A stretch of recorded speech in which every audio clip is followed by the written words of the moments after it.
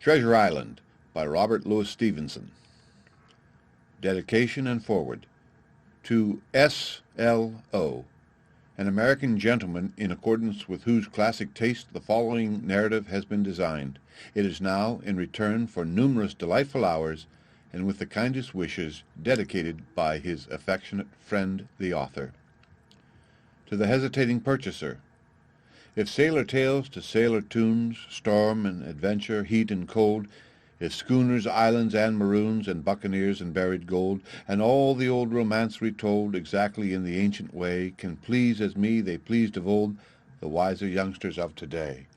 So be it, and fall on, if not, if studious youth no longer crave, his ancient appetites forgot, Kingston or Ballantyne the brave, or Cooper of the wood and wave, so be it also, and may I and all my pirates share the grave where these and their creatures lie. The End.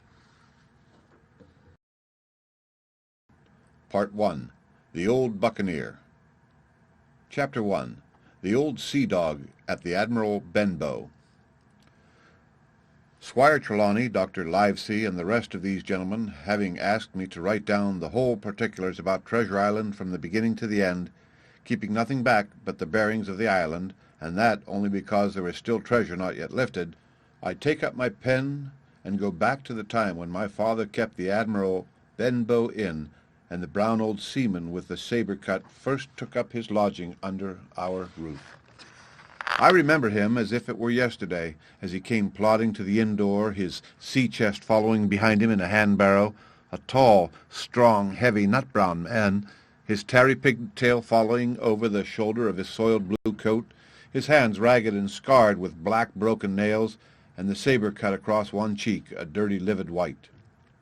I remember him looking round the cover and whistling to himself as he did so, and then breaking out in that old sea-song that he sang so often afterwards. 15 men on the dead man's chest, yo-ho-ho, and a bottle of rum, in the high old tottering voice that seemed to have been tuned and broken at the capstan bars. Then he rapped on the door with a bit of stick, like a handspike that he carried, and when my father appeared, called roughly for a glass of rum. This, when it was brought to him, he drank slowly like a connoisseur, lingering on the taste, and still looking about him at the cliffs and up at our signboard. "This is a handy cove," says he at length, "and a pleasant situated grog shop. Much company, mate?" My father told him, "No, very little company, the more was the pity." "Well then," said he, "this is the berth for me. Here, you matey," he cried to the man who trundled the barrow, "bring up alongside and help up my chest. I'll stay here a bit," he continued. "I'm a plain man. Rum and bacon and eggs is what I want, and that head up there for me to watch ships off. What you mought call me? You mought call me captain. Oh, I see what you're at. There," and he threw down 3 or 4 gold pieces on the threshold. "You can tell me when I've worked through that," says he, looking as fierce as a commander.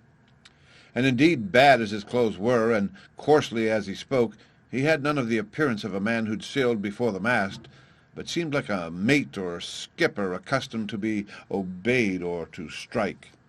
The man who came with the barrow told us the mail had set him down the morning before at the Royal George, that he had inquired what inns there were along the coast, and hearing ours well spoken of, I suppose, and described as lonely, had chosen it from the others for his place of residence, and that was all we could learn of our guest.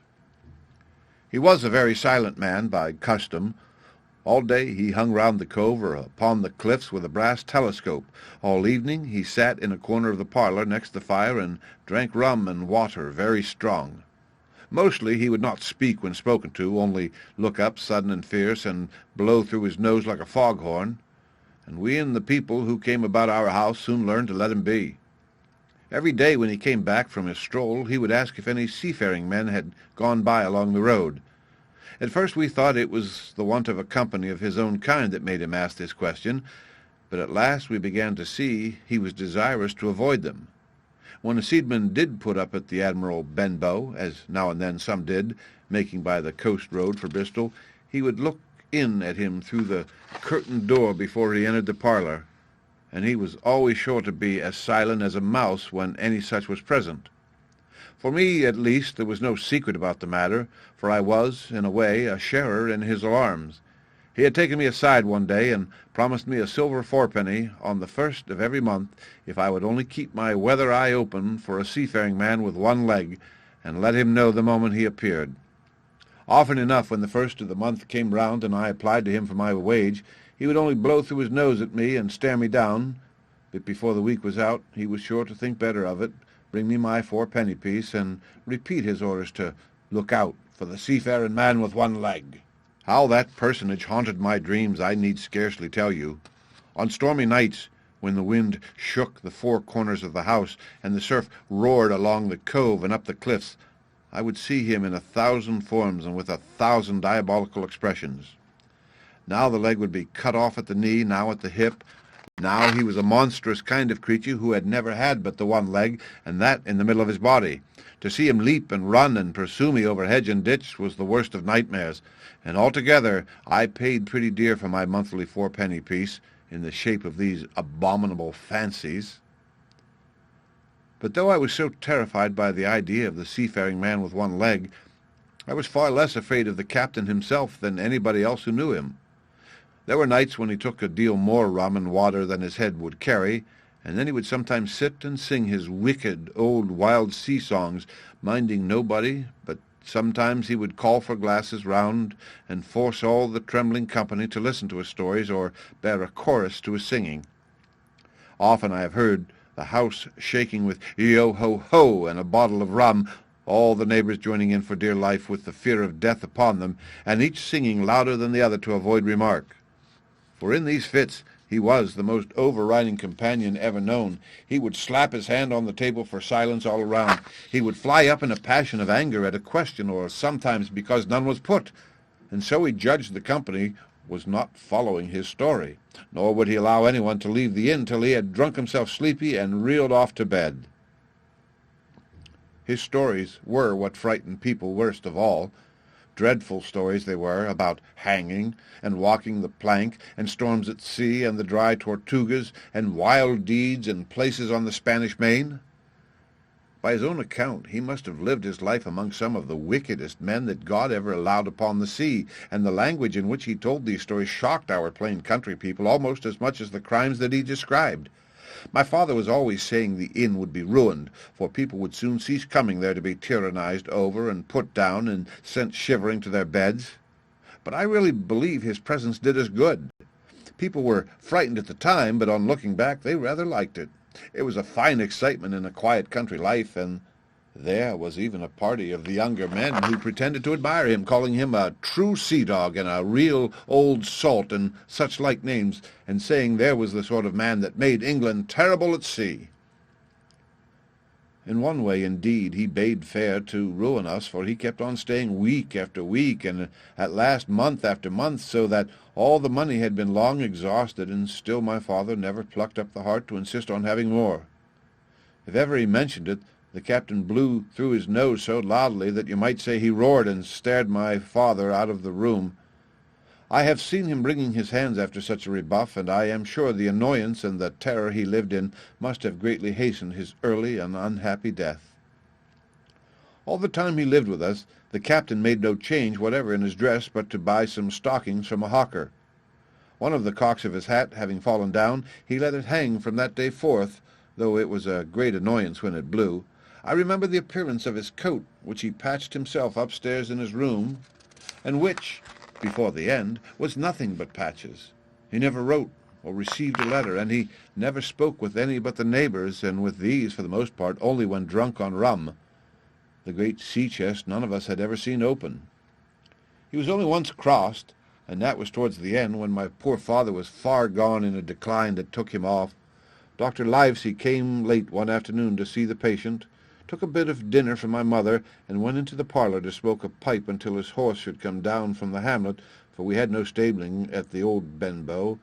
I followed him in, and I remember observing the contrast, the neat, bright doctor with his powder as white as snow, and his bright black eyes and pleasant manners, made with the coltish country folk, and above all, with that filthy, heavy, bleared scarecrow of a pirate of ours, sitting far gone in rum, with his arms on the table, and suddenly he, the captain that is, began to pipe up his eternal song.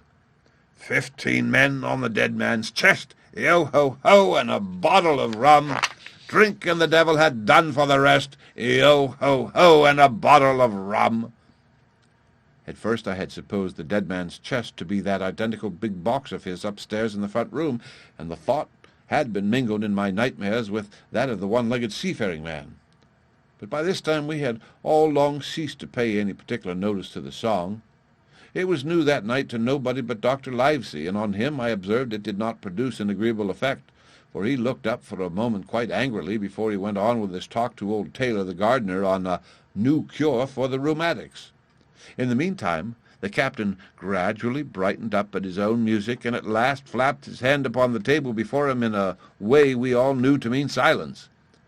The voices stopped at once, all but Dr. Livesey's. He went on as before, speaking clear and kind, and drawing briskly at his pipe between every word or two. The captain glared at him for a while, flapped his hand again, glared still harder, and at last broke out with a villainous low oath. "Silence there between decks!" "We were addressing me, sir," says the doctor, and when the ruffian had told him with another oath that this was so, "I have only one thing to say to you, sir," replies the doctor, "that if you keep on drinking rum, the world will soon be quit of a very dirty scoundrel." The old fellow's fury was awful.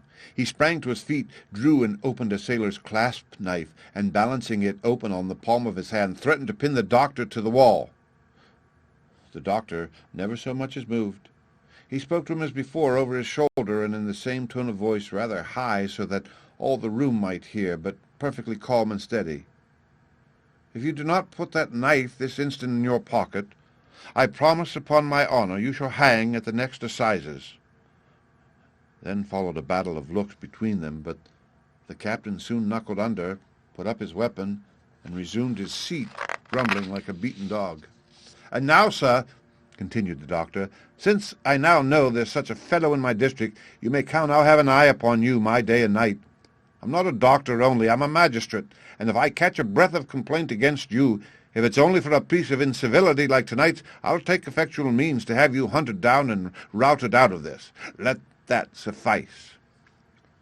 Soon after, Dr. Livesey's horse came to the door, and he rode away, but the captain held his peace that evening, and for many evenings to come. The end. Part 1. The Old Buccaneer. Chapter 2. Black Dog Appears and Disappears. It was not very long after this that there occurred the first of the mysterious events that rid us at last of the captain, though not, as you will see, of his affairs. It was a bitter, cold winter, with long, hard frosts and heavy gales, and it was plain from the first that my poor father was little likely to see the spring.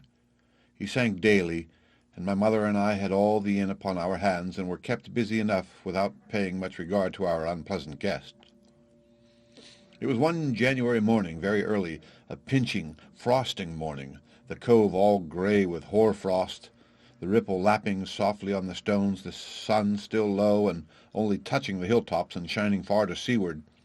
The captain had risen earlier than usual and set out down the beach, his cutlass swinging under the broad skirts of the old blue coat, his brass telescope under his arm, his hat tilted back upon his head. I remember his breath hanging like smoke in his wake as he strode off, and the last sound I heard of him as he turned the big rock was a loud snort of indignation, as though his mind was still running upon Dr. Livesey. Well, Mother was upstairs with Father, and I was laying the breakfast table against the captain's return, when the parlor door opened, and a man stepped in on whom I had never set my eyes before. He was a pale, tallowy creature, wanting 2 fingers of the left hand, and though he wore a cutlass, he did not look like much a fighter. I had always my eye open for seafaring men with 1 leg or 2, and I remember this one puzzled me. He was not sailorly, and yet he had a smack of the sea about him too. I asked him what was for his service, and he said he would take rum. But as I was going out of the room to fetch it, he sat down upon a table and motioned me to draw near. I paused where I was with my napkin in my hand. "Come here, sonny," says he. "Come nearer here." I took a step nearer. "Is this here table for my mate Bill?" he asked with a kind of leer. I told him I did not know his mate Bill, and this was for a person who stayed in our house whom we called the captain. "Well," said he, "my mate Bill would be called the captain, as like as not. He has a cut on one cheek, and a mighty pleasant way with him, particularly in drink, has my mate Bill. We'll put it for argument like that your captain has a cut on one cheek, and we'll put it, if you like, that cheek's the right one. Ah, well, I told you. Now, is my mate Bill in this here house?" I told him he was out walking. "Which way, sonny? Which way has he gone?" And when I had pointed out the rock and told him how the captain was likely to return and how soon, and answered a few other questions, "Ah," said he, "this will be as good as drink to my mate Bill."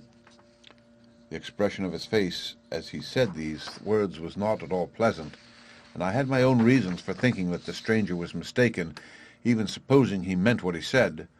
But it was no affair of mine, I thought, and besides, it was difficult to know what to do. The stranger kept hanging about just inside the inn door, peering around the corner like a cat waiting for a mouse. Once I stepped out myself into the road, but he immediately called me back, and as I did not obey quick enough for his fancy, a most horrible change came over his tallowy face, and he ordered me in with an oath that made me jump. As soon as I was back again, he returned to his former manner, half fawning, half sneering, patted me on the shoulder, told me I was a good boy, and he had taken quite a fancy to me. "I have a son of my own," said he, "as like you as 2 blocks, and he's all the pride of my art. But the great thing for boys is discipline, sonny, discipline. Now, if you had sailed along with Bill, you wouldn't have stood there to be spoke to twice, not you. That was never Bill's way, nor the way of sich as sailed with him, and here, sure enough, is my mate Bill with a spyglass under his arm, bless his old art, to be sure. You and me'll just go back into the parlour, sonny, and get behind the door, and we'll give Bill a little surprise, bless his heart, I say again." So saying, the stranger backed along with me into the parlour and put me behind him in the corner so that we were both very hidden by the open door. I was uneasy and alarmed, as you may fancy, and it rather added to my fears to observe that the stranger was certainly frightened himself. He cleared the hilt of his cutlass and loosened the blade in the sheath, and all the time we were waiting there he kept swallowing as if he felt what we used to call a lump in the throat. At last in strode the captain, slammed the door behind him, without looking to the right or left, and marched straight across the room to where his breakfast awaited him. "Bill," said the stranger in a voice that I thought he had tried to make bold and big. The captain spun around on his heel in front of us. All the brown had gone out of his face, and even his nose was blue. He had the look of a man who sees a ghost, or the evil one, or something worse, if anything can be, and upon my word I felt sorry to see him all in a moment turn so old and sick. "Come, Bill, you know me. You know an old shipmate, Bill, surely," said the stranger. The captain made a sort of gasp. "Black Dog," said he. "And who else?" returned the other, getting more at his ease. "Black Dog as ever was, come for to see his old shipmate Billy at the Admiral Benbow Inn. Ah, Bill, Bill, we have seen a sight of times, us two, since I lost them 2 talons, holding up his mutilated hand. "Now look here," said the captain. "You've run me down. Here I am. Well, then, speak up. What is it?" "That's you, Bill," returned Black Dog. "You're in the right of it, Billy. I'll have a glass of rum from this dear child here, as I've took such a liking to, and we'll sit down, if you please, and talk square like old shipmates." When I returned with the rum, they were already seated on either side of the captain's breakfast table, Black Dog next to the door and sitting sideways so as to have one eye on his old shipmate, and one, as I thought, on his retreat. He bade me go and leave the door wide open. "None of your keyholes for me, sonny," he said, and I left them together and retired into the bar. For a long time, though, I certainly did my best to listen. I could hear nothing but a low gattling, but at least the voices began to grow higher, and I could pick up a word or two, mostly oaths, from the captain.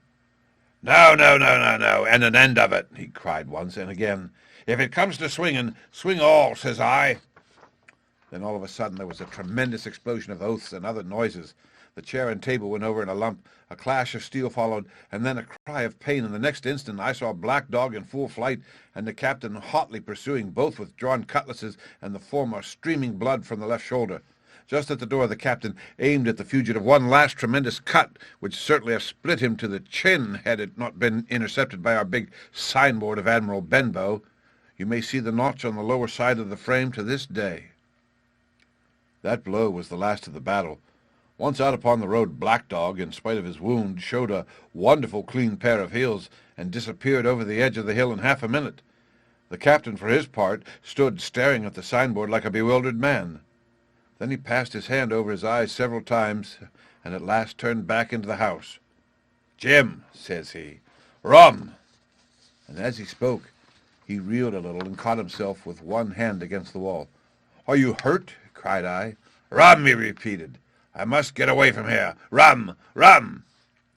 I ran to fetch it, but I was quite unsteadied by all that had fallen out, and I broke one glass and fouled the tap, and while I was still getting in my own way, I heard a loud fall in the parlor, and running in, beheld the captain lying full length upon the floor. At the same instant, my mother, alarmed by the cries and fighting, came running downstairs to help me. Between us, we raised his head. He was breathing very loud and hard, but his eyes were closed, and his face a horrible color. "Dearie, dearie me," cried my mother. "What a disgrace upon the house, and your poor father sick." In the meantime, we had no idea what to do to help the captain, nor any other thought but that he had got his death hurt in the scuffle with the stranger. I got the rum, to be sure, and tried to put it down his throat, but his teeth were tightly shut and his jaws as strong as iron. It was a happy relief for us when the door opened and Dr. Livesey came in on his visit to my father. "Oh, doctor," we cried, "what shall we do? Where is he wounded?" "Wounded? A fiddlestick's end," said the doctor. "No more wounded than you or I. The man has had a stroke, as I warned him. Now, Mrs. Hawkins, just you and upstairs to your husband and tell him, if possible, nothing about it. For my part, I must do my best to save this fellow's trebly worthless life. Jim, you get me a basin." When I got back with the basin, the doctor had already ripped up the captain's sleeve and exposed his great sinewy arm. It was tattooed in several places. "Here's luck, a fair wind, and Billy Bones his fancy," were very neatly and clearly executed on the forearm, and up near the shoulder there was a sketch of a gallows and a man hanging from it, done, as I thought, with great spirit. "Prophetic," said the doctor, touching this picture with his finger. "And now, Master Billy Bones, if that be your name, we'll have a look at the color of your blood. Jim," he said, "are you afraid of blood?" "No, sir," said I. "Well, then," said he, "you hold the basin," and with that he took his lancet and opened a vein. A great deal of blood was taken before the captain opened his eyes and looked mistily about him. First he recognized the doctor with an unmistakable frown, then his glance fell upon me, and he looked relieved. But suddenly his color changed, and he tried to raise himself, crying, "Where's Black Dog?" "There is no Black Dog here," said the doctor, "except what you have on your own back. You have been drinking rum. You have had a stroke precisely as I told you, and I have just, very much against my own will, dragged you head foremost out of the grave. Now, Mr. Bones—" "That's not my name," he interrupted. "Much I care," returned the doctor. "It's the name of a buccaneer of my acquaintance, and I call you by it for the sake of shortness. And what I have to say to you is this. One glass of rum won't kill you, but if you take one, you'll take another and another, and I stake my wig if you don't broke off short, you'll die. Do you understand that? Die, and go to your own place like the man in the Bible. Come now, make an effort. I'll help you to your bed for once." Between us, with much trouble, we managed to hoist him upstairs and laid him on his bed, where his head fell back on the pillow as if he were almost fainting. "Now, mind you," said the doctor, "I clear my conscience. The name of rum for you is death." And with that he went off to see my father, taking me with him by the arm. "This is nothing," he said, as soon as he had closed the door. "I have drawn blood enough to keep him quiet a while. He should lie for a week where he is. That is the best thing for him, and you. But another stroke would settle him." The end. Part 1, The Old Buccaneer. Chapter 3, The Black Spot. About noon I stopped at the captain's door with some cooling drinks and medicines. He was lying very much as we had left him, only a little higher, and he seemed both weak and excited. "Jim," he said, "you're the only one here that's worth anything. And you know I've been always good to you. Never a month but I've given you a silver fourpenny for yourself. And now you see, mate, I'm pretty low and deserted by all, and Jim, you'll bring me one noggin of rum now, won't you, matey?" "The doctor," I began. But he broke in, cursing the doctor in a feeble voice, but heartily. "Doctors is all swabs," he said, "and that doctor there, why, what do he know about seafaring men? I've been in places hot as pitch and mates dropping round with yellowjack, and the blessed land a-heaving like the sea with earthquakes. What do the doctor know of lands like that? And I lived on rum. I tell you, it's been meat and drink and man and wife to me, and if I'm not to have my rum now, I'm a poor old hulk on a lee shore. My blood'll be on you, Jim, and that doctor's swab." And he ran on again for a while with curses. "Look, Jim, how me finger fidgets," he continued in the pleading tone. "I can't keep 'em still, not I. I haven't had a drop this blessed day. That doctor's a fool, I tell you. If I don't have a drain of rum, Jim, I'll have the horrors. I seen 'em coming on already. I seen old Flint in the corner there behind you, and as plain as print. I seen him. And if I get the horrors, I'm a man that has lived rough, and I'll raise Cain. Your doctor himself said one glass wouldn't hurt me. I'll give you a golden guinea for a noggin, Jim." He was growing more and more excited, and this alarmed me for my father, who was very low that day and needed quiet. Besides, I was reassured by the doctor's words, now quoted to me, and rather offended by the offer of a bribe. "I want none of your money," said I, "but what you owe my father, I'll get you one glass and no more." When I brought it to him, he seized it greedily, and he drank it out. "Aye, aye," said he, "that's some better, sure enough. And now, matey, did that doctor say how long I was to lie here in this old berth?" "A week at least," said I. "Thunder!" he cried. "A week! I can't do that. They'd have the black spot on me by then. The lubbers is going about to get the wind of me this blessed moment. Lubbers as couldn't keep what they got and want to near what is another's. Is that seemingly behaviour now, I want to know, but I'm a saving soul. I never wasted good money of mine nor lost it either, and I'll trick 'em again. I'm not afraid of 'em. I'll shake 'em another reef, matey, and daddle 'em again." As he was thus speaking, he had risen from bed with great difficulty, holding to my shoulder with a grip that almost made me cry out, and moving his legs like so much dead weight. His words, spirited as they were in meaning, contrasted sadly with the weakness of the voice in which they were uttered. He paused when he had got into a sitting position on the edge. "That doctor's done me," he murmured. "My ears is singing. Lay me back." Before I could do much to help him, he had fallen back again to his former place, where he lay for a while, silent. "Jim," he said at length, "you saw that seafaring man today?" "Black Dog?" I asked. "Ah, Black Dog's," says he. "He's a bad un, but there's worse than put him on now. If I can't get away now, nohow, and they tip me the black spot, mind you, it's my old sea chest they're after. You get on a horse, you can, can't you? Well, then, you get on a horse and go to, well, yes, I will, to that eternal Dr. Swab, and tell him to pipe all hands, magistrates and sich, and he'll lay him aboard at the Admiral Benbow. All old Flint's crew, man and boy. All on him that's left. I was first mate. I was old Flint's first mate, and I'm the only one as knows the place. He gave it me at Savannah, and when he lay a-dying like as if I was to now, you say, but you won't peach unless they get the black spot on me, or unless you see that Black Dog again, or a seafaring man with one leg, Jim, him above all." "But what is the black spot, Captain?" I asked. "That's a summons, mate. I'll tell you if they get that. But you keep your weather eye open, Jim, and I'll share with you equals, upon my honour." He wandered a little longer, his voice growing weaker, but soon after I had given him his medicine, which he took like a child, with the remark, "If ever a seaman wanted drogs, it's me," he fell at last into a heavy, swoon-like sleep, in which I left him. What I should have done, had all gone well, I do not know. Probably I should have told the whole story to the doctor, for I was in mortal fear lest the captain should repent of his confessions and make an end of me.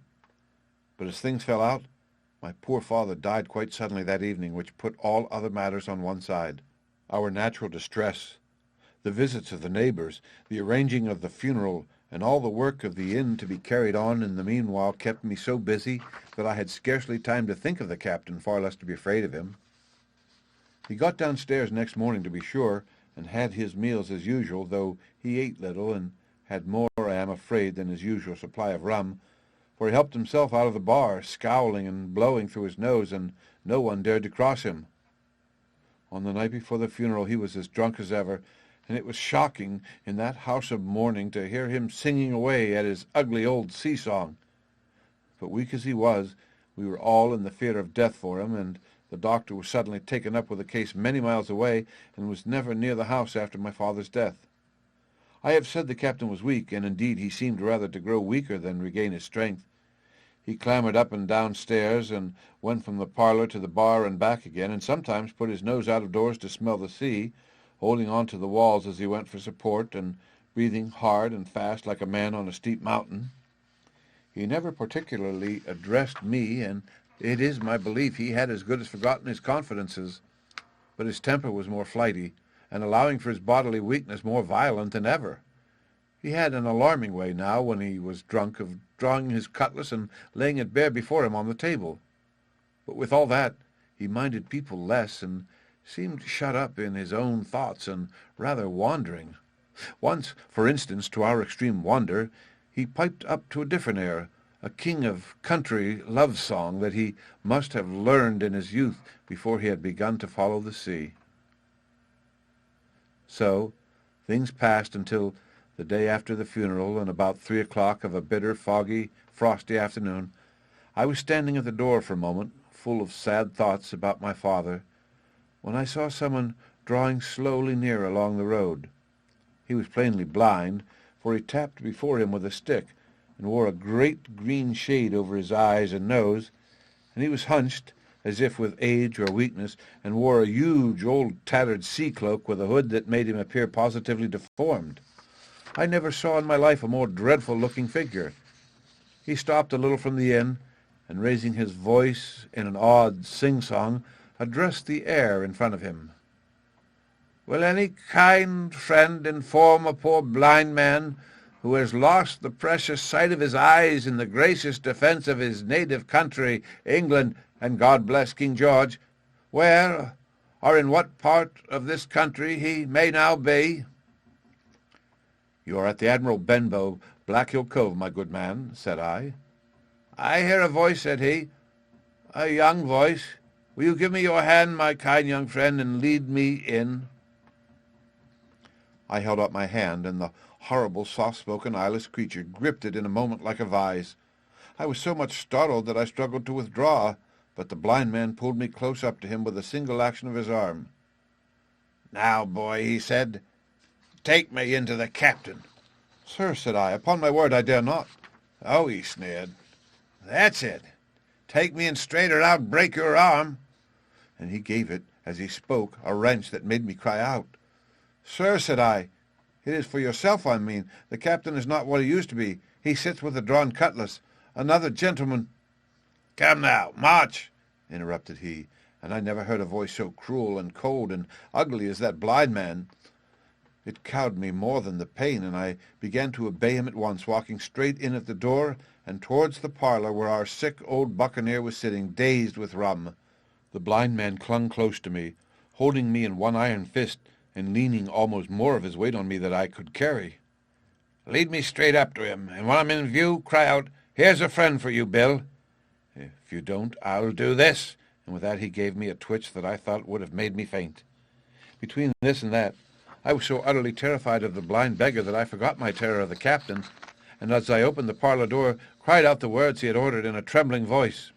The poor captain raised his eyes, and at one look the rum went out of him and left him staring sober.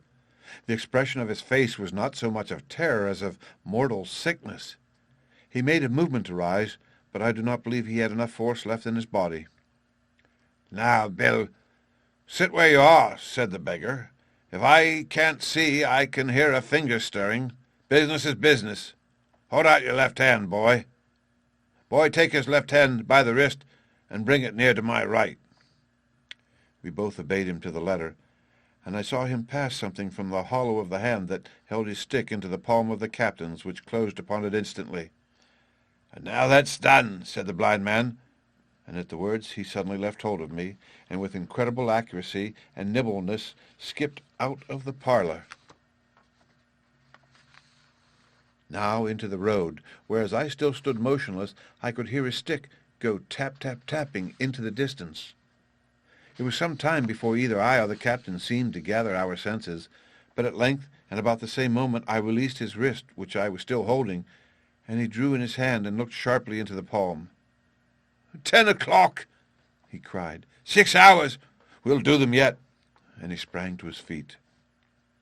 Even as he did so, he reeled, put his hand to his throat, stood swaying for a moment, and then, with a peculiar sound, fell from his whole height, face foremost, to the floor. I ran to him at once, calling to my mother, but haste was all in vain. The captain had been struck dead by thundering apoplexy. It is a curious thing to understand, for I had certainly never liked the man, though of late I had begun to pity him.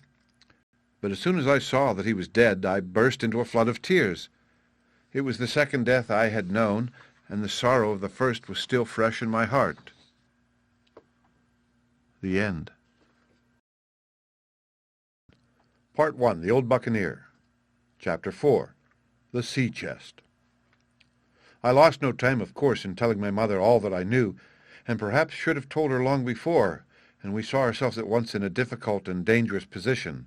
Some of the man's money, if he had any, was certainly due to us, but it was not likely that our captain's shipmates, above all the 2 specimens seen by me, Black Dog and the blind beggar, would be inclined to give up their booty in payment of the dead man's debts. The captain's order to mount at once and ride for Dr. Livesey would have left my mother alone and unprotected, which was not to be thought of. Indeed, it seemed impossible for either of us to remain much longer in the house. The fall of coals in the kitchen grate, the very ticking of the clock, filled us with alarms. The neighborhood to our ears seemed haunted by approaching footsteps, and what between the dead body of the captain on the parlor floor and the thought of that detestable blind beggar hovering near at hand and ready to return, there were movements when, as the saying goes, I jumped in my skin for terror. Something must speedily be resolved upon, and it occurred to us at last to go forth together and seek help in the neighboring hamlet. No sooner said than done. Bareheaded as we were, we ran out at once in the gathering evening and the frosty fog.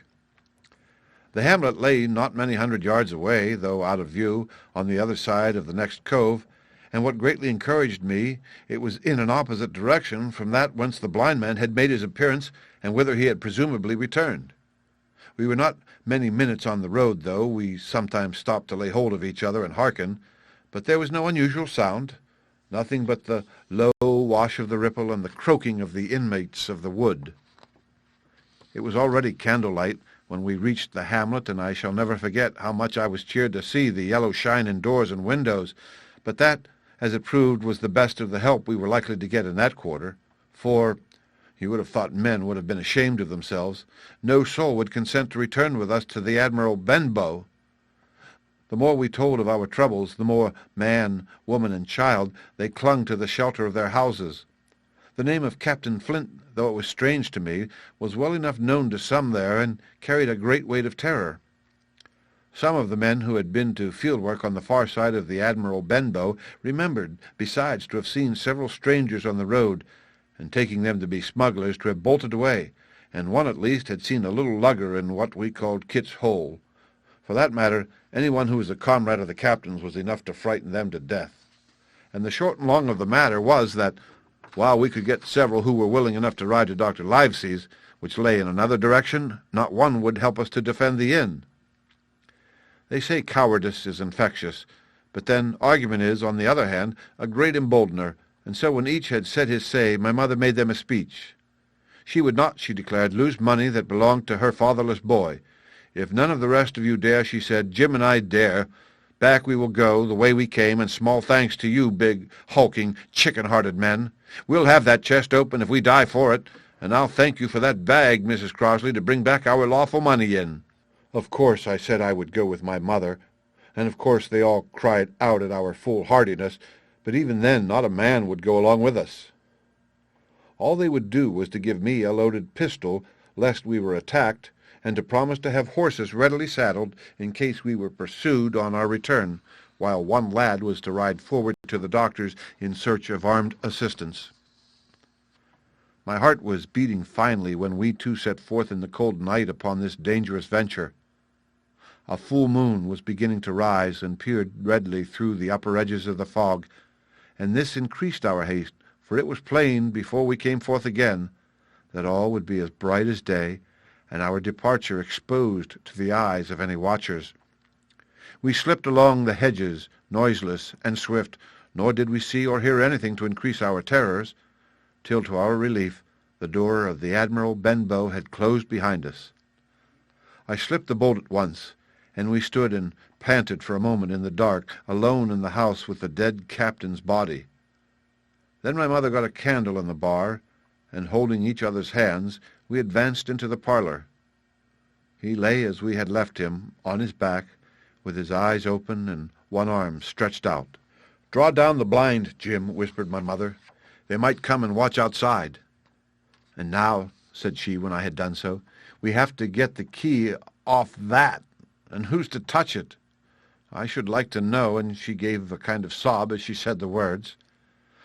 I went down on my knees at once. On the floor, close to his hand, there was a little round of paper, blackened on the one side. I could not doubt that this was the black spot, and taking it up, I found written on the other side, in a very good, clear hand, this short message: "You have till 10 tonight." "He had till 10, Mother," said I, and just as I said it, our old clock began striking. This sudden noise startled us shockingly, but the news was good, for it was only 6.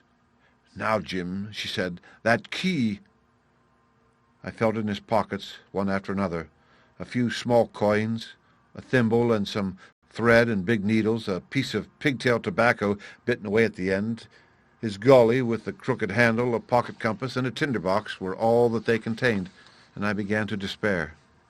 "Perhaps it's round his neck," suggested my mother. Overcoming a strong repugnance, I tore open his shirt at the neck, and there, sure enough, hanging to a bit of tarry string, which I cut with his own gully, we found the key. At this triumph we were filled with hope, and hurried upstairs without delay to the little room where he had slept so long, and where his box had stood since the day of his arrival. It was like any other seaman's chest on the outside, the initial B burned on the top of it with a hot iron, and the corners somewhat smashed and broken as by long, rough usage. "Give me the key," said my mother, and though the lock was very stiff, she had turned it and thrown back the lid in a twinkling. A strong smell of tobacco and tar rose from the interior, but nothing was to be seen on the top except a suit of very good clothes, carefully brushed and folded. They had never been worn, my mother said.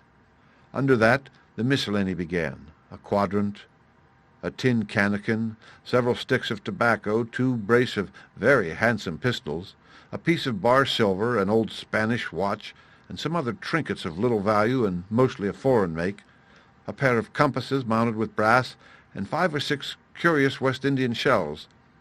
I have often wondered since why he should have carried about these shells with him in his wandering, guilty, and hunted life. In the meantime we had found nothing of any value but the silver and the trinkets, and neither of these were in our way. Underneath there was an old boat clock, whitened with sea salt on many a harbour bar. My mother pulled it up with impatience, and there lay before us the last things in the chest: a bundle tied up in oilcloth and looking like papers, and a canvas bag that gave forth at a touch the jingle of gold. "I'll show these rogues that I'm an honest woman," said my mother. "I'll have my dues and not a farthing over. Hold Mrs. Crossley's bag," and she began to count over the amount of the captain's score from the sailor's bag into the one that I was holding. It was a long, difficult business, for the coins were of all countries and sizes, doubloons and louis d'ors and guineas and pieces of 8, and I knew not what besides, all shaken together at random. The guineas, too, were about the scarcest, and it was with these only that my mother knew how to make her count. When we were about halfway through, I suddenly put my hand upon her arm, for I had heard in the silent, frosty air a sound that brought my heart into my mouth: the tapping of the blind man's stick upon the frozen road. It drew nearer and nearer, while we sat holding our breath. Then it struck sharp on the inn door, and then we could hear the handle being turned, and the bolt rattling as the wretched being tried to enter, and then there was a long time of silence both within and without. At last the tapping recommenced, and to our indescribable joy and gratitude died slowly away again until it ceased to be heard. "Mother," said I, "take the whole and let's be going, for I was sure the bolted door must have seemed suspicious and would bring the whole hornet's nest about our ears, though how thankful I was that I had bolted it, none could tell who had never met that terrible blind man. But my mother, frightened as she was, would not consent to take a fraction more than was due to her, and was obstinately unwilling to be content with less. It was not yet 7, she said, by a long way. She knew her rights, and she would have them, and she was still arguing with me when a little low whistle sounded a good way off upon the hill. That was enough, and more than enough, for both of us. "I'll take what I have," she said, jumping to her feet.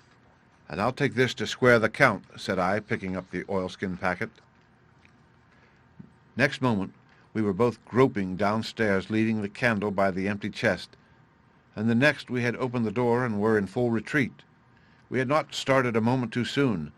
The fog was rapidly dispersing. Already the moon shone quite clear on the high ground on either side, and it was only in the exact bottom of the dell and round the tavern door that a thin veil still hung unbroken to conceal the first steps of our escape.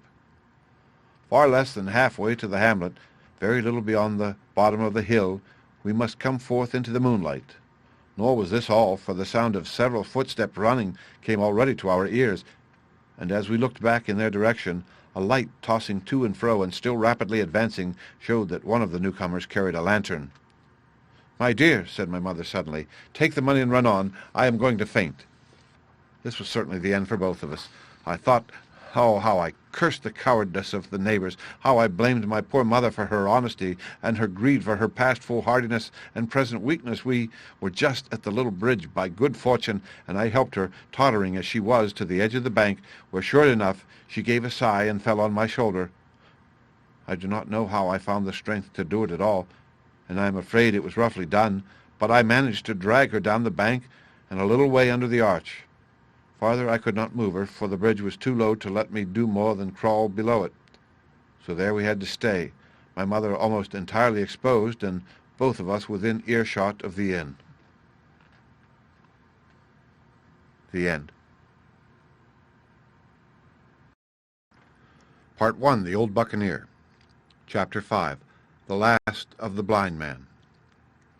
My curiosity, in a sense, was stronger than my fear, for I could not remain where I was, but crept back to the bank again, whence, sheltering my head behind a bush of broom, I might command the road before our door. I was scarcely in position ere my enemies began to arrive, 7 or 8 of them, running hard, their feet beating out of time along the road, and the man with the lantern some paces in front. 3 men ran together, hand in hand, and I made out, even through the midst, that the middle man of this trio was the blind beggar. The next moment his voice showed me that I was right. "Down with the door!" he cried. "Aye, aye, sir," answered 2 or 3, and a rush was made upon the Admiral Benbow, the lantern-bearer following, and then I could see them pause and hear speeches passed in a lower key, as if they were surprised to find the door open. But the pause was brief, for the blind man again issued his commands. His voice sounded louder and higher, as if he were afire with eagerness and rage. "In, in, in!" he shouted, and cursed them for their delay. 4 or 5 of them obeyed at once, 2 remaining on the road with the formidable beggar. There was a pause, then a cry of surprise, and then a voice shouting from the house, "Bill's dead!" But the blind man swore at them again for their delay. "Search him, some of you shirking lubbers, and the rest of you aloft and get the chest," he cried. I could hear their feet rattling up our old stairs, so that the house must have shook with it. Promptly afterwards, fresh sounds of astonishment arose.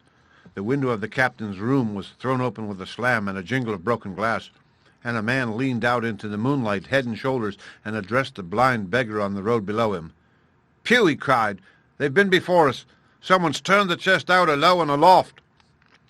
"Is it there?" roared Pew. "The money's there." The blind man cursed the money.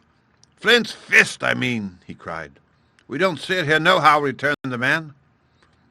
"Here, you below. There, is it on Bill?" cried the blind man again. At that, another fellow, probably him who had remained below to search the captain's body, came to the door of the inn. "Bill's been overhauled already," said he. "Nothing left." "It's these people of the inn. It's that boy. I wish I had put his eyes out," cried the blind man Pew. "There were no time ago. They had the door bolted when I tried it. Scatter, lads, and find 'em."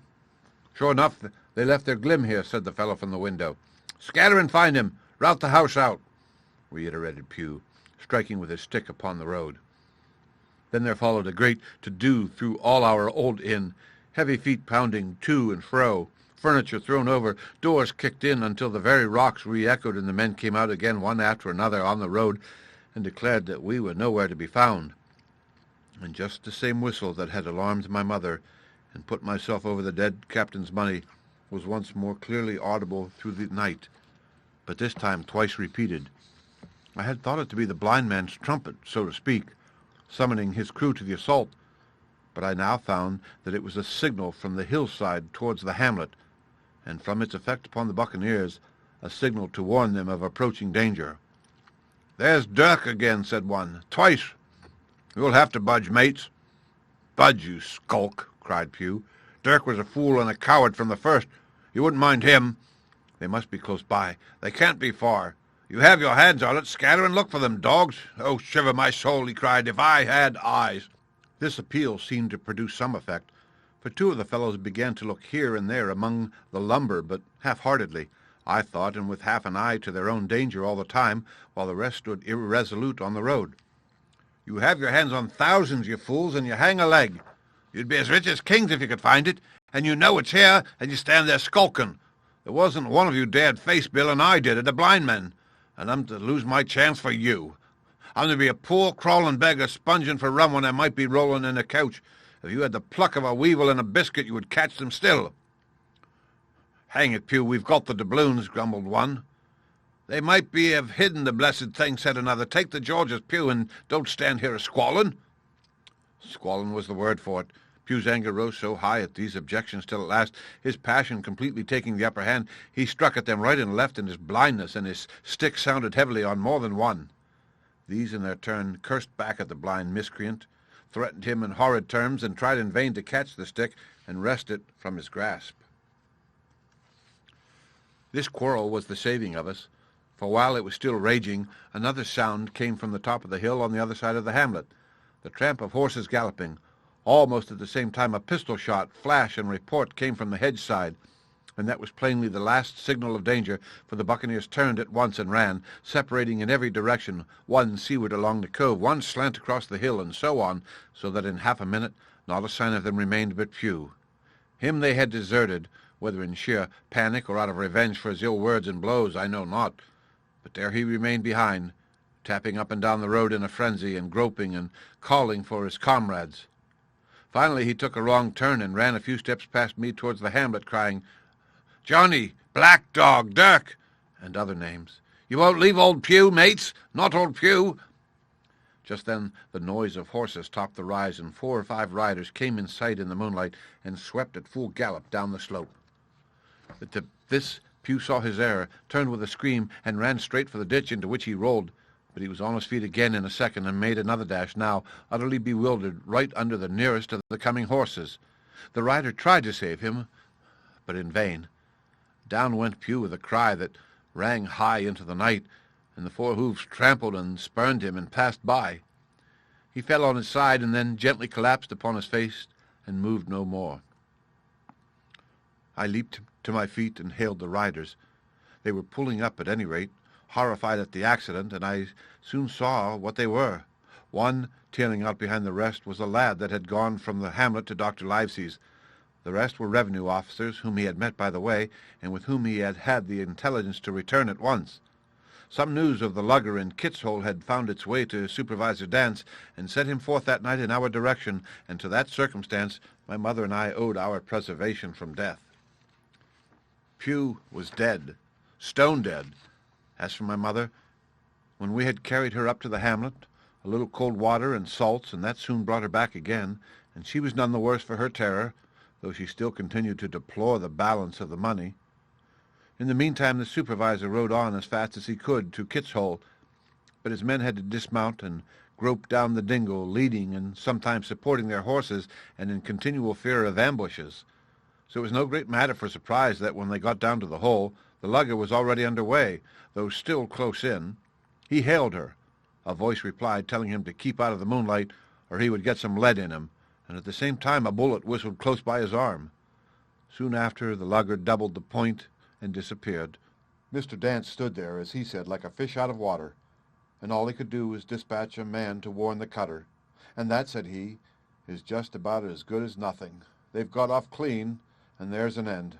Only, he added, I'm glad I trod on Master Pugh's corns, for by this time he had heard my story. I went back with him to the Admiral Benbow, and you could not imagine a house in such a state of smash. The very clock had been thrown down by these fellows in their furious hunt after my mother and myself, and though nothing had actually been taken away, except the captain's money bag and a little silver from the till, I could see at once that we were ruined. Mr. Dance could make nothing of the scene. They got the money, you say?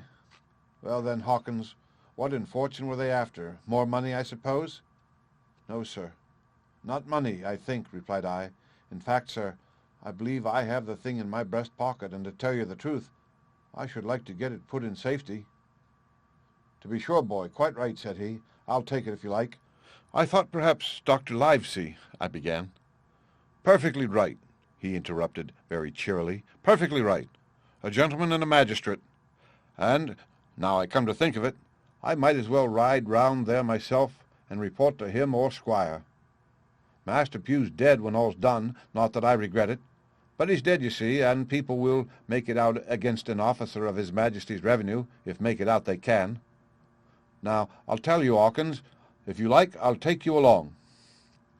I thanked him heartily for the offer, and we walked back to the hamlet where the horses were. By the time I had told Mother of my purpose, they were all in the saddle. Dogger, said Mr. Dance, you have a good horse. Take up this lad behind you.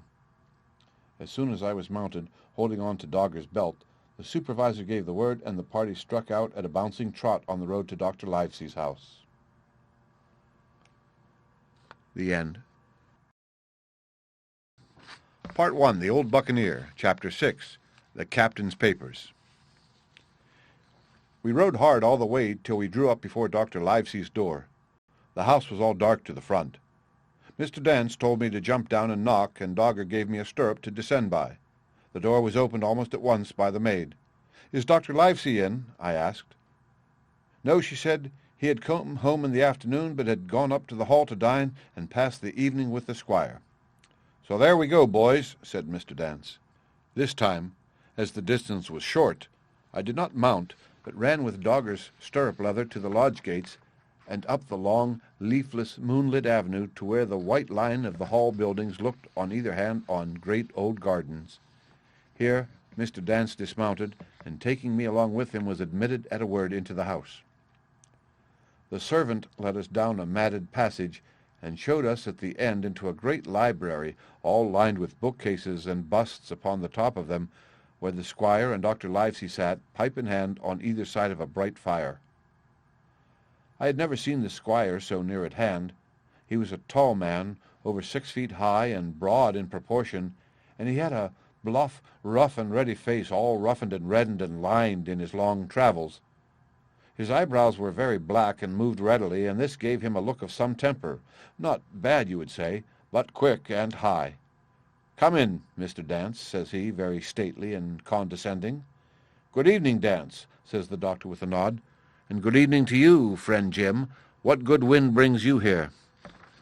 The supervisor stood up straight and stiff and told his story like a lesson, and you should have seen how the two gentlemen leaned forward and looked at each other and forgot the smoke in their surprise and interest. When they heard how my mother went back to the inn, Dr. Livesey fairly slapped his thigh, and the squire cried, "Bravo!" and broke his long pipe against the grate. Long before it was done, Mr. Trelawney, that you will remember was the squire's name, had got up from his seat and was striding about the room, and the doctor, as if to hear the better, had taken off his powdered wig and sat there looking very strange indeed with his own close-cropped black poll. At last Mr. Dance finished the story. "Mr. Dance," said the squire, "you are a very noble fellow, and as for riding down that black, atrocious miscreant, I regard it as an act of virtue, sir, like stamping on a cockroach. This lad Hawkins is a trump, I perceive. Hawkins, will you ring that bell? Mr. Dance must have some ale." "And so, Jim," said the doctor, "you have the thing that they were after, have you?" "Here it is, sir," said I, and gave him the oilskin packet.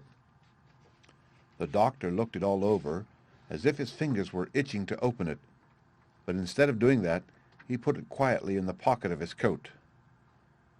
"Squire," said he, "when Dance has had his ale, he must, of course, be off on his Majesty's service.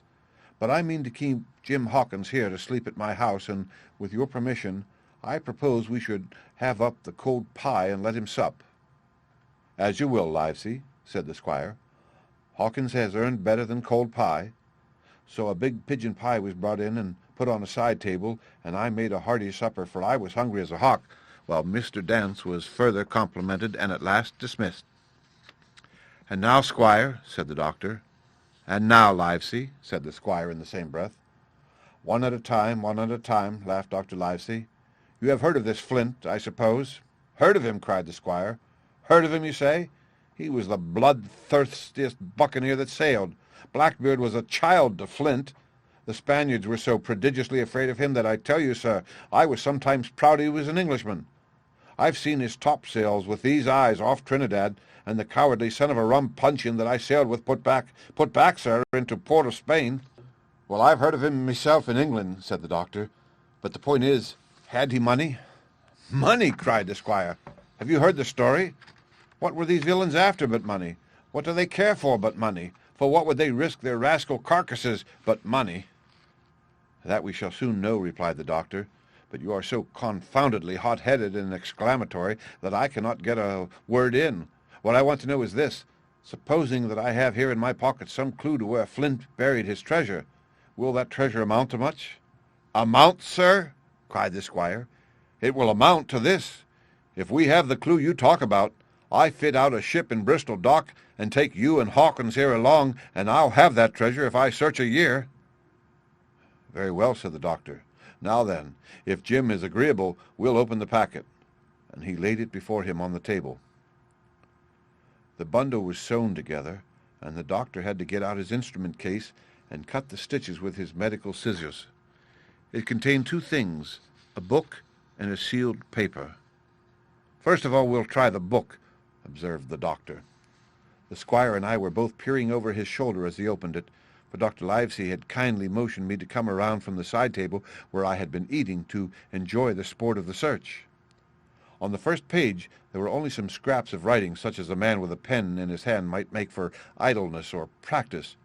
One was the same as the tattoo mark, "Billy Bones his fancy." Then there was "Mr. W. Bones, mate. No more rum. Off Palm Key he got it," and some other snatches, mostly single words and unintelligible. I could not help wondering who it was that had got it, and what it was that he got. A knife in his back, as like as not. "Not much in structure there," said Dr. Livesey as he passed on. The next 10 or 12 pages were filled with a curious series of entries. There was a date at one end of the line, and at the other a sum of money, as in common account books, but instead of explanatory writing, only a varying number of crosses between the two. On the 12th of June, 1745, for instance, a sum of £70 had plainly become due to someone, and there was nothing but 6 crosses to explain the cause.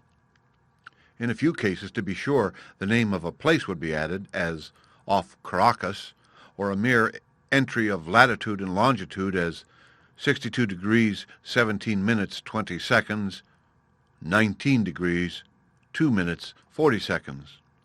The record lasted over nearly 20 years, the amount of the separate entries growing larger as time went on, and at the end a grand total had been made out after 5 or 6 wrong additions, and these words appended: "Bones, his pile." "I can't make head or tail of this," said Dr. Livesey. "The thing is as clear as noonday," cried the squire. "This is the black-hearted hound's account book. These crosses stand for the names of ships or towns that they sank or plundered. The sums are the scoundrel's share, and where he feared an ambiguity, you see he added something clearer. Off Caracas, now, you see here was some unhappy vessel boarded off that coast. God help the poor souls that manned her. Coral long ago." "Right," said the doctor. "See what it is to be a traveler. Right, and the amounts increase, you see, as he rose in rank." There was little else in the volume but a few bearings of places noted in the blank leaves toward the end, and a table for reducing French, English, and Spanish moneys to a common value. "Thrifty man!" cried the doctor. "He wasn't the one to be cheated." "And now," said the squire, "for the other." The paper had been sealed in several places with a thimble by way of seal, the very thimble, perhaps, that I had found in the captain's pocket. The doctor opened the seals with great care, and there fell out the map of an island with latitude and longitude, soundings, names of hills and bays and inlets, and every particular that would be needed to bring a ship to a safe anchorage upon its shores. It was about 9 miles long and 5 across, shaped, you might say, like a fat dragon standing up, and had 2 fine landlocked harbors and a hill in the center part marked the Spyglass. There were several editions of a later date, but above all 3 crosses of red ink, 2 on the north part of the island, 1 in the southwest, and beside this last, in the same red ink and in a small, neat hand, very different from the captain's tawdry characters, these words, "Bulk of treasure here." Over on the back, the same hand had written this further information: "Tall tree, spyglass shoulder, bearing a point to the north of north-northeast, Skeleton Island, east-southeast and by east, 10 feet. The bar silver is in the north cache. You can find it by the trend of the east hummock, 10 fathoms south of the black crag with the face on it. The arms are easy found in the sand hill north. Point of North Inlet Cape bearing east and a quarter north," and the initials J.F. That was all. But brief as it was, and to me incomprehensible, it filled the squire and Dr. Livesey with delight. "Livesey," said the squire, "you will give up this wretched practice at once. Tomorrow I start for Bristol. In 3 weeks' time, 3 weeks, 2 weeks, 10 days, we'll have the best ship, sir, and the choicest crew in England. Hawkins shall come as cabin boy. You'll make a famous cabin boy, Hawkins. You, Livesey, are ship's doctor, and I am admiral. We'll take Redruth, Joyce, and Hunter. We'll have favorable winds, a quick passage, and not the least difficulty in finding the spot, and money to eat, roll in, to play duck and drake with ever after." "Trelawney," said the doctor, "I'll go with you, and I'll go bail for it. So will Jim, and be a credit to the undertaking. There's only one man I'm afraid of." "And who's that?" cried the squire. "Name the dog, sir." "You," replied the doctor, "for you cannot hold your tongue. We are not the only men who know of this paper. These fellows who attacked the inn tonight, bold, desperate blades for sure, and the rest who stayed aboard that lugger, and more, I dare say, not far off, are, one and all, through thick and thin, bound that they'll get that money. We must none of us go alone till we get to sea. Jim and I shall stick together. In the meanwhile, you'll take Joyce and Hunter when you ride to Bristol, and from first to last, not one of us must breathe a word of what we've found." "Livesey," returned the squire, "you are always in the right of it. I'll be as silent as the grave." The end. Part 2. The Sea Cook. Chapter 7. I Go to Bristol. It was longer than the squire imagined ere we were ready for the sea, and none of our first plans, not even Dr. Livesey's, of keeping me beside him could be carried out as we intended. The doctor had to go to London for a physician to take charge of his practice. The squire was hard at work at Bristol, and I lived on at the Hall under the charge of old Redruth, the gamekeeper, almost a prisoner, but full of sea dreams and the most charming anticipations of strange islands and adventures. I brooded by the hour together over the map, all the details of which I well remembered. Sitting by the fire in the housekeeper's room, I approached that island in my fancy from every possible direction. I explored every acre of its surface. I climbed 1,000 times to that tall hill they call the Spyglass, and from the top enjoyed the most wonderful and changing prospects. Sometimes the isle was thick with savages with whom we fought, sometimes full of dangerous animals that hunted us, but in all my fancies nothing occurred to me so strange and tragic as our actual adventures. So the weeks passed on, till one fine day there came a letter addressed to Dr. Livesey with this addition: "To be opened in the case of his absence by Tom Redruth or young Hawkins." Obeying this order, we found, or rather I found, for the gamekeeper was a poor hand at reading anything but print, the following important news: "Old Anchor Inn, Bristol, March the 1st. Dear Livesey, as I do not know whether you are at the Hall or still in London, I send this in double to both places.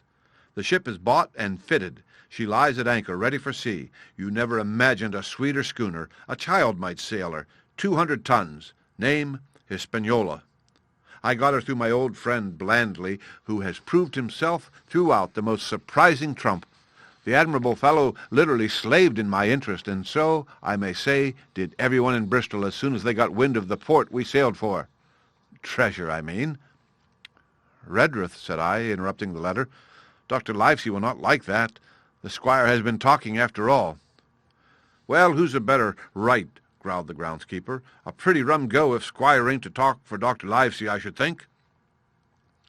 At that I gave up all attempts at commentary and read straight on. Blandly himself found the Hispaniola, and by the most admirable management got her for the merest trifle.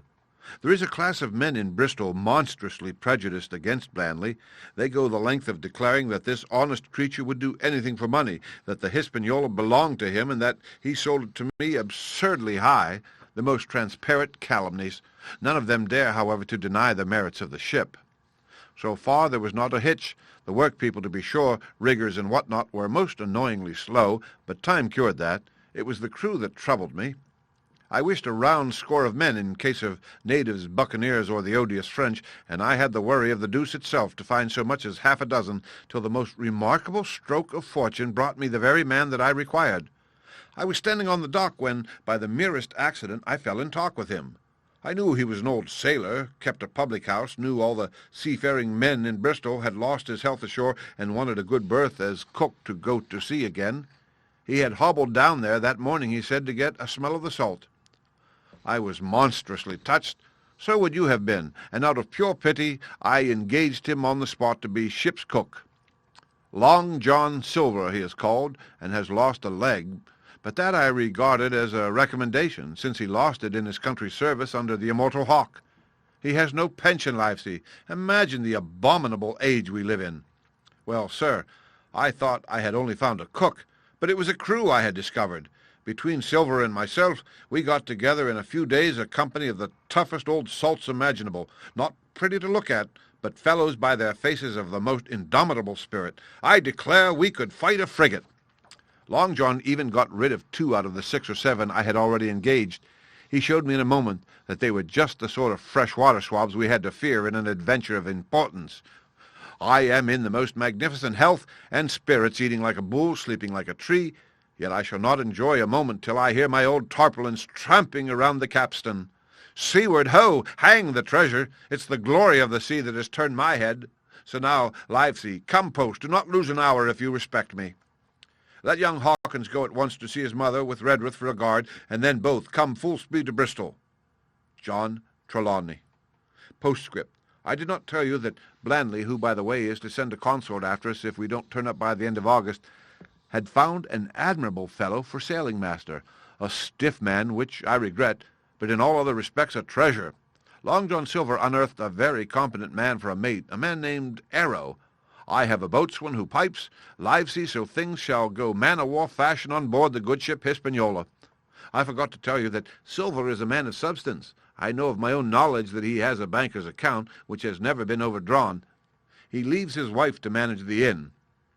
And as she is a woman of color, a pair of old bachelors like you and I may be excused for guessing that it is the wife quite as much as the health that sends him back to roving. J.T. P.P.S. Hawkins may stay one night with his mother. J.T. You can fancy the excitement into which that letter put me. I was half beside myself with glee, and if ever I despised a man, it was old Tom Redruth, who could do nothing but grumble and lament. Any of the under-game keepers would gladly have changed places with him, but such was not the squire's pleasure, and the squire's pleasure was like law amongst them all. Nobody but old Redruth would have dared so much as even to grumble. The next morning he and I set out on foot for the Admiral Benbow, and there I found my mother in good health and spirits. The captain, who had so long been a cause of so much discomfort, was gone where the wicked cease from troubling.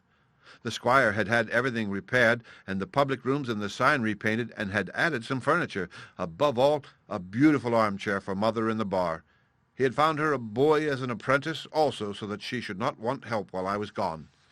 It was on seeing that boy that I understood for the first time my situation. I had thought up to that moment of the adventures before me, not at all of the home that I was leaving, and now, at sight of this clumsy stranger who was to stay here in my place beside my mother, I had my first attack of tears. I'm afraid I led that boy a dog's life, for as he was new to the work, I had 100 opportunities of setting him right and putting him down, and I was not too slow to profit by them. The night passed, and the next day, after dinner, Redruth and I were afoot again and on the road. I said good-bye to Mother, and the cove where I had lived since I was born, and the dear old Admiral Benbow, since he was repainted no longer quite so dear. One of my last thoughts was of the captain who had so often strode along the beach with his cocked hat, his saber-cut cheek, and his old brass telescope. Next moment we had turned the corner, and my house was out of sight. The mail picked us up about dusk at the Royal George on the Heath. I was wedged in between Redruth and a stout old gentleman, and in spite of the swift motion and the cold night air, I must have dozed a great deal from the very first, and then slept like a log up hill and down dale through stage after stage, for when I was awakened at last it was by a punch in the ribs, and I opened my eyes to find that we were standing still before a large building in a city street, and that the day had already broken a long time. "Where are we?" I asked. "Bristol," said Tom. "Get down." Mr. Trelawney had taken up his residence at an inn far down the docks to superintend the work upon the schooner. Thither we had now to walk, and our way, to my great delight, lay among the quays, and beside the great multitude of ships of all sizes and rigs and nations. In one, sailors were singing at their work. In another, there were men aloft, high over my head, hanging to threads that seemed no thicker than a spider's. Though I had lived by the shore all my life, I seemed never to have been near the sea till then. The smell of tar and salt was something new. I saw the most wonderful figureheads that had all been far over the ocean. I saw besides many old sailors with rings in their ears and whiskered, curled in ringlets and tarry pigtails, and their swaggering, clumsy sea-walk, and if I had seen as many kings or archbishops, I could not have been more delighted. And I was going to sea myself, to sea, in a schooner, with a piping boatswain and pig-tailed singing seamen to sea, bound for an unknown island, and to seek for buried treasure. While I was still in this delightful dream, we came suddenly in front of a large inn, and met Squire Trelawney, all dressed out like a sea officer in stout blue cloth, coming out of the door with a smile on his face and a capital imitation of a sailor's walk. "Here you are," he cried, "and the doctor come last night from London. Bravo! The ship's company complete." "Oh, sir," cried I, "when do we sail?" "Sail," he says. "We sail tomorrow." The end. Part 2. The Sea Cook. Chapter 8. At the Sign of the Spyglass. When I had done breakfasting, the squire gave me a note addressed to John Silver at the Sign of the Spyglass, and told me I should easily find the place by following the line of the docks and keeping a bright lookout for a little tavern with a large brass telescope for sign. I set off, overjoyed at this opportunity to see some more of the ships and seamen, and picked my way among a great crowd of people and carts and bales, for the dock was now at its busiest, until I found the tavern in question. It was a bright enough little place of entertainment. The sign was newly painted, the windows had neat red curtains, the floor was cleanly sanded. There was a stretch on each side, and an open door on both, which made the large, low room pretty clear to see in spite of clouds of tobacco smoke. The customers were mostly seafaring men, and they talked so loudly that I hung at the door, almost afraid to enter. As I was waiting, a man came out of a side room, and at a glance I was sure he must be Long John. His left leg was cut off close by the hip, and under the left shoulder he carried a crutch which he managed with wonderful dexterity, hopping about upon it like a bird. He was very tall and strong, with a face as big as a ham, plain and pale, but intelligent and smiling. Indeed, he seemed in the most cheerful spirits, whistling as he moved about among the tables with a merry word or a slap on the shoulder for the more favored of his guests. Now, to tell you the truth, from the very first mention of Long John in Squire Trelawney's letter, I had taken a fear in my mind that he might prove to be the very one-legged sailor whom I had watched for so long at the old Benbow. But one look at the man before me was enough. I had seen the captain, and Black Dog, and the blind man, Pew, and I thought I knew what a buccaneer was like, a very different creature, according to me, from this clean and pleasant-tempered landlord. I plucked up courage at once, crossed the threshold, and walked right up to the man where he stood, propped on his crutch and talking to a customer. "Mr. Silver, sir?" I asked, holding out the note. "Yes, my lad," said he. "Such is my name, to be sure. And who may you be?" And then, as he saw the squire's letter, he seemed to me to give something almost like a start. "Oh," said he, quite loud, and offering his hand, "I see. You are our new cabin boy. Pleased I am to see you." And he took my hand in his large, firm grasp. Just then, one of the customers at the far side rose suddenly and made for the door. It was close by him, and he was out in the street in a moment, but his hurry had attracted my notice, and I recognized him at glance. It was the tallow-faced man wanting 2 fingers who had come first to the old Admiral Benbow. "Oh," I cried, "stop him! It's Black Dog!" "I don't care 2 coppers who he is," cried Silver, "but he hasn't paid his score. Harry, run and catch him." One of the others, who was nearest the door, leaped up and started in pursuit. "If he were Admiral Hawke, he shall pay his score," cried Silver, and then, relinquishing my hand, "Who did you say he was?" he asked. "Black what?" "Dog, sir," said I. "Has Mr. Trelawney not told you of the buccaneers? He was one of them." "So?" cried Silver. "In my house. Ben, run and help Harry. One of those swabs, was he? Was that you drinking with him, Morgan? Step up here." The man whom he called Morgan, an old gray-haired and mahogany-faced sailor, came forward, pretty sheepishly, rolling his quid. "Now, Morgan," said Long John very sternly, "you never clapped your eyes on that Black Dog before, did you now?" "Not I, sir," said Morgan with a salute. "You didn't know his name, did you?" "No, sir." "By the powers, Tom Morgan, it's as good for you," exclaimed the landlord. "If you had been mixed up with the like of that, you would never have put another foot in my house, you may lay to that. And what was he saying to you?" "Don't rightly know, sir," answered Morgan. "Do you call that a head on your shoulders or a blessed dead eye?" cried Long John. "Don't rightly know, don't you? Perhaps you don't rightly know who you were speaking to, perhaps. Come now, what was he jawing? Voyages, captains, ships? Pipe up, what was it?" "We was a-talking of keel-hauling," answered Morgan. "Keel-hauling, was you? And a mighty suitable thing, too, and you may lay to that. Get back to your place for a lubber, Tom." And then, as Morgan rolled back to his seat, Silver added to me in a confidential whisper that was very flattering, as I thought, "He's quite an honest man, Tom Morgan, only stupid. And now," he ran on again, aloud, "let's see, Black Dog? No, I don't know the name, not I.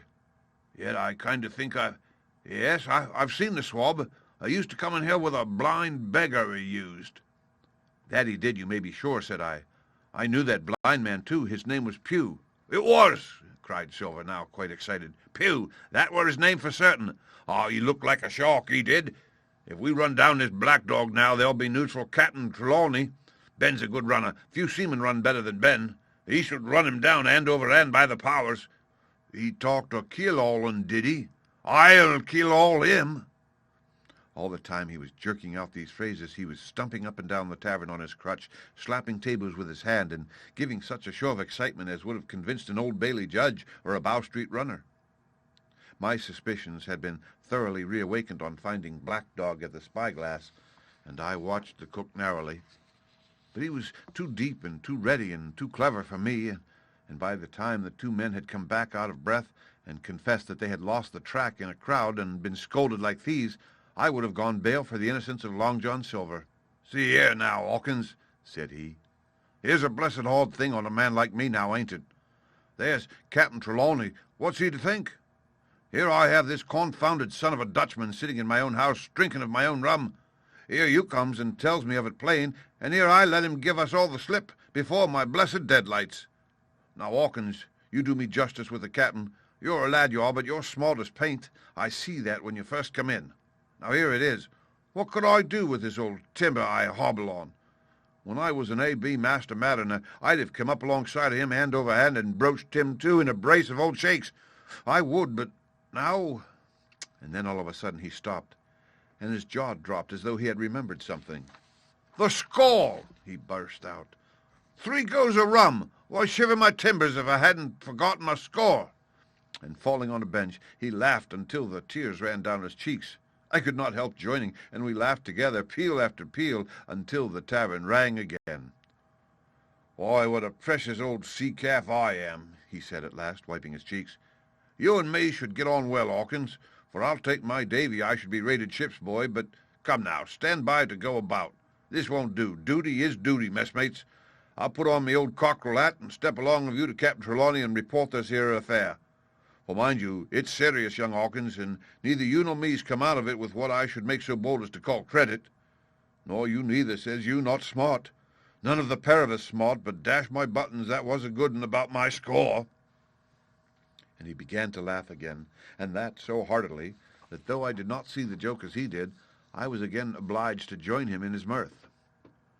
On our little walk along the quays, he made himself the most interesting companion, telling me about the different ships that we passed by, their rig, tonnage, and nationality, explaining the work that was going forward, how one was discharging, another taking in cargo, and a third making ready for sea, and every now and then telling me some little anecdote of ships or seamen, or repeating a nautical phrase till I had learned it perfectly. I began to see that here was one of the best of possible shipmates. When we got to the inn, the squire and Dr. Livesey were seated together, finishing a quart of ale with a toast in it before they should go aboard the schooner on a visit of inspection. Long John told the story from first to last with a great deal of spirit and the most perfect truth. "That was how it were now, weren't it, Hawkins?" he would say now and again, and I could always bear him entirely out. The two gentlemen regretted that Black Dog had got away, but we all agreed there was nothing to be done, and after he had been complimented, Long John took up his crutch and departed.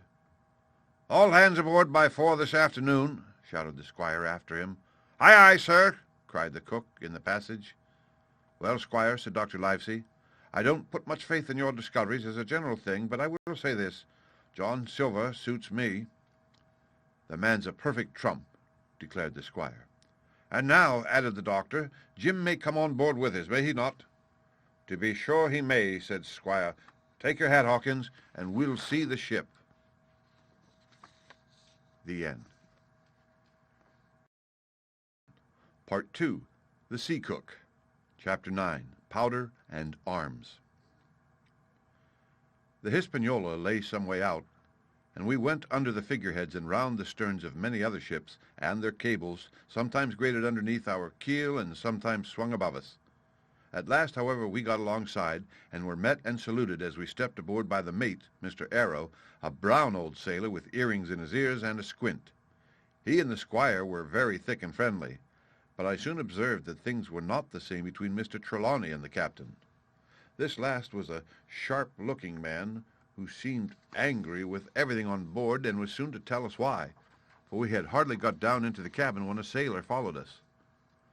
"Captain Smollett, sir, asking to speak with you," said he. "I am always at the captain's orders. Show him in," said the squire. The captain, who was close behind his messenger, entered at once and shut the door behind him. "Well, Captain Smollett, what have you to say? All well, I hope, all shipshape and seaworthy?" "Well, sir," said the captain. "Better speak plain, I believe, even at the risk of offense. I don't like this cruise, I don't like the men, and I don't like my officer. That's short and sweet." "Perhaps, sir, you don't like the ship?" inquired the squire, very angry as I could see. "I can't speak as to that, sir, not having seen her tried," said the captain. "She seems a clever craft. More I can't say." "Possibly, sir, you may not like your employer either," says the squire. But here Dr. Livesey cut in. "Stay a bit," said he, "stay a bit. No use of such questions as that but to produce ill feeling. The captain has said too much or he has said too little, and I'm bound to say that I require an explanation of his words. You don't, you say, like this cruise. Now, why?" "I was engaged, sir, on what we called sealed orders to sail this ship for that gentleman where he should bid me," said the captain. "So far, so good. But now I find that every man before the mast knows more than I do. I don't call that fair now, do you?" "No," said Dr. Livesey, "I don't." "Next," said the captain, "I learn we are going after treasure. Hear it from my own hands, mind you. Now, treasure is ticklish work. I don't like treasure voyages on any account, and I don't like them, above all, when they are secret, and when, begging your pardon, Mr. Trelawney, the secret has been told to the parrot." "Silver's parrot?" asked the squire. "It's a way of speaking," said the captain. "Blabbed, I mean. It's my belief neither of you gentlemen know what you're about, but I'll tell you my way of it. Life or death, and a close run." "That is all clear, and I dare say true enough," replied Dr. Livesey. "We take the risk, but we are not so ignorant as you believe us. Next, you say you don't like the crew. Are they not good seamen?"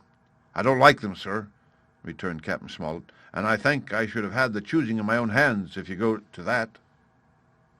"Perhaps you should," replied the doctor. "My friend should perhaps have taken you along with him, but the slight, if there be one, was unintentional. And you don't like Mr. Arrow?" "I don't, sir. I believe he's a good seaman, but he's too free with the crew to be a good officer. A mate should keep himself to himself, shouldn't drink with the men before the mast." "Do you mean he drinks?" cried the squire. "No, sir," replied the captain, "only that he's too familiar." "Well, now, and the short and long of it, Captain?" asked the doctor. "Tell us what you want." "Well, gentlemen, are you determined to go on this cruise?" "Like iron," answered the squire.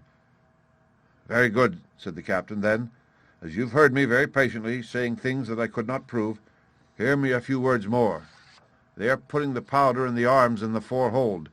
Now, you have a good place under the cabin. Why not put them there? First point. Then, you are bringing 4 of your own people with you, and they tell me some of them are to be berthed forward. Why not give them the berths here beside the cabin? Second point." "Any more?" asked Mr. Trelawney. "One more," said the captain. "There's been too much blabbing already." "Far too much," agreed the doctor.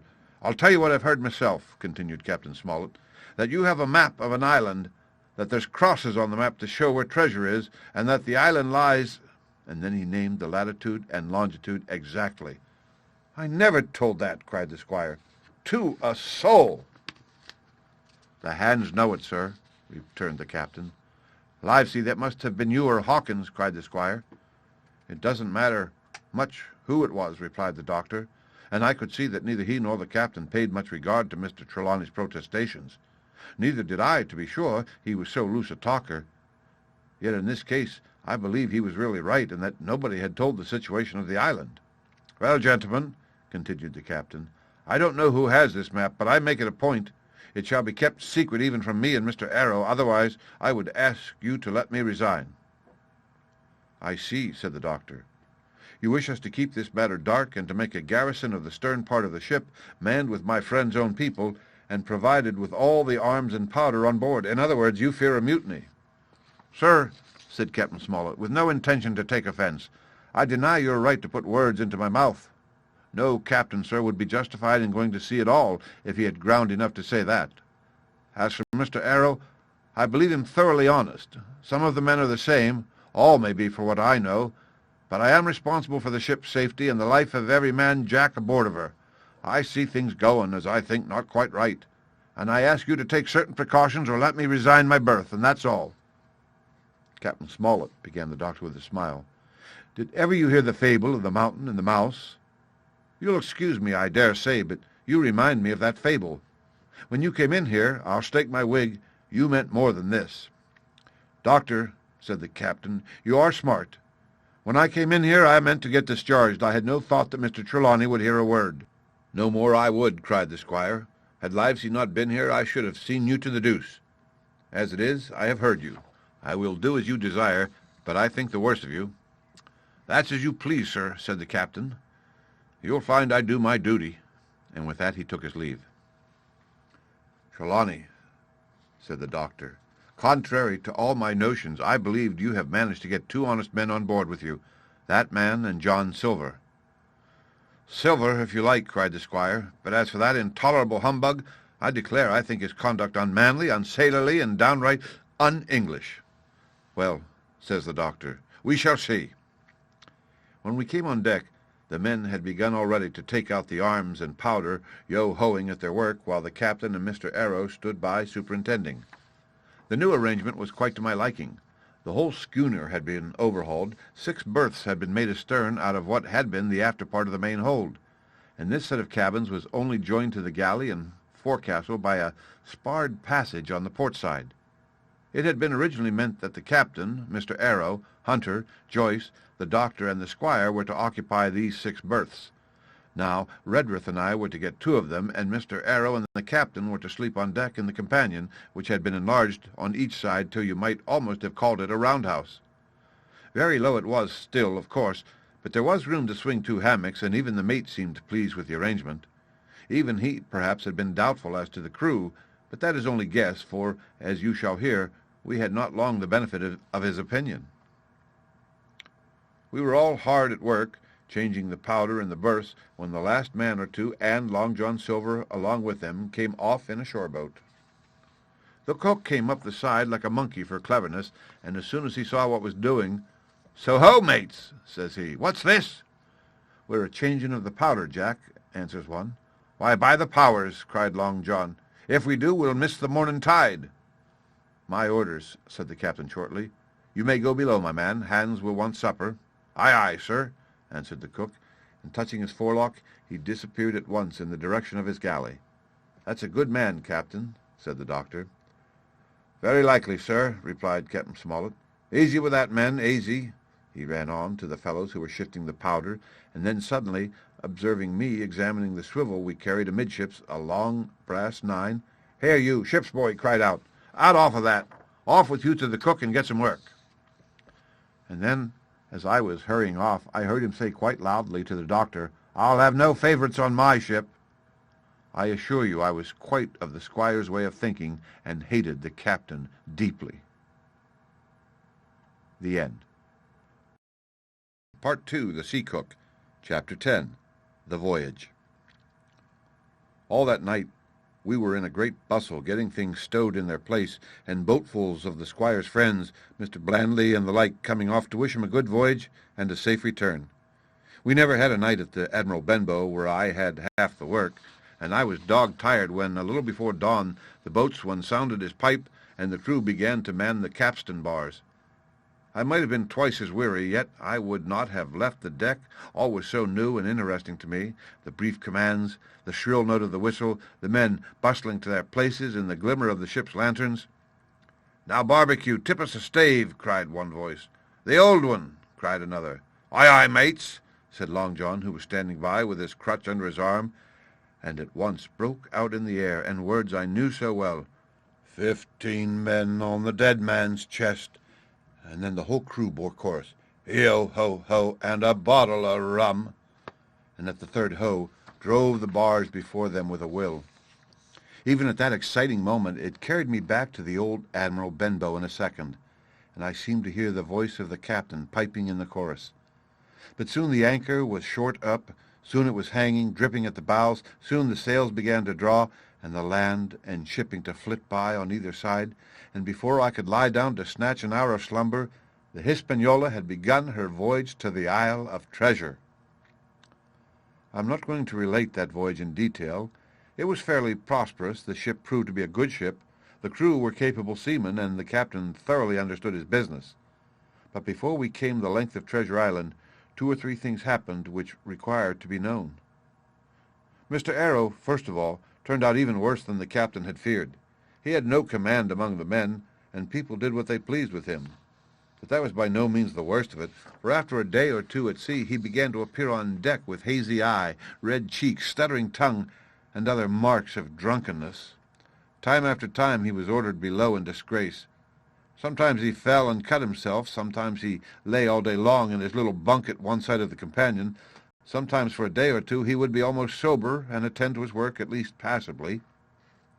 In the meantime, we could never make out where he got the drink. That was the ship's mystery. Watch him as we pleased, we could do nothing to solve it. And when we asked him to his face, he would only laugh if he were drunk, and if he were sober, deny solemnly that he had ever tasted anything but water. He was not only useless as an officer and a bad influence amongst the men, but it was plain that at this rate he must soon kill himself outright, so nobody was much surprised nor very sorry when one dark night, with a head sea, he disappeared entirely and was seen no more. "Overboard," said the captain. "Well, gentlemen, that saves the trouble of putting him in irons." But there we were without a mate, and it was necessary, of course, to advance one of the men. The boatswain, Job Anderson, was the likeliest man aboard, and though he kept his old title, he served in a way as a mate. Mr. Trelawney had followed the sea, and his knowledge made him very useful, for he often took a watch himself in easy weather. And the coxswain, Israel Hans, was a careful, wily, old, experienced seaman who could be trusted at a pinch with almost anything. He was a great confidant of Long John Silver, and so the mention of his name leads me on to speak of our ship's cook, Barbecue, as the men called him. Aboard ship, he carried his crutch by a lanyard around his neck to have both hands as free as possible. It was something to see him wedge the foot of the crutch against a bulkhead, and propped against it, yielding to every movement of the ship, get on with his cooking like someone safe ashore. Still more strange was it to see him in the heaviest of weather cross the deck. He had a line or two rigged up to help him across the widest spaces, Long John's earrings, they were called, and he would hand himself from one place to another, now using the crutch, now trailing it alongside by the lanyard as quickly as another man could walk. Yet some of the men who had sailed with him before expressed their pity to see him so reduced. "He's no common man, Barbecue," said the coxswain to me. "He had good schooling in his young days, and can speak like a book when so minded, and brave. A lion's nothing alongside of Long John. I seen him grapple four and knock their heads together, him unarmed." All the crew respected and even obeyed him. He had a way of talking to each and doing everybody some particular service. To me he was unweariedly kind, and always glad to see me in the galley, which he kept as clean as a new pin, the dishes hanging up burnished, and his parrot in a cage in one corner. "Come away, Hawkins," he would say. "Come and have a yawn with John. Nobody's more welcome than yourself, my son. Sit you down and hear the news. Here's Captain Flint. I calls my parrot Captain Flint after the famous buccaneer. Here's Captain Flint predicting success to our voyage. Wasn't you, Captain?"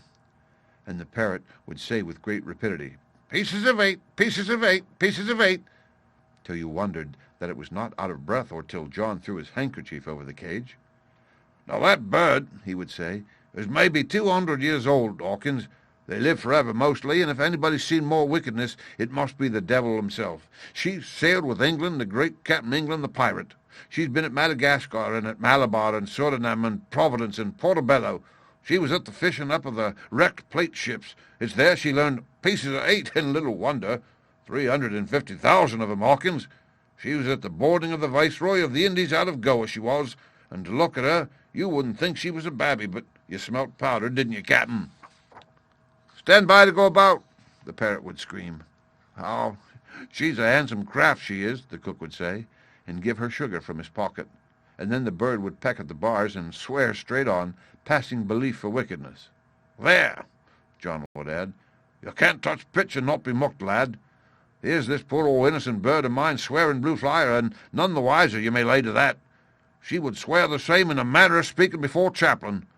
And John would touch his forelock with a solemn way he had that made me think he was the best of men. In the meantime, the squire and Captain Smollett were still on pretty distant terms with one another. The squire made no bones about the matter. He despised the captain. The captain, on his part, never spoke but when he was spoken to, and then sharp and short and dry, and not a word wasted. He owned, when driven into a corner, that he seemed to have been wrong about the crew, that some of them were as brisk as he wanted to see, and all had behaved fairly well. As for the ship, he had taken a downright fancy to her. "She'll lie a point nearer the wind than a man has a right to expect of his own married wife, sir." But he would add, "All I say is we're not home again, and I don't like the cruise." The squire at this would turn away and march up and down the deck, chin in air. "A trifle more of that, man," he would say, "and I shall explode." We had some heavy weather, which only proved the qualities of the Hispaniola. Every man on board seemed well content, and they must have been hard to please if they had been otherwise, for it is my belief that there was never a ship's company so spoiled since Noah put to sea.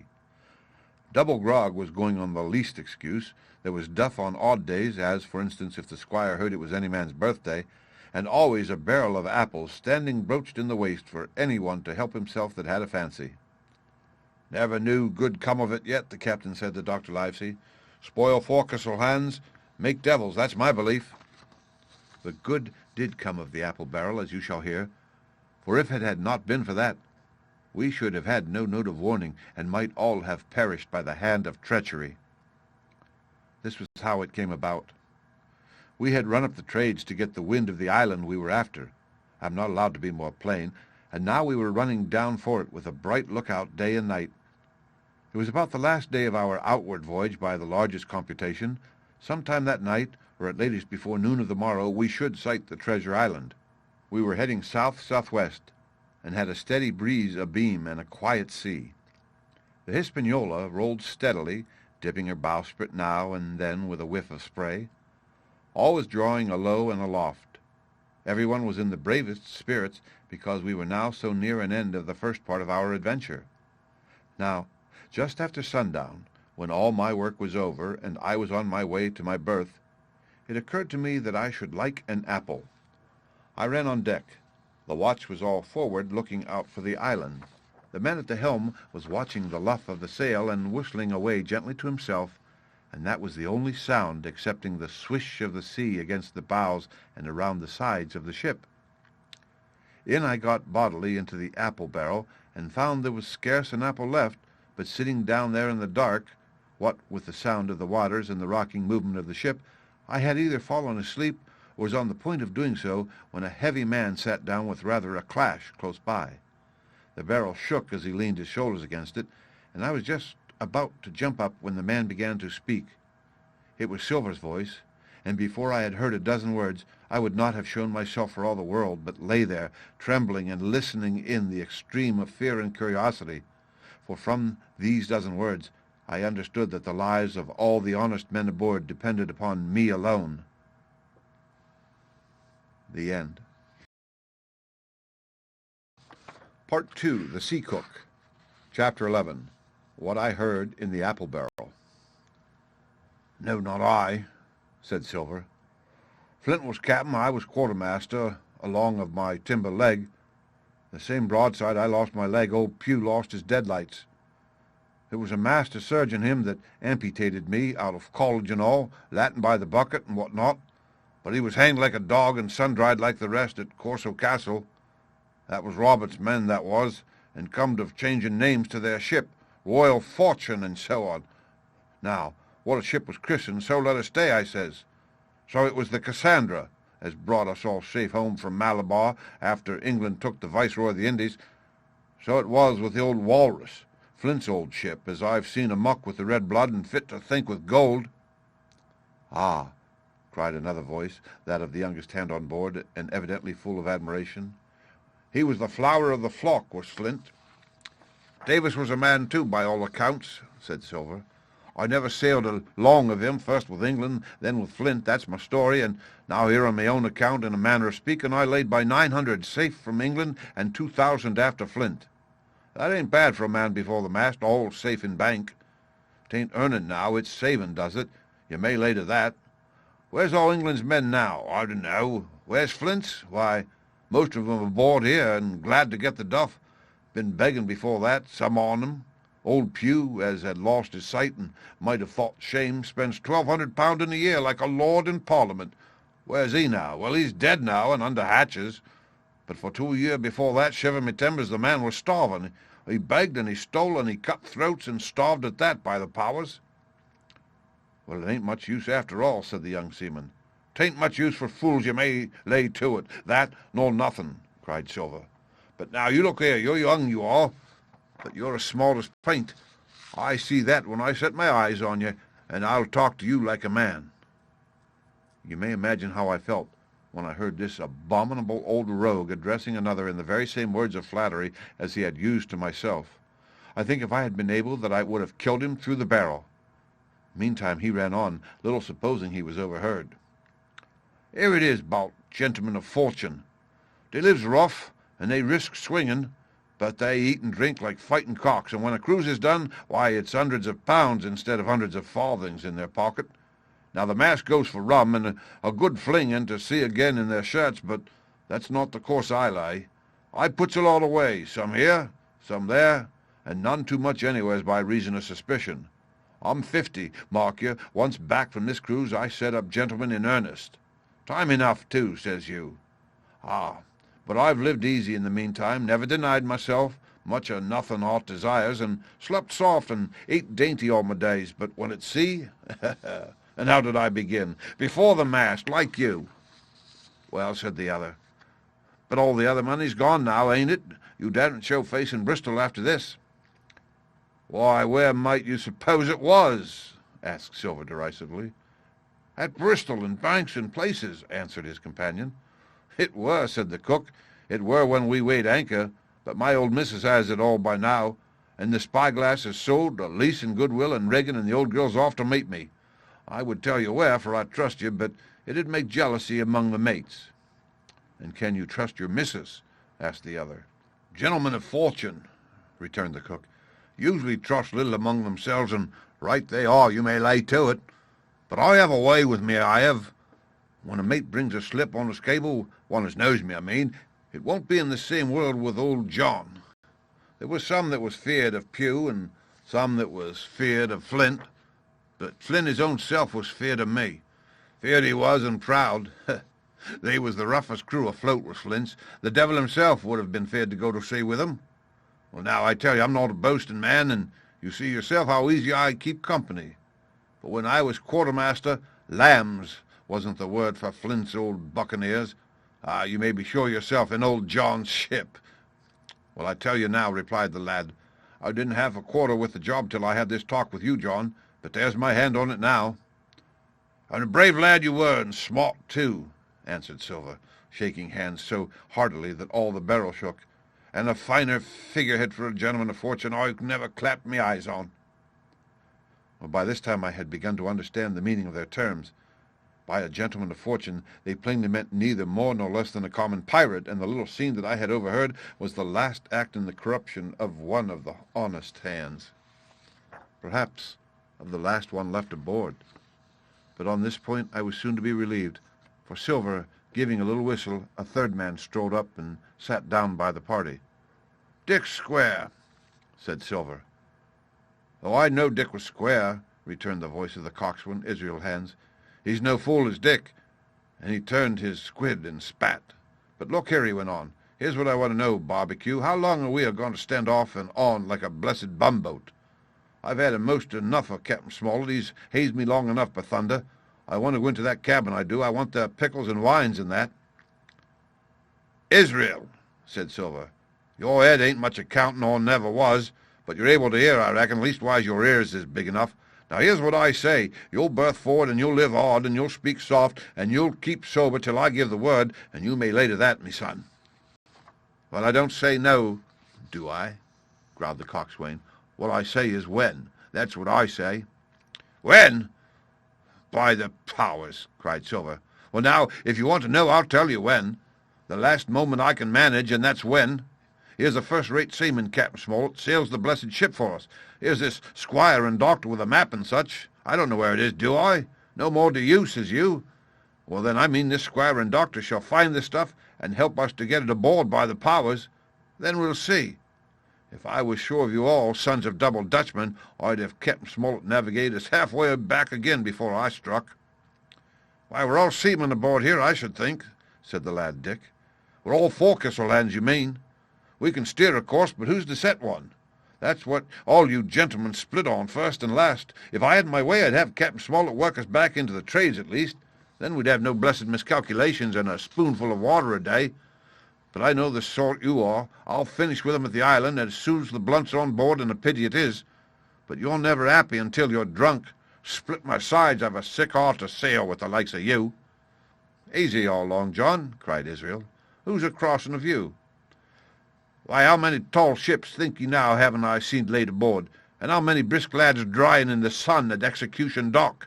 cried Silver. "And for all this, the same hurry and hurry and hurry. You hear me? I seen a thing or two at sea, I have. If you'd only lay your course and pint to windward, you would ride in the carriage as you would. But not you, I know you. You'll have your mouthful of rum tomorrow, and go hang." "Everybody knowed you was kind of a chaplain, John, but there's others as could hand and steer as well as you," said Israel. "They liked a bit of fun, they did. They wasn't so high and dry nohow, but took their fling like jolly companions, every one." "So?" says Silver. "Well, and where are they now? Pugh was that sort, and he died a beggarman. Flint was, and he died of rum at Savannah. Ah, they was a sweet crew, they was. Only where are they?" "What?" asked Dick. "When we do lay 'em athwart, that is, what are we to do with 'em anyhow?" "There's the man for me," cried the cook admirably. "That's what I call business. Well, what would you think? Put 'em ashore like maroons? That would have been England's way. Or cut 'em down like that much pork? That would have been Flint's or Billy Bones. Billy was the man for that, said Israel. Dead men don't bite, says he. Well, he's dead now himself. He knows the long and short on it now, and if ever a rough hand come to port, it was Billy. Right you are, says Silver, rough and ready, but mark you here, I'm an easy man. I'm quite the gentleman, says you. But this time it's serious. Duty is duty, mates. I give my vote. Death. When I'm in Parliament and riding in my coach, I don't want none of these sea lawyers in the cabin a-coming home unlooked for like the devil at prayers. Wait is what I say, but when the time comes, why, let her rip.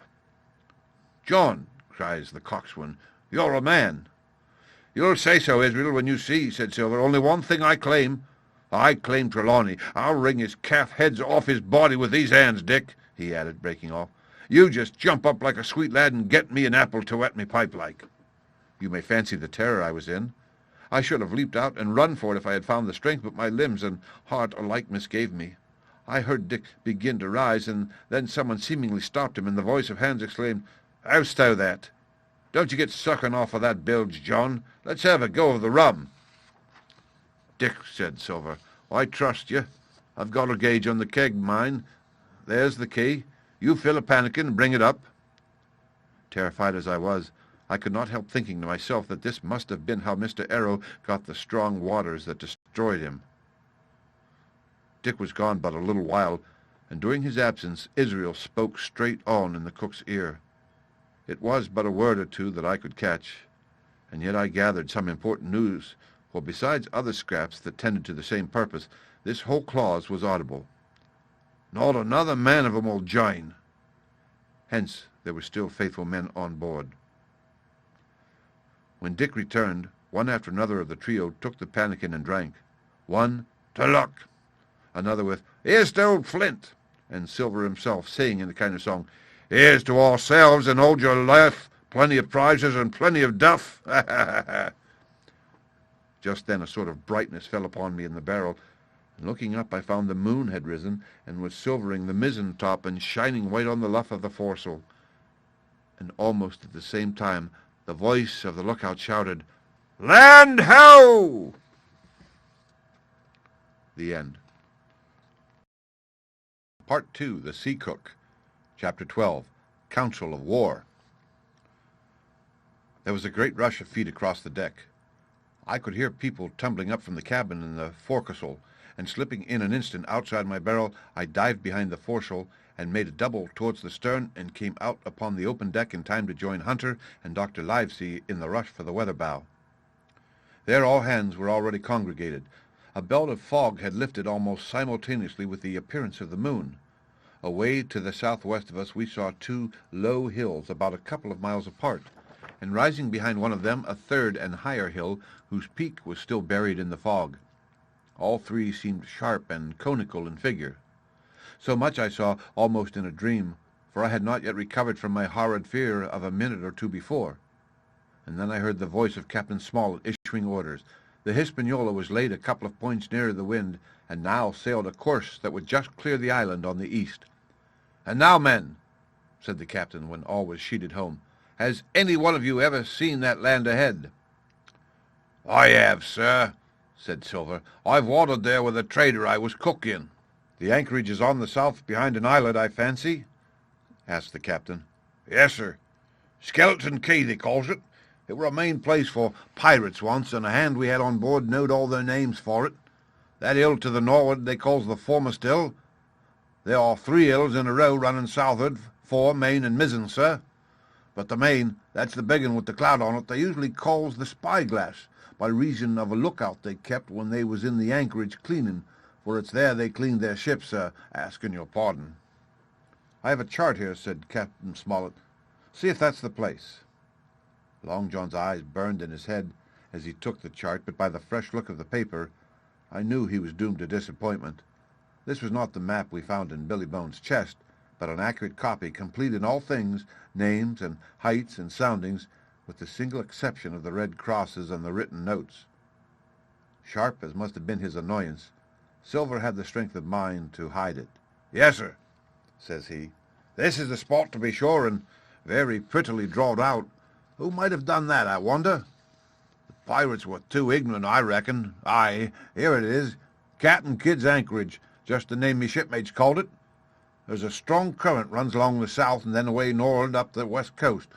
Right you was, sir, says he, to haul your wind and keep the weather of the island. Leastways, if such was your intention as to enter and careen, and there ain't no better place for that in these waters.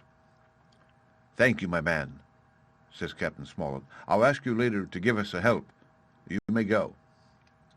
I was surprised at the coolness with which John avowed his knowledge of the island, and I own I was half frightened when I saw him drawing near to myself. He did not know, to be sure, that I had overheard his counsel from the apple barrel, and yet I had by this time taken such a horror of his cruelty, duplicity, and power that I could scarce conceal a shudder when he laid his hand upon my arm. "Aha!" says he. "This here is a sweet spot, this island. A sweet spot for a lad to get ashore on. You'll bathe, and you'll climb trees, and you'll hunt goats, you will. And you'll get aloft on them hills like a goat yourself. Why, it makes me young again. I was going to forget me timber leg, I was. It's a pleasant thing to be young and have 10 toes, and you may lay to that. When you want to go a bit of exploring, you just ask old John, and he'll put up a snack for you to take along."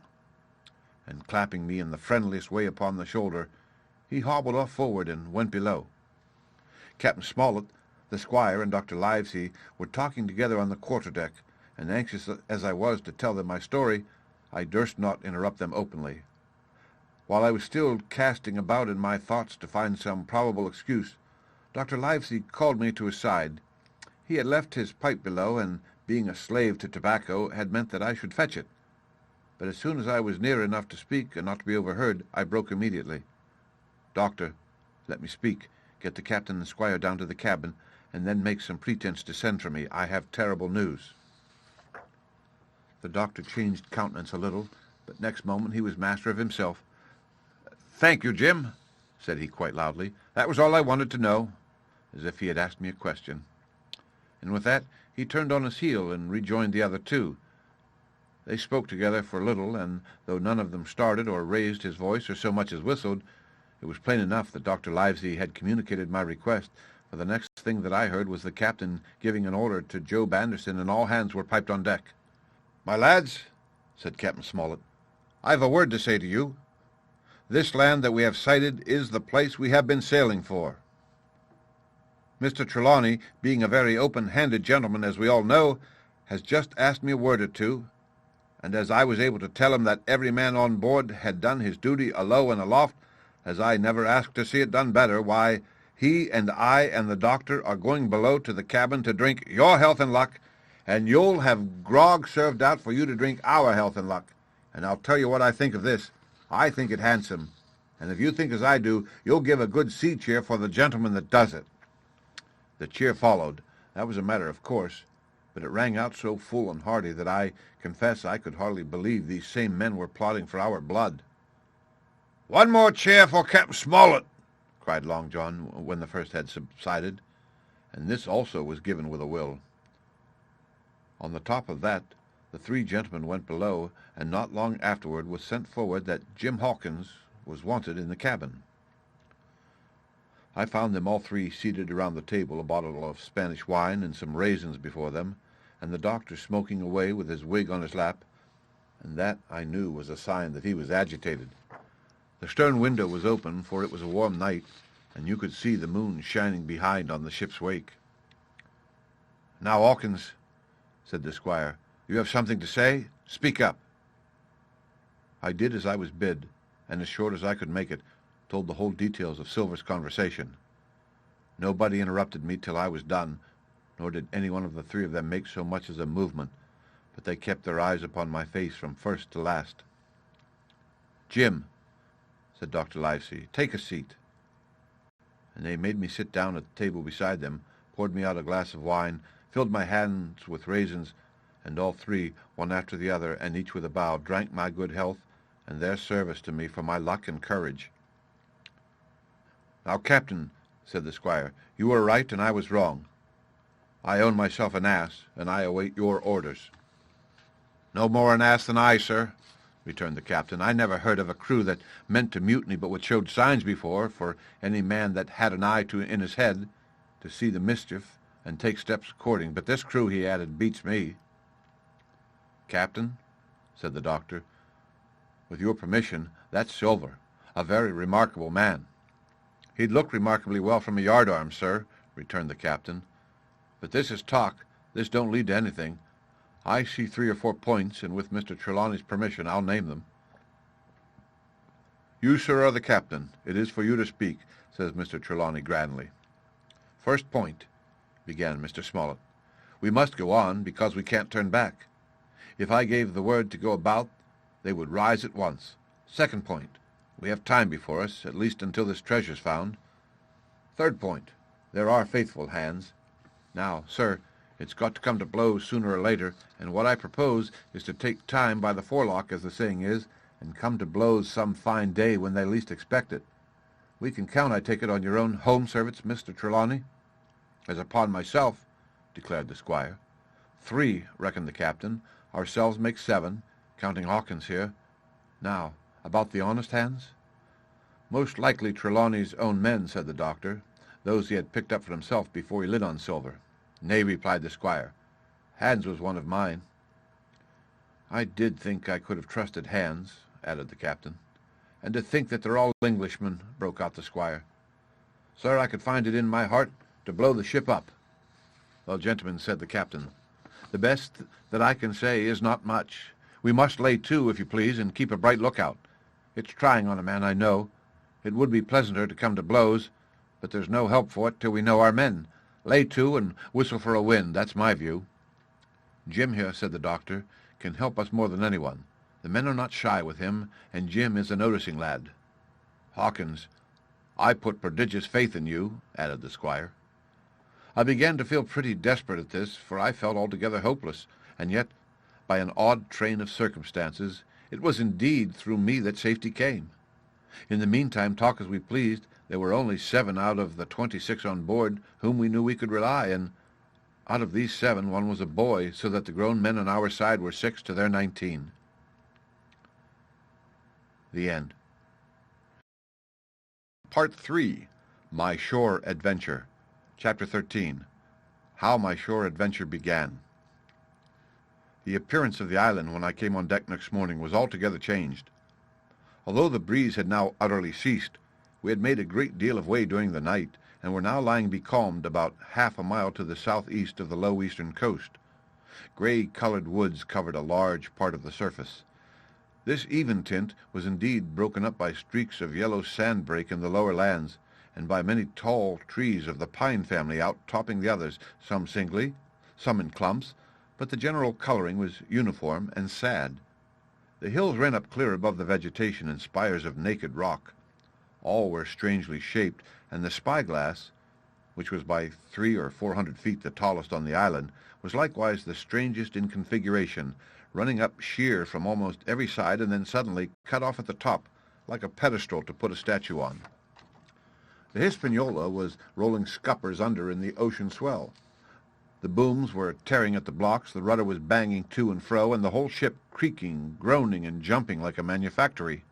I had to cling tight to the backstay, and the world turned giddily before my eyes, for though I was a good enough sailor when there was way on, this standing still and being rolled about like a bottle was a thing I never learned to stand without a qualm or so, above all in the morning on an empty stomach. Perhaps it was this.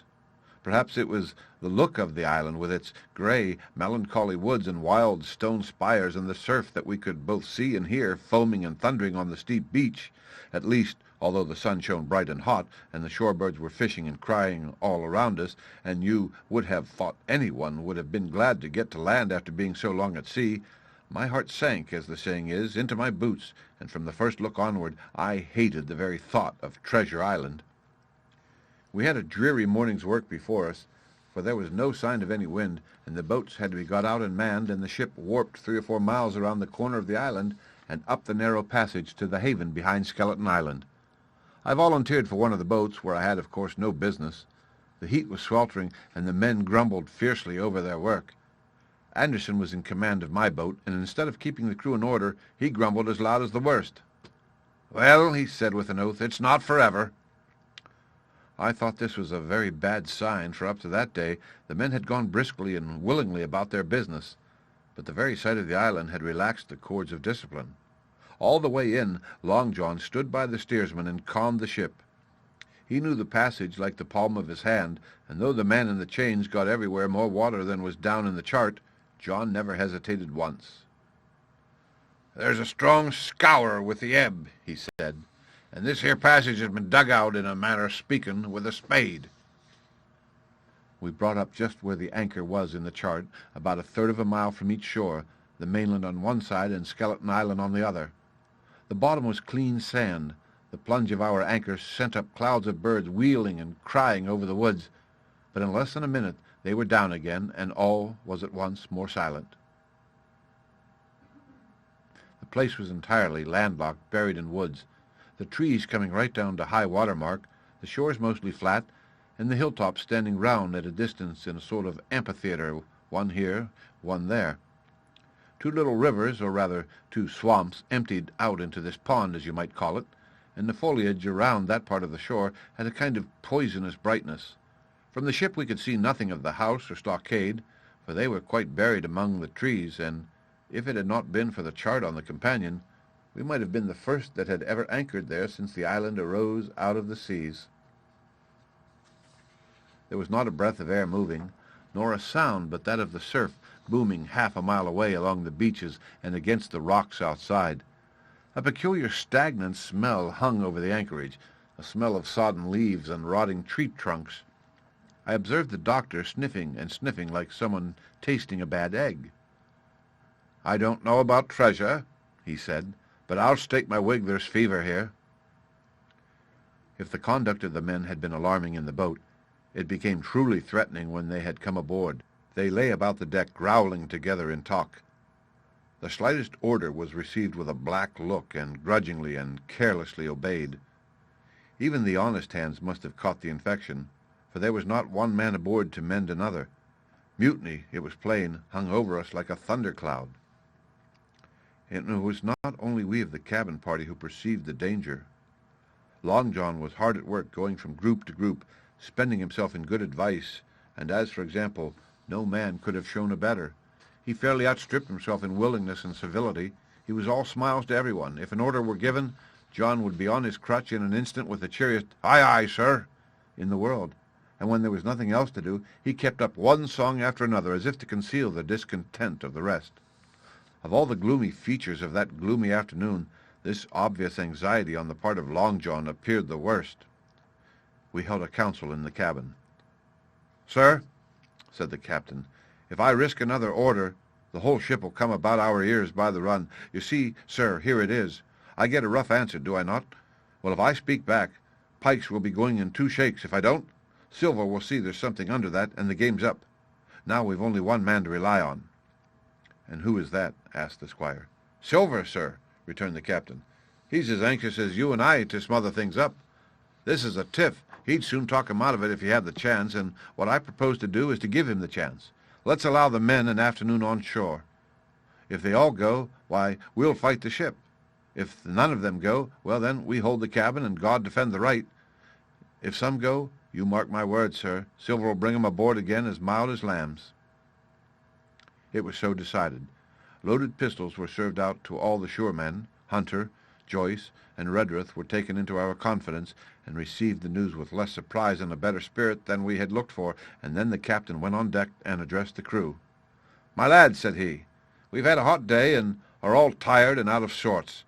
A turn ashore will hurt nobody. The boats are still in the water. You can take the gigs, and as many as please may go ashore for the afternoon. I'll fire a gun half an hour before sundown." I believe the silly fellows must have thought they would break their shins over treasure as soon as they were landed, for they all came out of their sulks in a moment and gave a cheer that started the echo in a far-away hill and sent the birds once more flying and squalling round the anchorage. The captain was too bright to be in the way. He whipped out of sight in a moment, leaving Silver to arrange the party, and I fancy it was as well he did so. Had he been on deck, he could no longer so much as have pretended not to understand the situation. It was as plain as day. Silver was the captain, and a mighty rebellious crew he had of it. The honest hands, and I was soon to see it proved that there were such on board, must have been very stupid fellows. Or rather, I suppose the truth was this, that all hands were disaffected by the example of the ringleaders. Only some more, some less, and a few, being good fellows in the main, could neither be led nor driven any further. It is one thing to be idle and skulk, and quite another to take a ship and murder a number of innocent men. At last, however, the party was made up. 6 fellows were to stay on board, and the remaining 13, including Silver, began to embark. Then it was that there came into my head the first of the mad notions that contributed so much to save our lives. If 6 men were left by Silver, it was plain our party could not take and fight the ship, and since only 6 were left, it was equally plain that the cabin party had no present need of my assistance. It occurred to me at once to go ashore. In a jiffy I had slipped over the side and curled up in the foresheets of the nearest boat, and almost at the same moment she shoved off. No one took notice of me, only the bow oar saying, "Is that you, Jim? Keep your head down." But Silver, from the other boat, looked sharply over and called out to know if that were me, and from that moment I began to regret what I had done. The crews raced for the beach, but the boat I was in, having some start and being at once the lighter and the better manned, shot far ahead of her consort, and the bow had struck among the shoreside trees, and I had caught a branch and swung myself out and plunged into the nearest thicket, while Silver and the rest were still 100 yards behind. "Jim! Jim!" I heard him shouting. But you may suppose I paid no heed. Jumping, ducking, and breaking through, I ran straight before my nose till I could run no longer. The end. Part 3. My Shore Adventure. Chapter 14. The First Blow. I was so pleased at having given the slip to Long John that I began to enjoy myself and look around me with some interest on the strange land that I was in. I had crossed a marshy tract full of willows, bulrushes, and odd outlandish swampy trees, and I had now come out upon the skirts of an open piece of undulating, sandy country about a mile long, dotted with a few pines and a great number of contorted trees not unlike the oak in growth, but pale in the foliage like willows. On the far side of the open stood one of the hills with 2 quaint, craggy peaks shining vividly in the sun. I now felt for the first time the joy of exploration. The isle was uninhabited, my shipmates I had left behind, and nothing lived in front of me but dumb brutes and fowls. I turned hither and thither among the trees. Here and there were flowering plants unknown to me. Here and there I saw snakes, and one raised his head from a ledge of rock and hissed at me with a noise not unlike the spinning of a top. Little did I suppose that he was a deadly enemy, and that the noise was the famous rattle. Then I came to a long thicket of those oak-like trees, live or evergreen oaks, I heard afterwards they should be called, which grew low along the sand like brambles, the boughs curiously twisted, the foliage compact like thatch. The thicket stretched down from the top of one of the sandy knolls, spreading and growing taller as it went, until it reached the margin of the broad reedy fen, through which the nearest of the little rivers soaked its way into the anchorage. The marsh was steaming in the strong sun, and the outline of the spyglass trembled through the haze. All at once there began to go a sort of bustle amongst the bulrushes. A wild duck flew up with a quack, and another followed, and soon over the whole surface of the marsh a great cloud of birds hung, screaming and circling in the air. I judged at once that some of my shipmates must be drawing near along the borders of the fen, nor was I deceived, for soon I heard the very distant and low tones of a human voice, which, as I continued to give ear, grew steadily louder and nearer. This put me in a great fear, and I crawled under cover of the nearest live oak and squatted there, hearkening, as silent as a mouse. Another voice answered, and then the first voice, which I now recognized to be Silver's, once more took up the story and ran on for a long while in a stream, only now and again interrupted by the other. By the sound, they must have been talking earnestly and almost fiercely, but no distinct word came to my hearing. At last the speakers seemed to have paused and perhaps to have sat down, for not only did they cease to draw any nearer, but the birds themselves began to grow more quiet and to settle again to their places in the swamp. And now I began to feel that I was neglecting my business, that since I had been so foolhardy as to come ashore with these desperadoes, the least I could do was to overhear them at their councils, and that my plain and obvious duty was to draw as close as I could manage under the favorable ambush of the crouching trees. I could tell the direction of the speakers pretty exactly, not only by the sound of their voices, but by the behavior of the few birds that still hung in alarm above the heads of the intruders. Crawling on all fours, I made steadily but slowly towards them, till at last, raising my head to an aperture among the leaves, I could see clear down into a little green dell beside the marsh, and closely set about with trees where Long John Silver and another of the crew stood face to face in conversation. The sun beat full upon them. Silver had thrown his hat beside him on the ground, and his great, smooth, blond face, all shining with heat, was lifted to the other man's in a kind of appeal. "Mate," he was saying, "it's because I thinks gold dust of you. Gold dust, and you may lay to that. If I hadn't took to you like pitch, do you think I'd have been here a warning of you? All's up. You can't make no mend. It's to save your neck that I'm a-speaking. And if one of the wild uns knew it, where I'd be, Tom, now tell me, where'd I be?"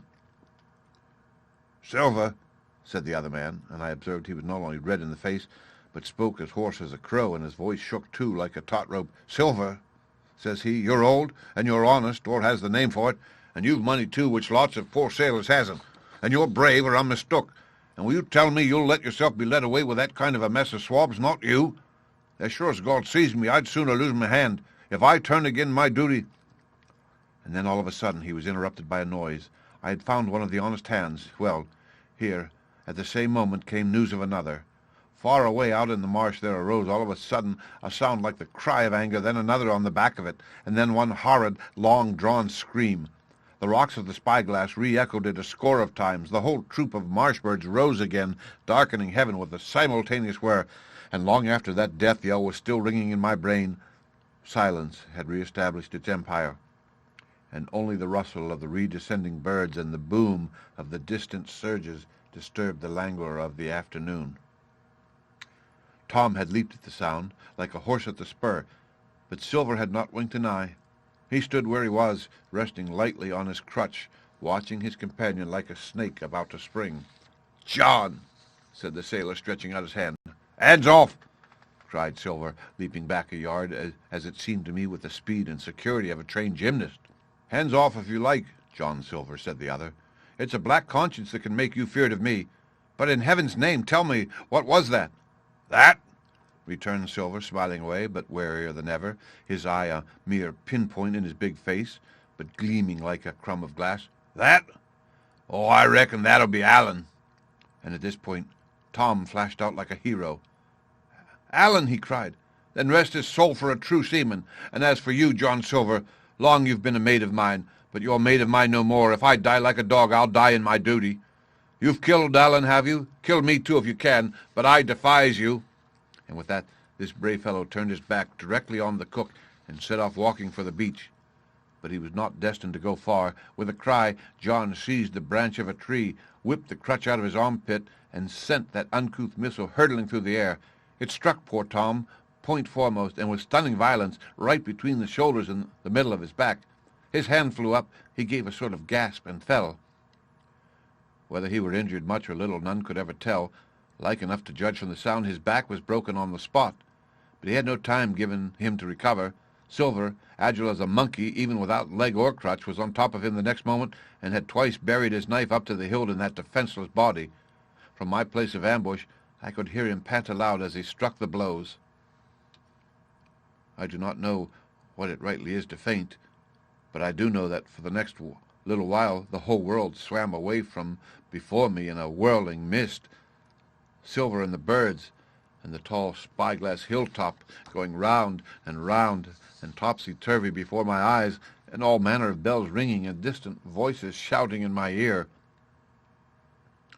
When I came again to myself, the monster had pulled himself together, his crutch under his arm, his hat upon his head.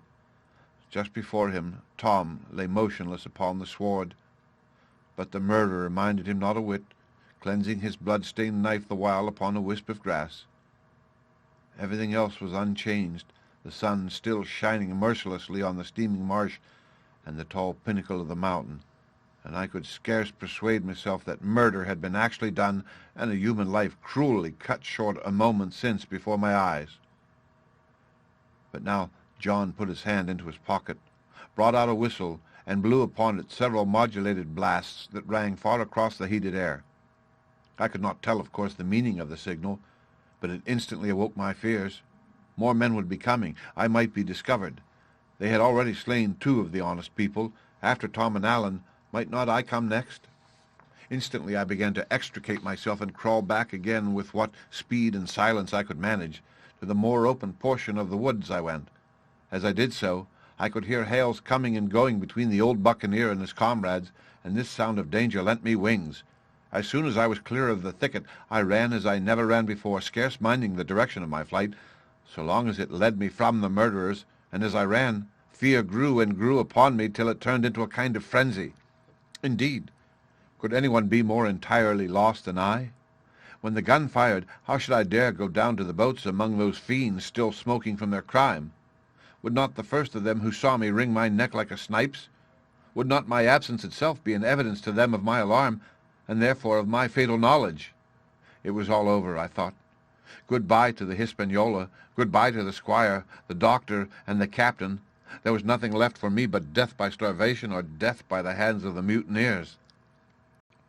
All this while, as I say, I was still running, and without taking any notice, I had drawn near to the foot of the little hill with the two peaks, and had got into a part of the island where the live oaks grew more widely apart, and seemed more like forest trees in their bearing and dimensions. Mingled with these were a few scattered pines, some 50, some nearer 70 feet high. The air, too, smelt more freshly than down beside the marsh. And here a fresh alarm brought me to a standstill with a thumping heart. The end. Part 3. My Shore Adventure. Chapter 15. The Man of the Island. From the side of the hill, which was here steep and stony, a spout of gravel was dislodged and fell rattling and bounding through the tree. My eyes turned instinctively in that direction, and I saw a figure leap with great rapidity behind the trunk of a pine. What it was, whether man or bear or monkey, I could in no wise tell. It seemed dark and shaggy, more I knew not. But the terror of this new apparition brought me to a stand. I was now, it seemed, cut off upon both sides, behind me the murderers, before me this lurking nondescript, and immediately I began to prefer the dangers that I knew to those that I knew not. Silver himself appeared less terrible in contrast with this creature of the woods, and I turned on my heel, and looking sharply behind me over my shoulder began to retrace my steps in the direction of the boats. Instantly the figure reappeared, and making a wide circuit began to head me off. I was tired at any rate, but had I been as fresh as when I rose, I could see it was in vain for me to contend in speed with such an adversary. From trunk to trunk the creature flitted like a deer, running manlike on two legs, but unlike any man that I had ever seen, stooping almost double as it ran. Yet a man it was, I could no longer be in doubt of that. I began to recall what I had heard of cannibals. I was within an ace of calling for help, but the mere fact that he was a man, however wild, had somewhat reassured me, and my fear of Silver began to revive in proportion. I stood still, therefore, and cast about for some other method of escape, and as I was so thinking, the recollection of my pistol flashed into my mind. As soon as I remembered I was not defenseless, courage glowed again in my heart, and I set my face resolutely for this man of the island and walked briskly toward him. He was concealed by this time behind another tree trunk, but he must have been watching me closely, for as soon as I began to move in his direction, he reappeared and took a step to meet me. Then he hesitated, drew back, came forward again, and at last, to my wonder and confusion, threw himself on his knees and held out his clasped hands in supplication. At that I once more stopped. "Who are you?" I asked. "Ben Gunn," he answered, and his voice sounded hoarse and awkward, like a rusty lock. "I'm poor Ben Gunn, I am, and I haven't spoke with a Christian these 3 years." I could now see that he was a white man like myself, and that his features were even pleasing. His skin, wherever it was exposed, was burnt by the sun. Even his lips were black, and his fair eyes looked quite startling in so dark a face. Of all the beggar men that I had seen or fancied, he was the chief for raggedness. He was clothed with tatters of old ship's canvas and old sea-cloth, and this extraordinary patchwork was all held together by a system of the most various and incongruous fastenings, brass buttons, bits of stick, and loops of tarry gaskin. About his waist he wore an old brass-buckled leather belt, which was the one thing solid in his whole accoutrement. 3 years, I cried. Were you shipwrecked? Nay, mate, said he. Marooned. I had heard the word, and I knew it stood for a horrible kind of punishment common enough among the buccaneers, in which the offender is put ashore with a little powder and shot and left behind on some desolate and distant island. "Marooned 3 years agone," he continued, "and lived on goats since then, and berries and oysters. Wherever a man is, says I, a man can do for himself, but, mate, my heart is sore for Christian diet. You mightn't happen to have a piece of cheese about you now? No? Well, many's the long night I've dreamed of cheese, toasted mostly, and woke up again, and here I were. If ever I can get aboard again," said I, "ye shall have cheese by the stone." All this time he had been feeling the stuff of my jacket, smoothing my hands, looking at my boots, and generally, in the intervals of his speech, showing a childish pleasure in the presence of a fellow creature. But at my last words he perked up into a kind of startled slyness. "If ever you can get aboard again, says you," he repeated. "Why now, who's to hinder you?" "Not you, I know," was my reply. "And right you was," he cried. "Now you, what do you call yourself, mate?" "Jim," I told him. "Jim, Jim," says he, quite pleased apparently. "Well now, Jim, I've lived that rough as you'd be ashamed to hear of. Now, for instance, you wouldn't think I had had a pious mother to look at me?" he asked. "Why, no, not in particular," I answered. "Ah, well," said he, "but I had, remarkable pious, and I was a civil pious boy, and could rattle off my catechism that fast as you couldn't tell one word from another, and here's what it come to. Jim, it begun with a chuck farthing on the blessed gravestones. That's what it begun with, but it went further than that, and so my mother told me, and predict the whole she did, the pious woman. But it were Providence that put me here. I've thought it all out in this here lonely island, and I'm back on piety. You don't catch me tasting rum so much, but just a thimbleful for luck, of course. The first chance I have, I'm bound I'll be good, and I see the way, too." And Jim, looking all around him and lowering his voice to a whisper, "I'm rich." I now felt sure that the poor fellow had gone crazy in his solitude, and I suppose I must have shown the feeling in my face, for he repeated the statement hotly. "Rich? Rich," I says, "and I'll tell you what, I'll make a man of you, Jim. Ah, Jim, you'll bless your stars, you will. You was the first that found me." And at this there came suddenly a lowering shadow over his face, and he tightened his grasp upon my hand and raised a forefinger threateningly before my eyes. "Now, Jim, you tell me true that ain't Flint's ship?" he asked. At this I had a happy inspiration. I began to believe that I had found an ally, and I answered him at once. "It's not Flint's ship, and Flint is dead. But I'll tell you true as you ask me, there are some of Flint's hands aboard, worse luck for the rest of us." "Not a man with one leg?" he gasped. "Silver?" I asked. "Ah, Silver," says he, "that were his name. He's the cook and the ringleader, too." He was still holding me by the wrist, and at that he gave it quite a ring. "If you was sent by Long John," he said, "I'm as good as pork, and I know it. But where was you, do you suppose?" I had made up my mind in a moment, and by way of answer told him the whole story of our voyage and the predicament in which we found ourselves. He heard me with the keenest interest, and when I had done, he patted me on the head. "Real good lad, Jim," he said, "and you're all in a clove hitch, ain't you? Well, you just put your trust in Ben Gunn. Ben Gunn's the man to do it. Would you think it likely now that your squire would prove a liberal-minded one in case of help, him being in a clove hitch, as you remark?" I told him the squire was the most liberal of men. "Aye, but you see," returned Ben Gunn, "I didn't mean giving me a gate to keep and a suit of livery clothes and such. That's not my mark, Jim. What I mean is, would he be likely to come down to the tune of, say, £1,000 out of money that's as good as a man's own already?"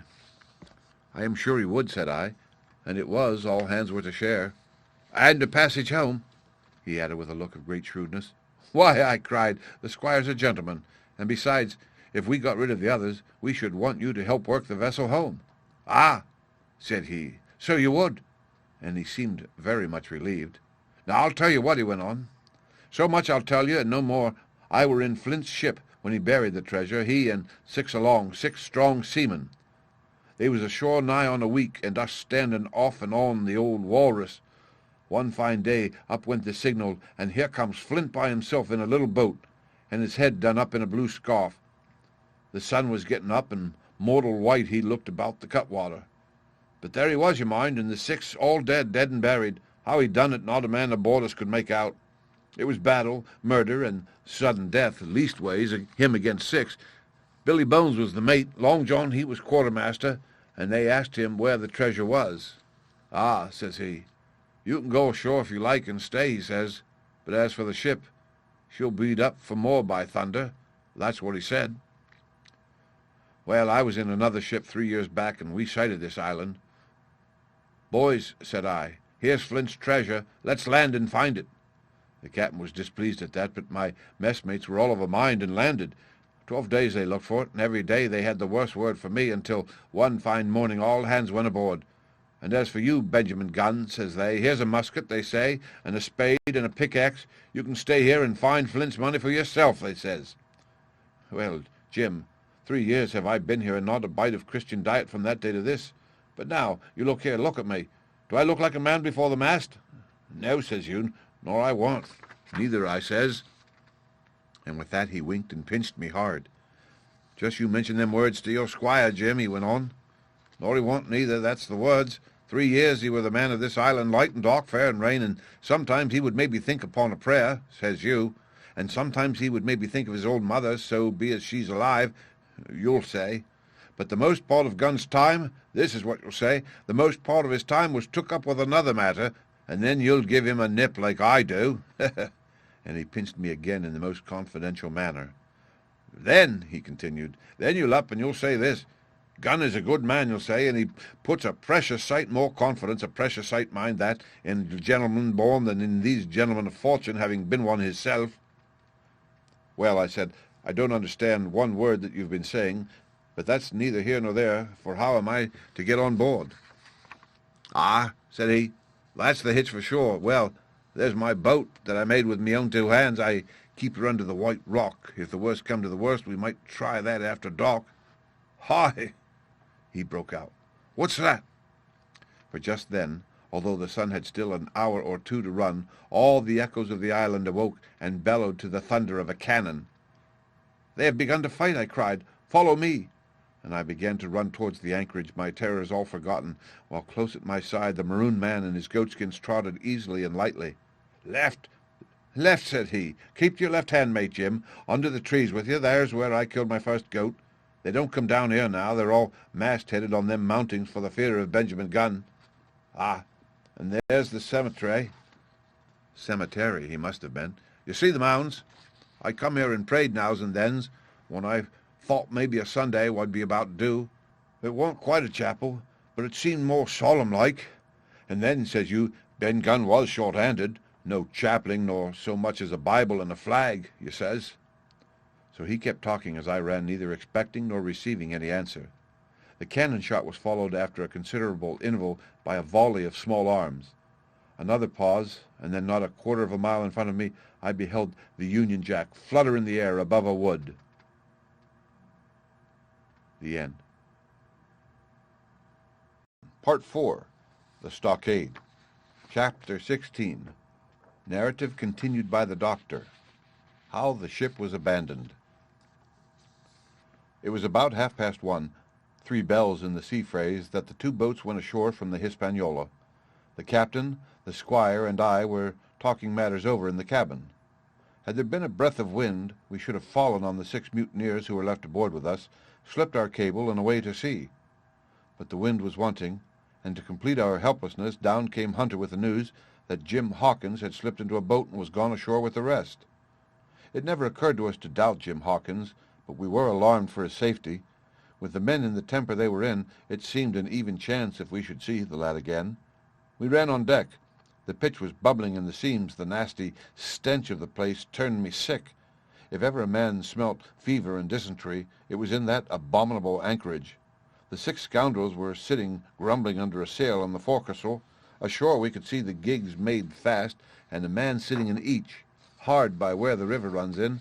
One of them was whistling Lily Bolero. Waiting was a strain, and it was decided that Hunter and I should go ashore with the jolly boat in quest of information. The gigs had leaned to their right, but Hunter and I pulled straight in the direction of the stockade upon the chart. The 2 who were left guarding their boats seemed in a bustle at our appearance. Lily Bolero stopped off, and I could see the pair discussing what they ought to do. Had they gone and told Silver, all might have turned out differently, but they had their orders, I suppose, and decided to sit quietly where they were and hark back again to Lily Bolero. There was a slight bend in the coast, and I steered so as to put it between us. Even before we landed we had thus lost sight of the gigs. I jumped out and came as near running as I durst, with a big silk handkerchief under my hat for coolness' sake, and a brace of pistols ready, primed for safety. I had not gone 100 yards when I reached the stockade. This was how it was. A spring of clear water arose almost at the top of a knoll. Well, on the knoll, and enclosing the spring, they had clapped a stout log house fit to hold 20 of people on a pinch, and loopholed for musketry on either side. All round this they had cleared a wide space, and then the thing was completed by a paling 6 feet high, without door or opening, too strong to pull down without time and labor, and too open to shelter the besiegers. The people in the log house had them in every way. They stood quiet in shelter and shot the others like partridges. All they wanted was a good watch and food, for, short of a complete surprise, they might have held the place against a regiment. What particularly took my fancy was the spring, for although we had a good enough place of it in the cabin of the Hispaniola, with plenty of arms and ammunition and things to eat and excellent wines, there had been one thing overlooked. We had no water. I was thinking this over when there came ringing over the island the cry of a man at the point of death. I was not new to violent death. I had served His Royal Highness the Duke of Cumberland, and got a wound myself at Fontenoy. But I know my pulse went dot and carry one. Jim Hawkins is gone, was my first thought. It is something to have been an old soldier, but more still to have been a doctor. There's no time to dilly-dally in our work, and so now I made up my mind instantly, and with no time lost returned to the shore and jumped on board the jolly boat. By good fortune Hunter pulled a good oar. We made the water fly, and the boat was soon alongside, and I aboard the schooner. I found them all shaken, as was natural. The squire was sitting down, as white as a sheet, thinking of the harm he had led us to, the good soul, and one of the 6 forecastle hands was little better. "There's a man," says Captain Smollett, nodding towards him, "new to this work. He came nigh hand-fainting, Doctor, when he heard the cry." Another touch of the rudder, and that man would join us. I told my plan to the captain, and between us we settled on the details of its accomplishment. We put old Redruth in the gallery between the cabin and the forecastle, with 3 or 4 loaded muskets and a mattress for protection. Hunter brought the boat about under the stern port, and Joyce and I set to work loading her with powder tins, muskets, bags of biscuits, kegs of pork, a cask of cognac, and my invaluable medicine chest. In the meantime the squire and the captain stayed on deck, and the latter hailed the coxswain, who was the principal man aboard. "Mr. Hans," he said, "here are 2 of us with a brace of pistols each. If any one of you 6 makes a signal of any description, that man's dead." They were a good deal taken aback, and after a little consultation one and all tumbled down the fore companion, thinking no doubt to take us on the rear. But when they saw Redruth waiting for them in the sparred gallery, they went about ship at once, and the head popped out again on deck. "Down, dog!" cries the captain, and the head popped back again, and we heard no more for the time of these 6 very faint-hearted seamen. By this time, tumbling things in as they came, we had the jolly boat loaded as much as we dared. Joyce and I got out through the stern port, and we made for shore again as fast as our oars could take us. The second trip fairly aroused the watchers along shore. Lily Bolero was dropped again, and just before we lost sight of them behind the little point, one of them whipped ashore and disappeared. I had half a mind to change my plan and destroy their boats, but I feared that Silver and the others might be close at hand, and all might very well be lost by trying for too much. We had soon touched land in the same place as before, and set to provision the blockhouse. All 3 made the first journey, heavily laden, and tossed our stores over the palisade. Then, leaving Joyce to guard them, 1 man to be sure, but with half a dozen muskets, Hunter and I returned to the jolly boat and loaded ourselves once more. So we proceeded, without pausing to take breath, till the whole cargo was bestowed, when the 2 servants took up their position in the blockhouse, and I with all my power sculled back to the Hispaniola. That we should have risked a second boat-load seems more daring than it really was. They had the advantage of numbers, of course, but we had the advantage of arms. Not one of the men ashore had a musket, and before they could get within range for pistol shooting, we flattered ourselves we should be able to give a good account of a half a dozen at least. The squire was waiting for me at the stern window, all his faintness gone from him. He caught the painter and made it fast, and we fell to loading the boat for our very lives. Pork, powder, and biscuit was the cargo, with only a musket and a cutlass apiece for the squire and me and Redruth and the captain. The rest of the arms and powder we dropped overboard in 2.5 fathoms of water, so that we could see the bright steel shining far below us in the sun on the clean sandy bottom. By this time the tide was beginning to ebb, and the ship was swinging around to her anchor.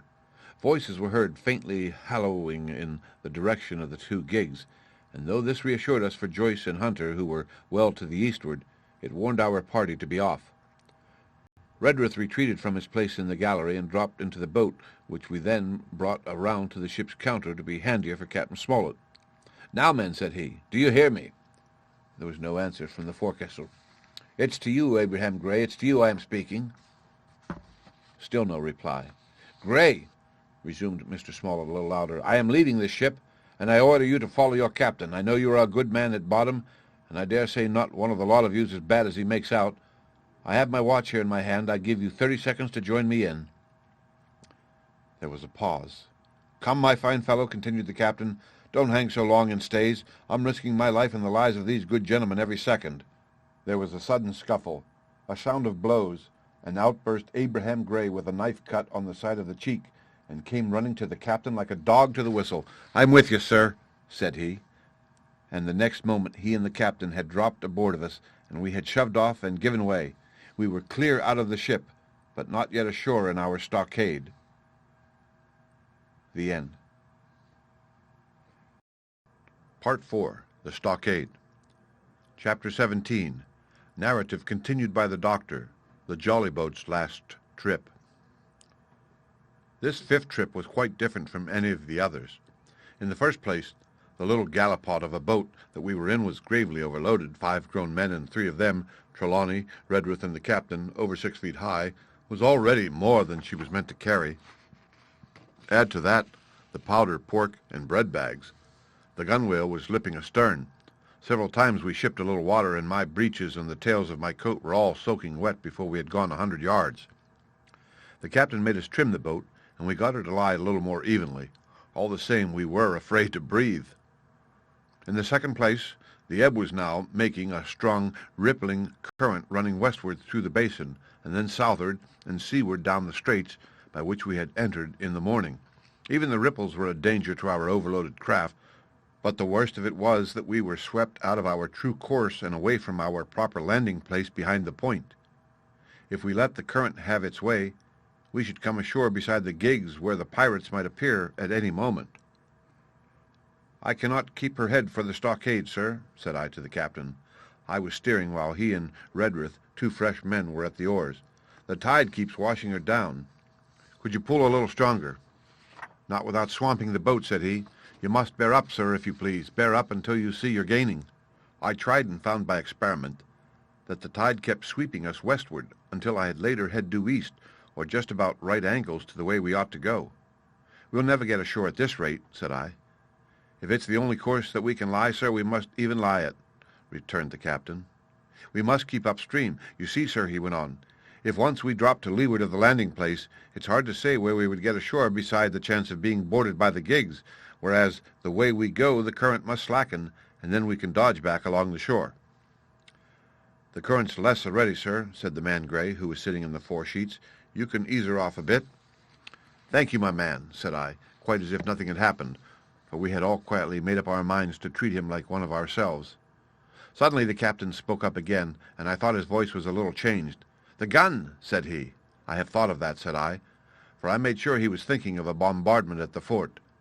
They could never get the gun ashore, and if they did, they could never haul it through the woods. "Look astern, Doctor," replied the captain. We had entirely forgotten the long nine, and there, to our horror, were the 5 rogues busy about her, getting off her jacket, as they called the stout tarpaulin cover under which she sailed. Not only that, but it flashed into my mind at the same moment that the round shot and the powder for the gun had been left behind, and a stroke with an axe would put it all into the possession of the evil ones aboard. "Israel was Flint's gunner," said Gray hoarsely.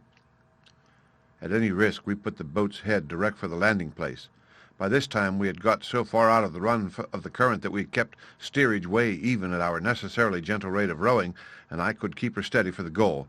But the worst of it was that with the course I now held, we turned our broadside instead of our stern to the Hispaniola and offered a target like a barn door. I could hear as well as see that brandy-faced rascal Israel Hands plumping down a round shot on the deck. "Who's the best shot?" asked the captain. "Mr. Trelawney, out and away," said I. "Mr. Trelawney, will you please pick me off one of these men, sir?" "Hands, if possible," said the captain. Trelawney was as cool as steel. He looked to the priming of his gun. "Now," cried the captain, "easy with that gun, sir, or you'll swamp the boat. All hands stand by to trim her when he aims." The squire raised his gun, the rowing ceased, and we leaned over to the other side to keep the balance, and all was so nicely contrived that we did not ship a drop. They had the gun, by this time, slewed round upon the swivel, and Hans, who was at the muzzle with the rammer, was in consequence the most exposed. However, we had no luck, for just as Trelawney fired, down he stooped, the ball whistled over him, and it was one of the other four who fell. The cry he gave was echoed not only by his companions on board, but by a great number of voices from the shore, and looking in that direction, I saw the other pirates trooping out from among the trees and tumbling into their places in the boats. "Here come the gigs, sir," said I. "Give way, then," cried the captain. "We mustn't mind if we swamp her now. If we can't get ashore, all's up." "Only one of the gigs is being manned, sir," I added. "The crew of the other most likely going round by shore to cut us off." "They'll have a hot run, sir," returned the captain. "Jack, ashore, you know. It's not them I mind, it's the round shot. Carpet bowls. My lady's maid couldn't miss. Tell us, squire, when you see the match, and we'll hold water." In the meanwhile we had been making headway at a good pace for a boat so overloaded, and we had shipped but little water in the process. We were now close in, 30 or 40 strokes, and we should beach her, for the ebb had already disclosed a narrow belt of sand below the clustering trees. The gig was no longer to be feared. The little point had already concealed it from our eyes. The ebb tide, which had so cruelly delayed us, was now making reparation and delaying our assailants. The one source of danger was the gun. "If I durst," said the captain, "I'd stop and pick off another man." But it was plain that they meant nothing should delay their shot. They had never so much as looked at their fallen comrade, though he was not dead, and I could see him trying to crawl away. "Ready!" cried the squire. "Hold!" cried the captain, quick as an echo, and he and Redruth backed with a great heave that sent her stern bodily under water. The report fell in at the same instant of time. This was the first that Jim heard, the sound of the squire's shot not having reached him. Where the ball passed, not one of us precisely knew, but I fancy it must have been over our heads, and that the wind of it may have contributed to our disaster. At any rate, the boat sank by the stern quite gently in 3 feet of water, leaving the captain and myself facing each other on our feet. The other 3 took complete headers and came up again, drenched and bubbling. So far there was no great harm, no lives were lost, and we could wade ashore in safety. But there were all our stores at the bottom, and to make things worse, only 2 guns out of 5 remained in a state for service. Mine I had snatched from my knees and held over my head by a sort of instinct. As for the captain, he had carried his over his shoulder by a bandolier, and like a wise man, lock uppermost. The other 3 had gone down with the boat. To add to our concern, we heard voices already drawing near us in the woods along shore, and we had not only the danger of being cut off from the stockade in our half-crippled state, but the fear before us whether, if Hunter and Joyce were attacked by half a dozen, they would have the sense and conduct to stand firm. Hunter was steady, that we knew. Joyce was a doubtful case, a pleasant, polite man for a valet and to brush one's clothes, but not entirely fitted for a man of war. With all this in our minds, we waded ashore as fast as we could, leaving behind us the poor jolly boat and a good half of all our powder and provisions. The end. Part 4. The Stockade. Chapter 18. Narrative continued by the Doctor. End of the first day's fighting. We made our best speed across the strip of wood that now divided us from the stockade, and at every step we took, the voices of the buccaneers rang nearer. Soon we could hear their footfalls as they ran, and the cracking of the branches as they breasted across the bit of thicket. I began to see we should have a brush for it in earnest, and looked to my priming. "Captain," said I, "Trelawney is the dead shot. Give him your gun. His own is useless." They exchanged guns, and Trelawney, silent and cool as he had been since the beginning of the bustle, hung a moment on his heel to see that all was fit for service. At the same time, observing Gray to be unarmed, I handed him my cutlass. It did all our hearts good to see him spit in his hands, knit his brows, and make the blade sing through the air. It was plain from every line of his body that our new hand was worth his salt. 40 paces farther we came to the edge of the wood and saw the stockade in front of us. We struck the enclosure about the middle of the south side, and almost at the same time 7 mutineers, Job Anderson, the boatswain at their head, appeared in full cry at the southwestern corner. They paused as if taken aback, and before they recovered, not only the squire and I, but Hunter and Joyce from the blockhouse had time to fire.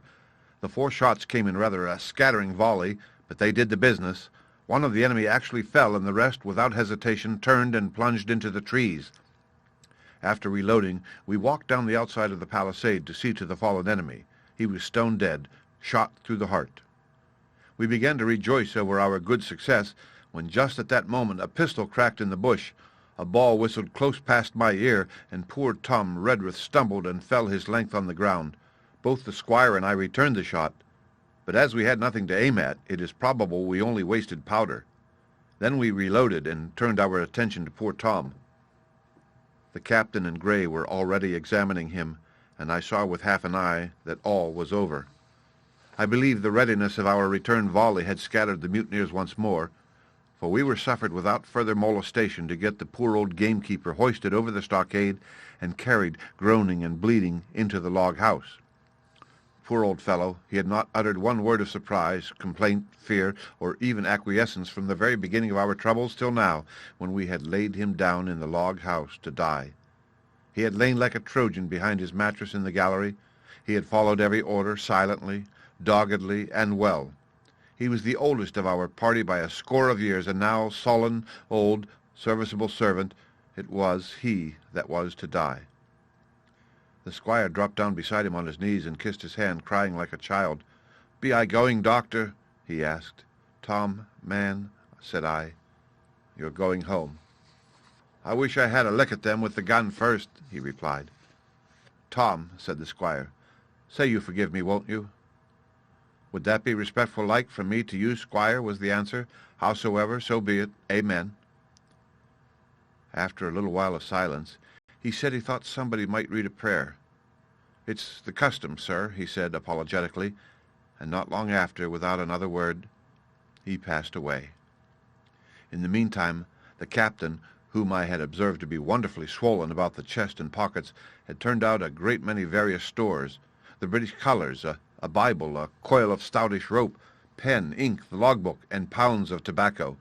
He had found a longish fir tree lying felled and trimmed in the enclosure, and with the help of Hunter, he had set it up in the corner of the log house where the trunks crossed and made an angle. Then, climbing on the roof, he had with his own hand bent and run up the colours. This seemed mightily to relieve him. He re-entered the log house and set about counting up the stores as if nothing else existed. But he had an eye on Tom's passage for all that, and as soon as all was over, came forward with another flag and reverently spread it on the body. "Don't you take on, sir," he said, shaking the squire's hand. "All's well with him. No fear for a hand that's been shot down in his duty to captain and owner. It mayn't be good divinity, but it's a fact." Then he pulled me aside. "Dr. Livesey," he said, "in how many weeks do you and Squire expect the consort?" I told him it was a question not of weeks, but of months, that if we were not back by the end of August, Blandley was to send to find us, but neither sooner nor later. "You can calculate it for yourself," I said. "Why, yes," returned the captain, scratching his head and making a large allowance, sir, for all the gifts of Providence. "I should say we were pretty close hauled." "How do you mean?" I asked. "It's a pity, sir, we lost that second load, that's what I mean," replied the captain. "As for powder and shot, we'll do. But the rations are short, very short. So short, Dr. Livesey, that we're perhaps as well without that extra mouth," and he pointed to the dead body under the flag. Just then, with a roar and a whistle, a round shot passed high above the roof of the log house and plumped far beyond us in the wood. "Ho, ho!" said the captain. "Blaze away! You've little enough powder already, my lads." At the second trial the aim was better, and the ball descended inside the stockade, scattering a cloud of sand, but doing no further damage. "Captain," said the squire, "the house is quite invisible from the ship. It must be the flag they are aiming at. Would it not be wiser to take it in?" "Strike my colours?" cried the captain. "No, sir, not I." And as soon as he had said the words, I think we all agreed with him. For it was not only a piece of stout, seamanly good feeling, it was good policy besides, and showed our enemies that we despised their cannonade. All through the evening they kept thundering away. Ball after ball flew over or fell short or kicked up sand in the enclosure, but they had to fire so high that the shot fell dead and buried itself in the soft sand. We had no ricochet to fear, and though one popped in through the roof of the log house and out again through the floor, we soon got used to that sort of horseplay and minded it no more than cricket. "There is one good thing about all this," observed the captain. "The wood in front of us is likely clear. The ebb has made a good while. Our stores should be uncovered. Volunteers to go and bring in pork." Gray and Hunter were the first to come forward. Well armed, they stole out of the stockade, but it proved a useless mission.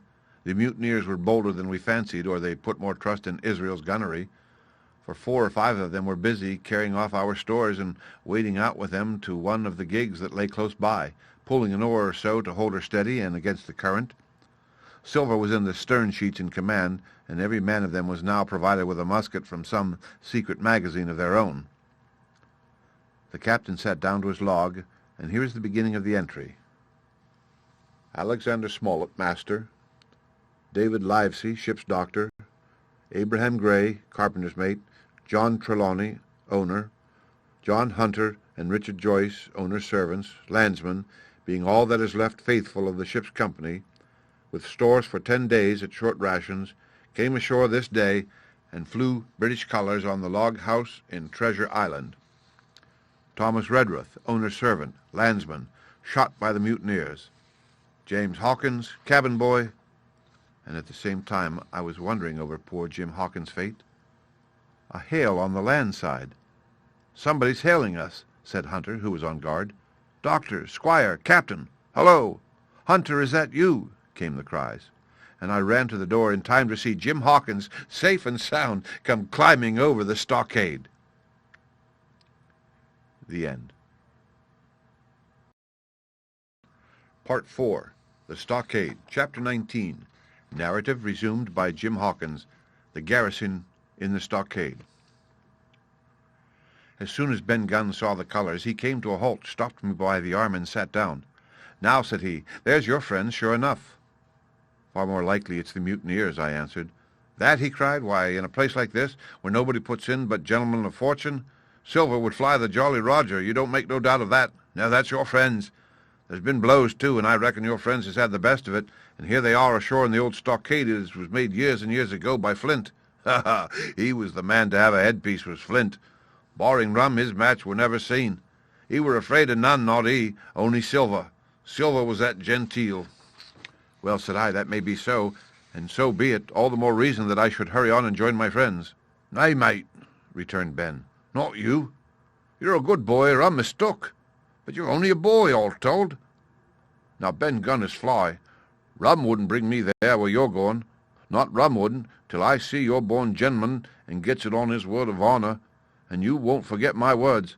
A precious sight, that's what you'll say, a precious sight more confidence, and then nips him." And he pinched me the 3rd time with the same air of cleverness. "And when Ben Gunn is wanted, you know where to find him, Jim, just where you found him today, and him that comes is to have a white thing in his hand, and he's to come alone. Oh, and you'll say this, Ben Gunn says you has reasons of his own." "Well," said I believe I understand. You have something to propose, and you wish to see the squire or the doctor, and you're to be found where I found you. Is that all?" "And when, says you?" he added. "Why, from about noon, observation, till about 6 bells. "Good," said I. "And now may I go?" "You won't forget?" he inquired anxiously. "Precious sight and reasons of his own, says you. Reasons of his own, that's the mainstay as between man and man. Well, then, still holding me. I reckon you can go, Jim. And, Jim, if you was to see Silver, you wouldn't go for to sell Ben Gunn? Wild horses couldn't draw it from you, no, says you? And if them pirates camp ashore, Jim, what would you say but there'd be widers in the morning?" Here he was, interrupted by a loud report, and a cannonball came tearing through the trees and pitched in the sand not 100 yards from where we two were talking. The next moment each of us had taken to his heels in a different direction. For a good hour to come, frequent reports shook the island, and balls kept crashing through the woods. I moved from hiding place to hiding place, always pursued, or so it seemed to me, by these terrifying missiles. But toward the ends of the bombardment, though still I durst not venture in the direction of the stockade where the balls fell oftenest, I had begun in a manner to pluck up my heart again, and after a long detour to the east crept down among the shoreside trees. The sun had just set. The sea breeze was rustling and tumbling in the woods and ruffling the grey surface of the anchorage. The tide, too, was far out, and great tracts of sand lay uncovered. The air, after the heat of the day, chilled me through my jacket. The Hispaniola still lay where she had anchored, but sure enough there was the Jolly Roger, the black flag of piracy flying from her peak. Even as I looked, there came another red flash and another report that sent the echoes clattering, and one more round shot whistled through the air. It was the last of the cannonade. I lay for some time watching the bustle which succeeded the attack. Men were demolishing something with axes on the beach near the stockade. The poor jolly boat, I afterwards discovered. Away near the mouth of the river a great fire was glowing among the trees, and between that point and the ship one of the gigs kept coming and going, the men whom I had seen so gloomy shouting at the oars like children, but there was a sound in their voices which suggested rum. At length I thought I might return towards the stockade.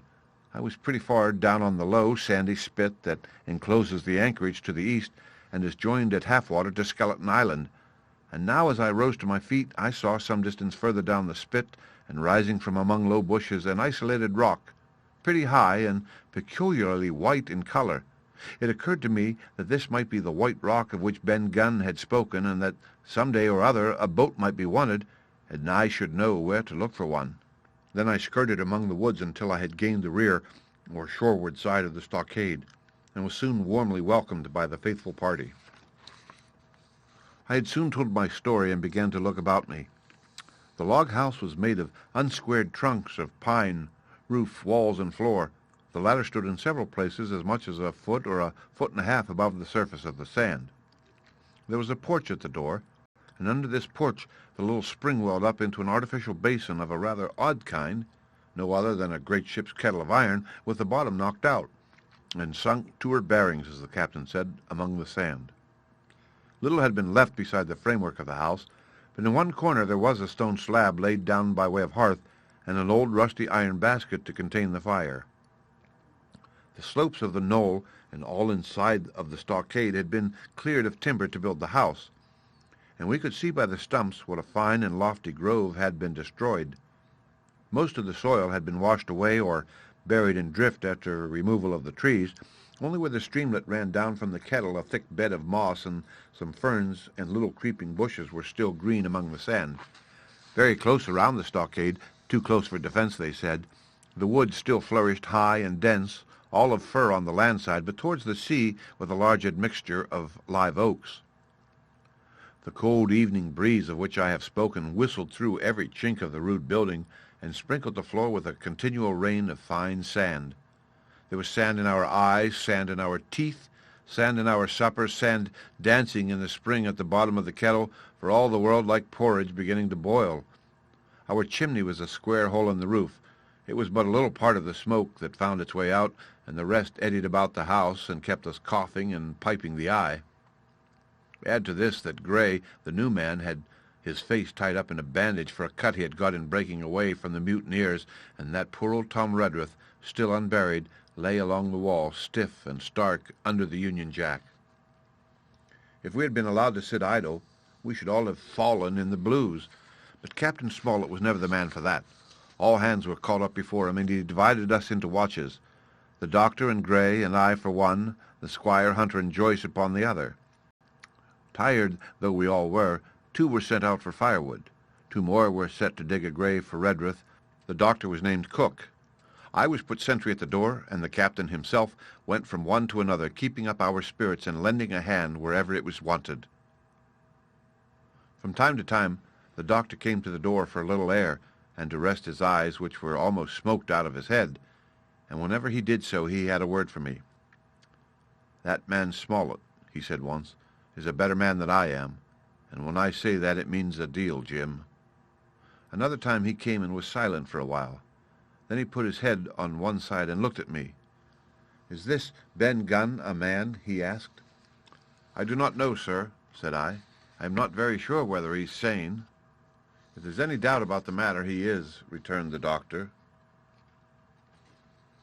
"A man who has been 3 years biting his nails on a desert island, Jim, can't expect to appear as sane as you or me. It doesn't lie in human nature. Was it cheese you said he had a fancy for?" "Yes, sir, cheese," I answered. "Well, Jim," says he, "just see the good that comes of being dainty in your food. You've seen my snuff box, haven't you? And you never saw me take snuff, the reason being that in my snuff box I carry a piece of Parmesan cheese, a cheese made in Italy, very nutritious. Well, that's for Ben Gunn." Before supper was eaten, we buried old Tom in the sand and stood around him for a while bareheaded in the breeze.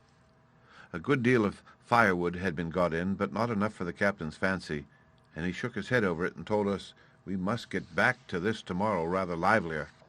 Then, when we had eaten our pork and each had a good stiff glass of brandy grog, the three chiefs got together in a corner to discuss our prospects. It appears they were at their wits' end what to do, the stores being so low that we must have been starved into surrender long before help came.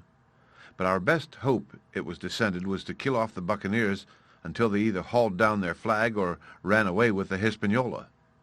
From 19 they were already reduced to 15.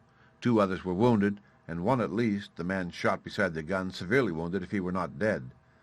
Every time we had a crack at them, we were to take it, saving our own lives with the extremest care. And besides that, we had 2 able allies, rum and the climate. As for the first, though, we were about a half a mile away. We could hear them roaring and singing late into the night. And as for the second, the doctor staked his wig that, camped where they were in the marsh and unprovided with remedies, the half of them would be on their backs before a week. So he added, if we are not all shot down first, they'll be glad to be packing in the schooner. It's always a ship, and they can get to buccaneering again, I suppose. "First ship that I ever lost," said Captain Smollett. "I was dead tired, as you might fancy, and when I got to sleep, which was not till after a great deal of tossing, I slept like a log of wood." The rest had long been up and had already breakfasted and increased the pile of firewood by about half as much again when I was wakened by a bustle and the sound of voices. "Flag of truce," I heard someone say, and then, immediately after, with a cry of surprise, "Silver himself!" And at that, up I jumped and, rubbing my eyes, ran to a loophole in the wall.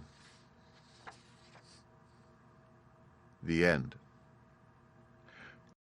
Part 4. The Stockade. Chapter 20. Silver's Embassy. Sure enough, there were 2 men just outside the stockade, one of them waving a white cloth, the other no less a person than Silver himself standing placidly by.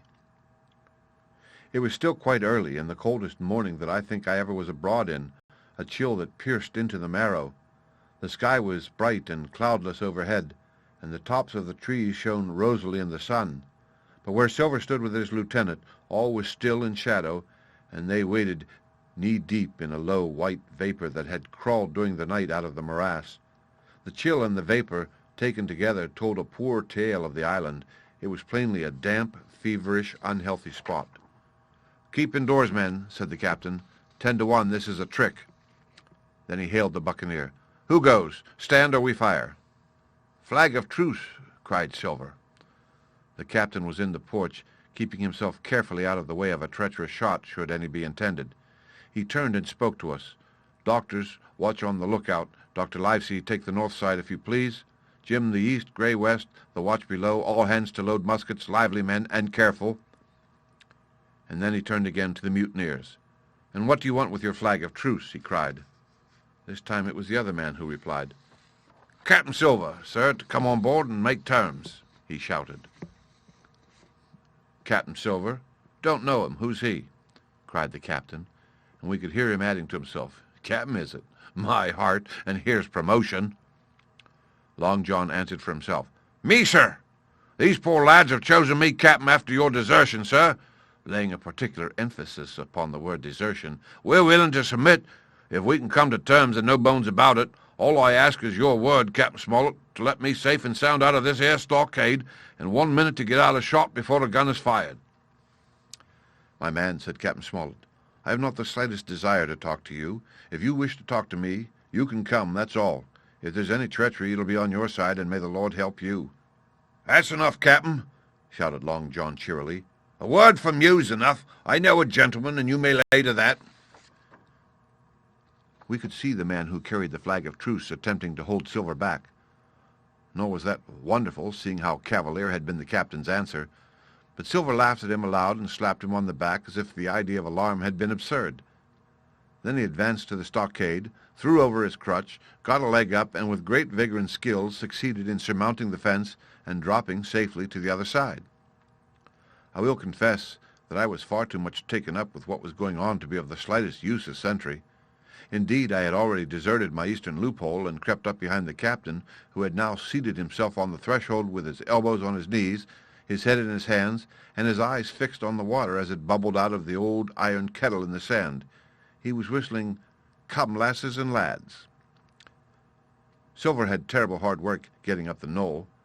What with the steepness of the incline, the thick tree stumps, and the soft sand, he and his crutch were as helpless as a ship in stays.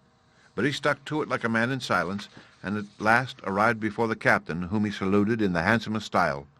He was tricked out in his best, an immense blue coat, thick with brass buttons, hung as low as to his knees, and a fine laced hat was set on the back of his head. "Here you are, my man," said the captain, raising his head. "You had better sit down." "You ain't going to let me inside, Captain?" complained Long John. "It's a main cold morning, to be sure, sir, to sit outside upon the sand." "Why, Silver," said the captain, "if you had pleased to be an honest man, you might have been sitting in your galley. It's your own doing. You're either my ship's cook, and then you were treated handsome, or Captain Silver, a common mutineer and pirate, and then you can go hang." "Well, well, Captain," returned the sea cook, sitting down as he was bidden on the sand, "you'll have to give me a hand up again, that's all. A sweet, pretty place you have of it here. Ah, there's Jim. The top of the morning to you, Jim. Doctor, here's my service. Why, there you all are together like a happy family in a manner of speaking." "If you have anything to say, my man, better say it," said the captain. "Right you were, Captain Smollett," replied Silver. "Duty is duty, to be sure. Well, now, you look here, that was a good lay of yours last night. I don't deny it was a good lay. Some of you pretty handy with the hand-spiking, and I'll not deny neither but what some of my people was shook.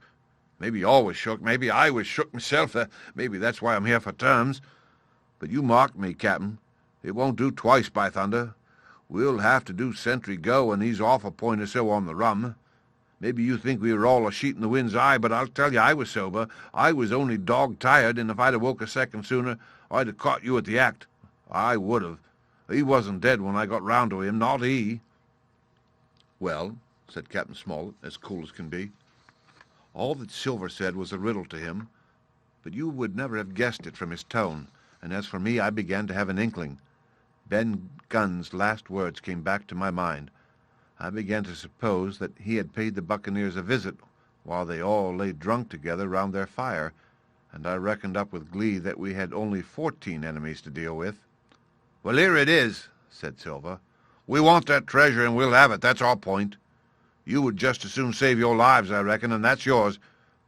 You have a charter, haven't you?" "That's as may be," replied the captain. "Ah, well, you have, I know that," returned Long John. "You needn't be so husky with a man. There ain't a particle of service in that, and you may lay to it. What I mean is, we want your chart. Now, I never meant you no harm myself." "That won't do with me, my man," interrupted the captain. "We know exactly what you meant to do, and we don't care, for now, you see, you can't do it." And the captain looked at him calmly and proceeded to fill a pipe. "If Abe Gray—" Silver broke out. "Avast there!" cried Mr. Smollett. "Gray told me nothing, and I asked him nothing, and what's more, I would see you and him and this whole island blown clean out of the water to blazes first. So there's my mind for you, my man, on that." This little whiff of temper seemed to cool Silver down. He had been growing nettled before, but now he pulled himself together. "Like enough," said he. "I would set no limits to what gentlemen might consider ship-shape or not, as the case were, and seeing as how you're about to take a pipe, Captain, I'll make so free as to do likewise." And he filled a pipe and lighted it, and the two men sat silently smoking for quite a while, now looking each other in the face, now stopping their tobacco, now leaning forward to spit. It was as good as the play to see them. "Now," resumed Silver, "here it is. You give us the chart to get the treasure by, and drop shooting poor seamen and stoving of their heads in while asleep. You do that, and we'll offer you a choice. Either you come aboard along of us once the treasure shipped, and then I'll give you my affidavy upon my word of honor to clap you somewhere safe ashore. Or if it ain't to your fancy, some of my hands being rough and having old scores on account of hazing, then you can stay here, you can. We'll divide stores with you man for man, and I'll give you my affidavy as before to speak the first ship I sight and send 'em here to pick you up. Now, you'll own that stocking. Handsomer you couldn't look to get, now you.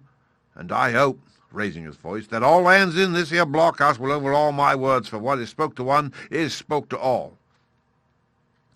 Captain Smollett rose from his seat and knocked out the ashes of his pipe in the palm of his left hand. "Is that all?" he asked.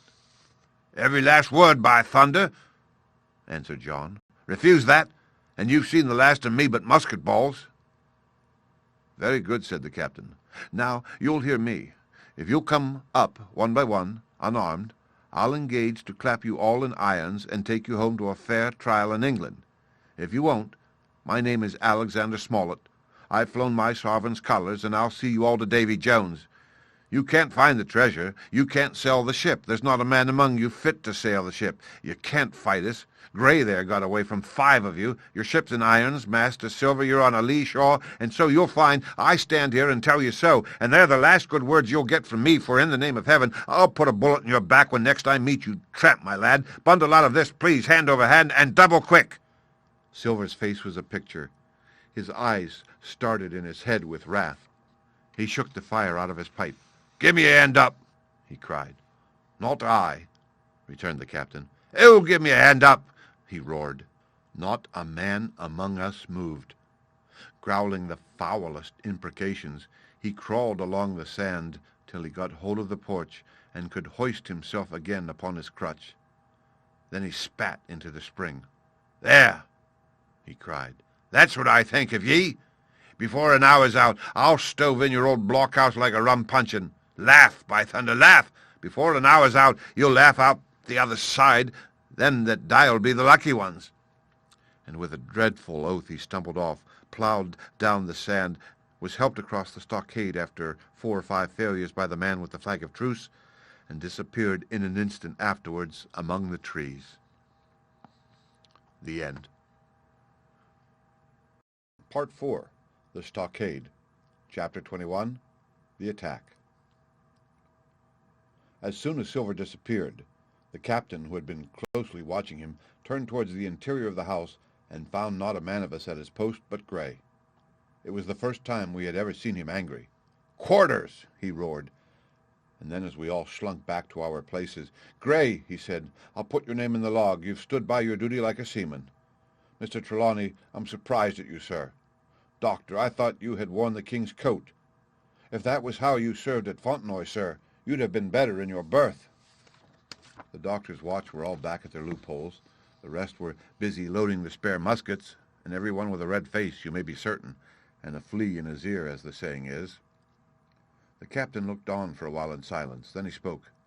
"My lads," said he, "I've given Silver a broadside. I pitched it in red hot on purpose, and before the hour's out, as he said, we shall be boarded. We're outnumbered, I needn't tell you that, but we fight in shelter, and a minute ago I should have said we fought with discipline.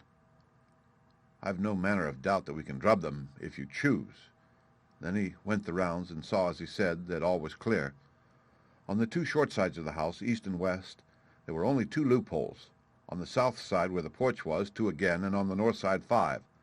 There was a round score of muskets for the 7 of us. The firewood had been built into 4 piles, tables, you might say, one about the middle of each side, and on each of these tables some ammunition, and 4 loaded muskets were laid ready to the hand of the defenders. In the middle, the cutlasses lay ranged. "Toss out the fire," said the captain. "The chill is past, and we mustn't have smoke in our eyes." The iron basket was carried bodily out by Mr. Trelawney, and the embers smothered among sand. "Hawkins hasn't had his breakfast. Hawkins, help yourself, and back to your post to eat it," continued Captain Smollett. Lively now, my lad. You want it before you've done. Hunter, serve out a round of brandy to all hands." And while this was going on, the captain completed in his own mind the plan of the defense. "Doctor, you will take the door," he resumed. "See, and don't expose yourself. Keep within and fire through the porch. Hunter, take the east side. There. Joyce, you stand by the west, my man. Mr. Trelawney, you are the best shot. You and Gray will take this long north side with the 5 loopholes. It's there the danger is. If they can get up to it and fire in upon us through our own ports, things would begin to look dirty. Hawkins, neither you nor I are much account at the shooting. We'll stand by to load and bear a hand." As the captain had said, the chill was past. As soon as the sun had climbed above our girdle of trees, it fell with all its force upon the clearing and drank up the vapors at a draught. Soon the sand was baking, and the resin melting in the logs of the block house. Jackets and coats were flung aside, shirts thrown open at the neck and rolled up to the shoulders, and we stood there, each at his post, in a fever of heat and anxiety. An hour passed away. "Hang them," said the captain. "This is as dull as the doldrums. Gray, whistle for a wind." And just at that moment came the first news of the attack. "If you please, sir," said Joyce, "if I see anyone, am I to fire?" "I told you so," cried the captain. "Thank you, sir," returned Joyce, with the same quiet civility. Nothing followed for a time, but the remark had set us all on the alert. Straining ears and eyes, the musketeers with their pieces balanced in their hands, the captain out in the middle of the blockhouse with his mouth very tight and a frown on his face. So some seconds passed, till suddenly Joyce whipped up his musket and fired. The report had scarcely died away ere it was repeated and repeated from without in a scattering volley, shot behind shot, like a string of geese from every side of the enclosure. Several bullets struck the log house, but not one entered, and as the smoke cleared away and vanished, the stockade and the woods around it looked as quiet and empty as before. Not a bough waved, not the gleam of a musket barrel betrayed the presence of our foes. "Did you hit your man?" asked the captain. "No, sir," replied Joyce. "I believe not, sir." "Next best thing to tell the truth," muttered Captain Smollett. "Load his gun, Hawkins. How many should say there were on your side, Doctor?" "I know precisely," said Dr. Livesey. 3 shots were fired on this side. I saw the 3 flashes, 2 close together, 1 further to the west." "3," repeated the captain. "And how many on yours, Mr. Trelawney?" But this was not so easily answered. There had come from the north 7 by the squire's computation, 8 or 9 according to Gray. From the east and west only a single shot had been fired. It was plain, therefore, that the attack would be developed from the north, and that on the other 3 sides we were only to be annoyed by a show of hostilities. But Captain Smollett made no change in his arrangement. If the mutineers succeeded in crossing the stockade, he argued they would take possession of any unprotected loophole and shoot us down like rats in our own stronghold. Nor had we much time left to us for thought. Suddenly, with a loud huzzah, a little cloud of pirates leaped from the woods on the north side and ran straight on the stockade. At the same moment, the fire was once more opened from the woods, and a rifle ball sang through the doorway and knocked the doctor's musket into bits. The boarders swarmed over the fence like monkeys. Squire and Gray fired again and yet again. 3 men fell, 1 forwards into the enclosure, 2 back on the outside. But of these, 1 was evidently more frightened than hurt, for he was on his feet again in a crack and instantly disappeared among the trees. 2 had bit the dust, 1 had fled, 4 had made good their footing inside our defenses, while from the shelter of the woods 7 or 8 men, each evidently supplied with several muskets, kept up a hot though useless fire on the log house. The 4 who had boarded made straight before them for the building, shouting as they ran, and the men among the trees shouted back to encourage them. Several shots were fired, but such was the hurry of the marksmen that not one appears to have taken effect. In a moment the 4 pirates had swarmed up the mound and were upon us. The head of Job Anderson, the boatswain, appeared at the middle loophole. "At him, all hands! All hands!" he roared in a voice of thunder. At the same moment another pirate grasped Hunter's musket by the muzzle, wrenched it from his hands, plucked it through the loophole, and with one stunning blow laid the poor fellow senseless on the floor. Meanwhile, a third, running unharmed all around the house, appeared suddenly in the doorway and fell with his cutlass on the doctor. Our position was utterly reversed. A moment since we were firing under cover at an exposed enemy. Now it was we who lay uncovered and could not deliver a blow. The log house was full of smoke, to which we owed our comparative safety. Cries and confusion, the flashes and reports of pistol shots, and one loud groan rang in my ears. "Out, lads, out and fight him in the open! Cutlasses!" cried the captain. I snatched a cutlass from the pile, and someone at the same time snatching another gave me a cut across the knuckles, which I hardly felt. I dashed out of the door into the clear sunlight. Someone was close behind, I knew not whom. Right in front, the doctor was pursuing his assailant down the hill, and just as my eyes fell upon him, beat down his guard and sent him sprawling on his back with a great slash across the face. "Round the house, lads, round the house!" cried the captain, and even in the hurly-burly I perceived a change in his voice. Mechanically I obeyed, turned eastwards, and with my cutlass raised ran around the corner of the house. Next moment I was face to face with Anderson. He roared aloud, and his hanger went up above his head, flashing in the sunlight.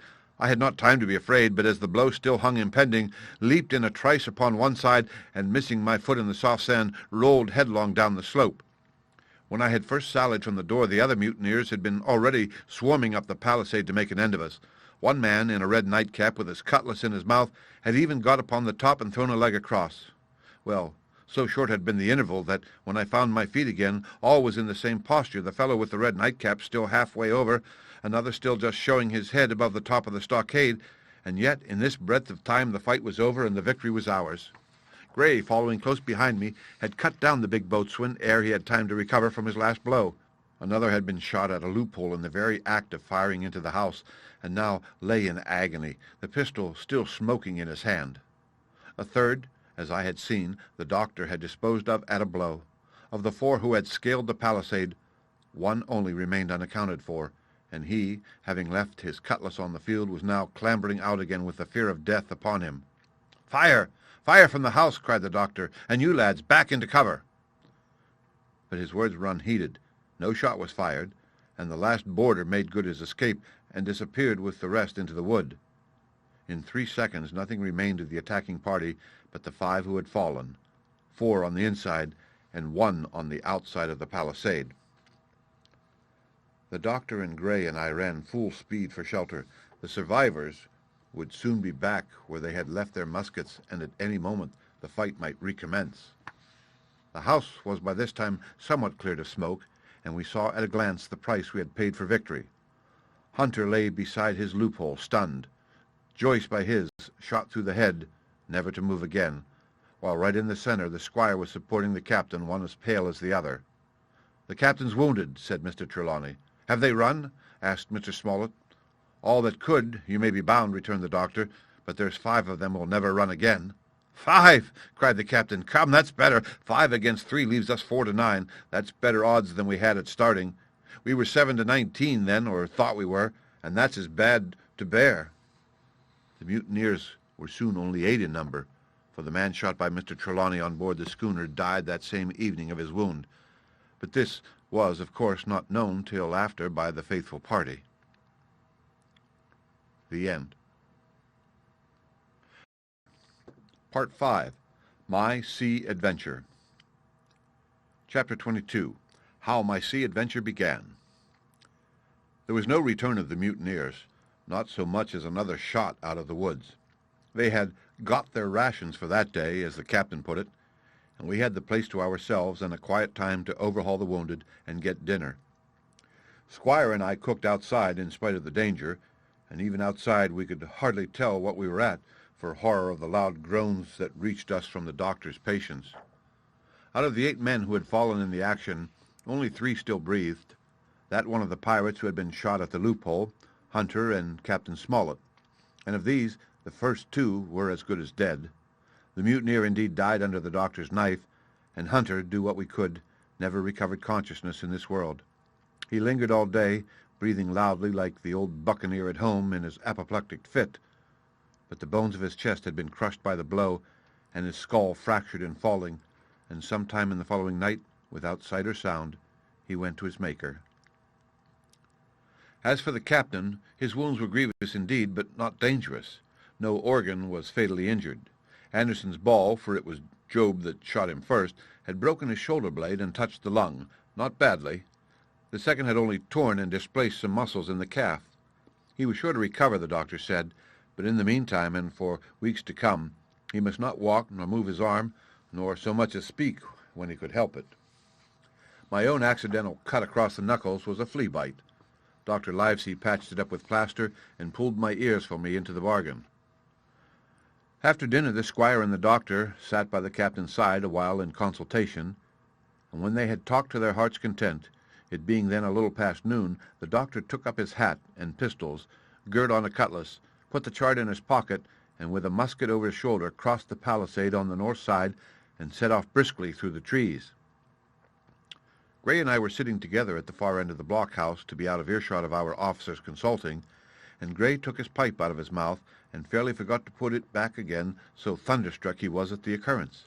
"Why, in the name of Davy Jones," said he, "is Dr. Livesey mad?" "Why, no," says I.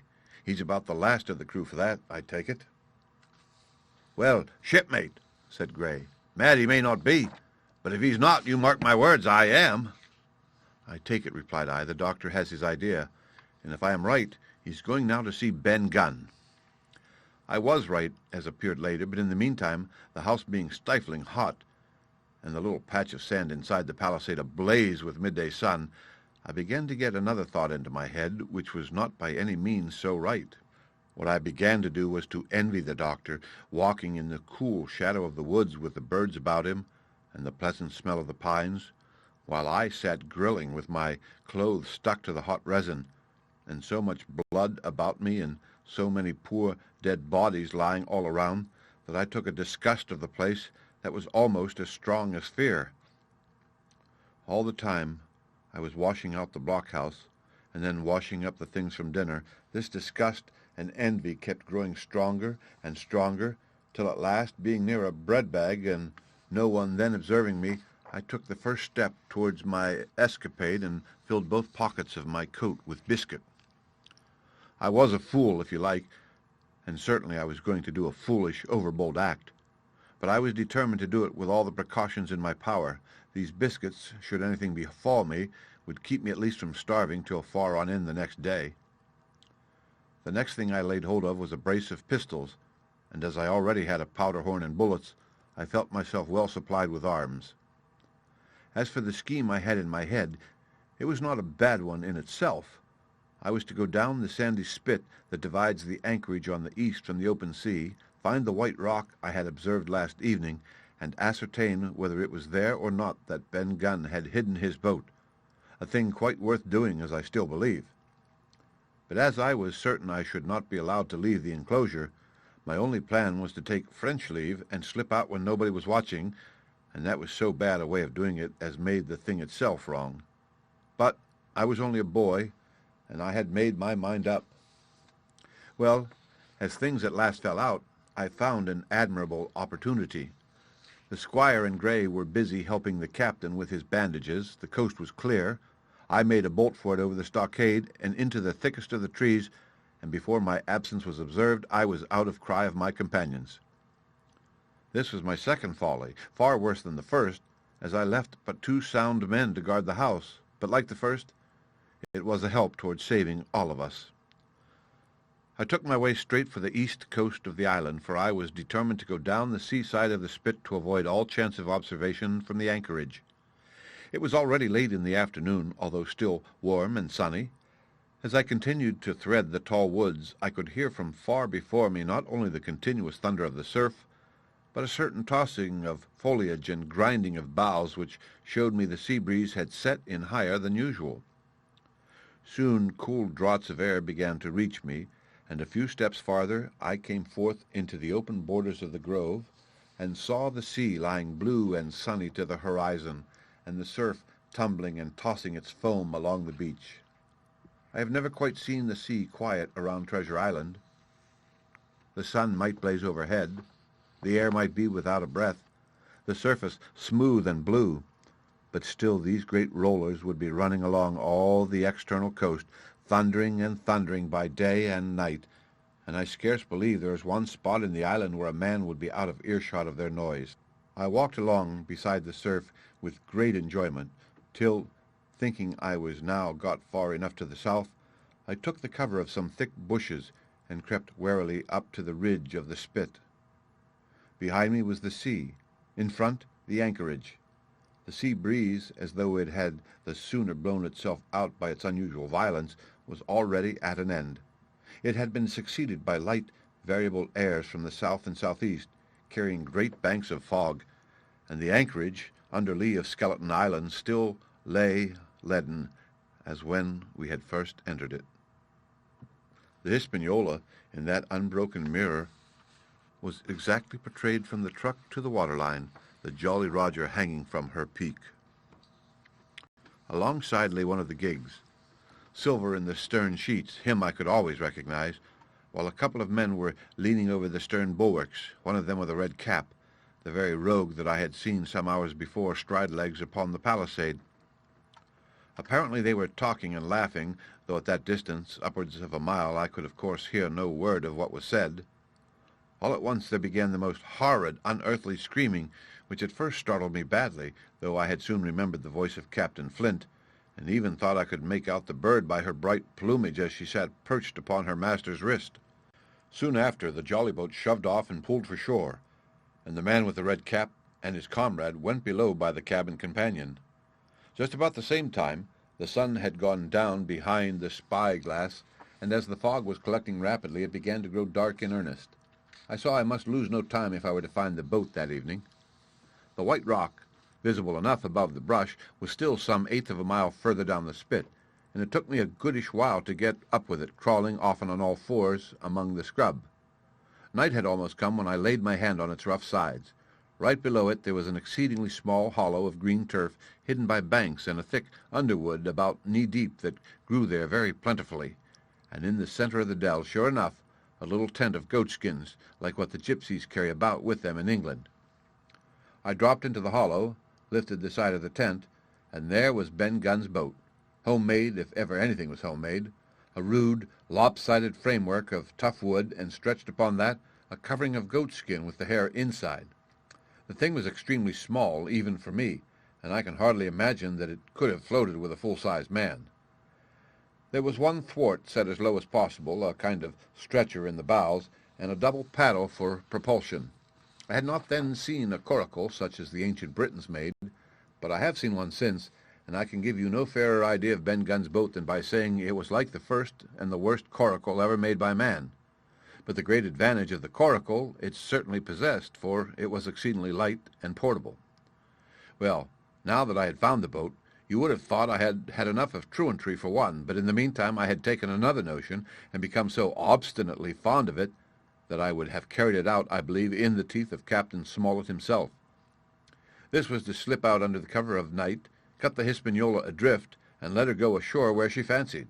I had quite made up my mind that the mutineers, after their repulse of the morning, had nothing nearer their hearts than to up anchor and away to sea. This I thought would be a fine thing to prevent, and now that I had seen how they left their watchman unprovided with a boat, I thought it might be done with little risk. Down I sat to wait for darkness, and made a hearty meal of biscuit. It was a night out of 10,000 for my purpose. The fog had now buried all heaven. As the last rays of daylight dwindled and disappeared, absolute blackness settled down on Treasure Island, and when at last I shouldered the coracle and groped my way stumblingly out of the hollow where I had supped, there were but 2 points visible on the whole anchorage. One was the great fire on shore by which the defeated pirates lay carousing in the swamp. The other, a mere blur of light upon the darkness, indicating the position of the anchored ship. She had swung round to the ebb. Her bow was now towards me. The only lights on board were in the cabin, and what I saw was merely a reflection on the fog of the strong rays that flowed from the stern window. The ebb had already run some time, and I had to wade through a long belt of swampy sand where I sank several times above the ankle before I came to the edge of the retreating water, and wading a little way in, with some strength and dexterity, set my coracle keel downwards on the surface. The end. Part 5. My Sea Adventure. Chapter 23. The Ebb Tide Runs. The coracle, as I had ample reason to know before I was done with her, was a very safe boat for a person of my height and weight, both buoyant and clever in a seaway, but she was the most cross-grained, lopsided craft to manage. Do as you pleased, she always made more leeway than anything else, and turning round and round was the maneuver she was best at. Even Ben Gunn himself has admitted that she was queer to handle till you knew her way. Certainly I did not know her way. She turned in every direction but the one I was bound to go. The most part of the time we were broadside on, and I am very sure I never should have made the ship at all but for the tide. By good fortune, paddle as I pleased, the tide was still sweeping me down, and there lay the Hispaniola, right in the fairway, hardly to be missed.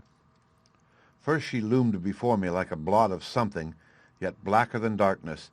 Then her spars and hull began to take shape, and the next moment, as it seemed, for the farther I went, the brisker grew the current of the ebb, I was alongside of her hawser and had laid hold. The hawser was as taut as a bowstring, and the current so strong she pulled upon her anchor. All around the hull, in the blackness, the rippling current bubbled and chattered like a little mountain stream. One cut with my sea gully, and the Hispaniola would go humming down the tide. So far so good, but it next occurred to my recollection that a taut hawser suddenly cut is a thing as dangerous as a kicking horse. 10 to 1, if I were so foolhardy as to cut the Hispaniola from her anchor, I and the coracle would be knocked clean out of the water. This brought me to a full stop, and if fortune had not again particularly favored me, I should have had to abandon my design. But the light airs which had begun blowing from the southeast and south had hauled round after nightfall into the southwest. Just while I was meditating, a puff came, caught the Hispaniola, and forced her up into the current, and to my great joy I felt the hawser slacken in my grasp, and the hand by which I held it dip for a second under water. With that, I made my mind up, took out my gully, opened it with my teeth, and cut one strand after another, till the vessel swung only by 2. Then I lay quiet, waiting to sever these last when the strain should be once more lightened by a breath of wind. All this time I had heard the sound of loud voices from the cabin, but to say truth, my mind had been so entirely taken up with other thoughts that I had scarcely given ear. Now, however, when I had nothing else to do, I began to pay more heed. One I recognized for the coxswain's, Israel Hands, that had been Flint's gunner in former days. The other was, of course, my friend of the red nightcap.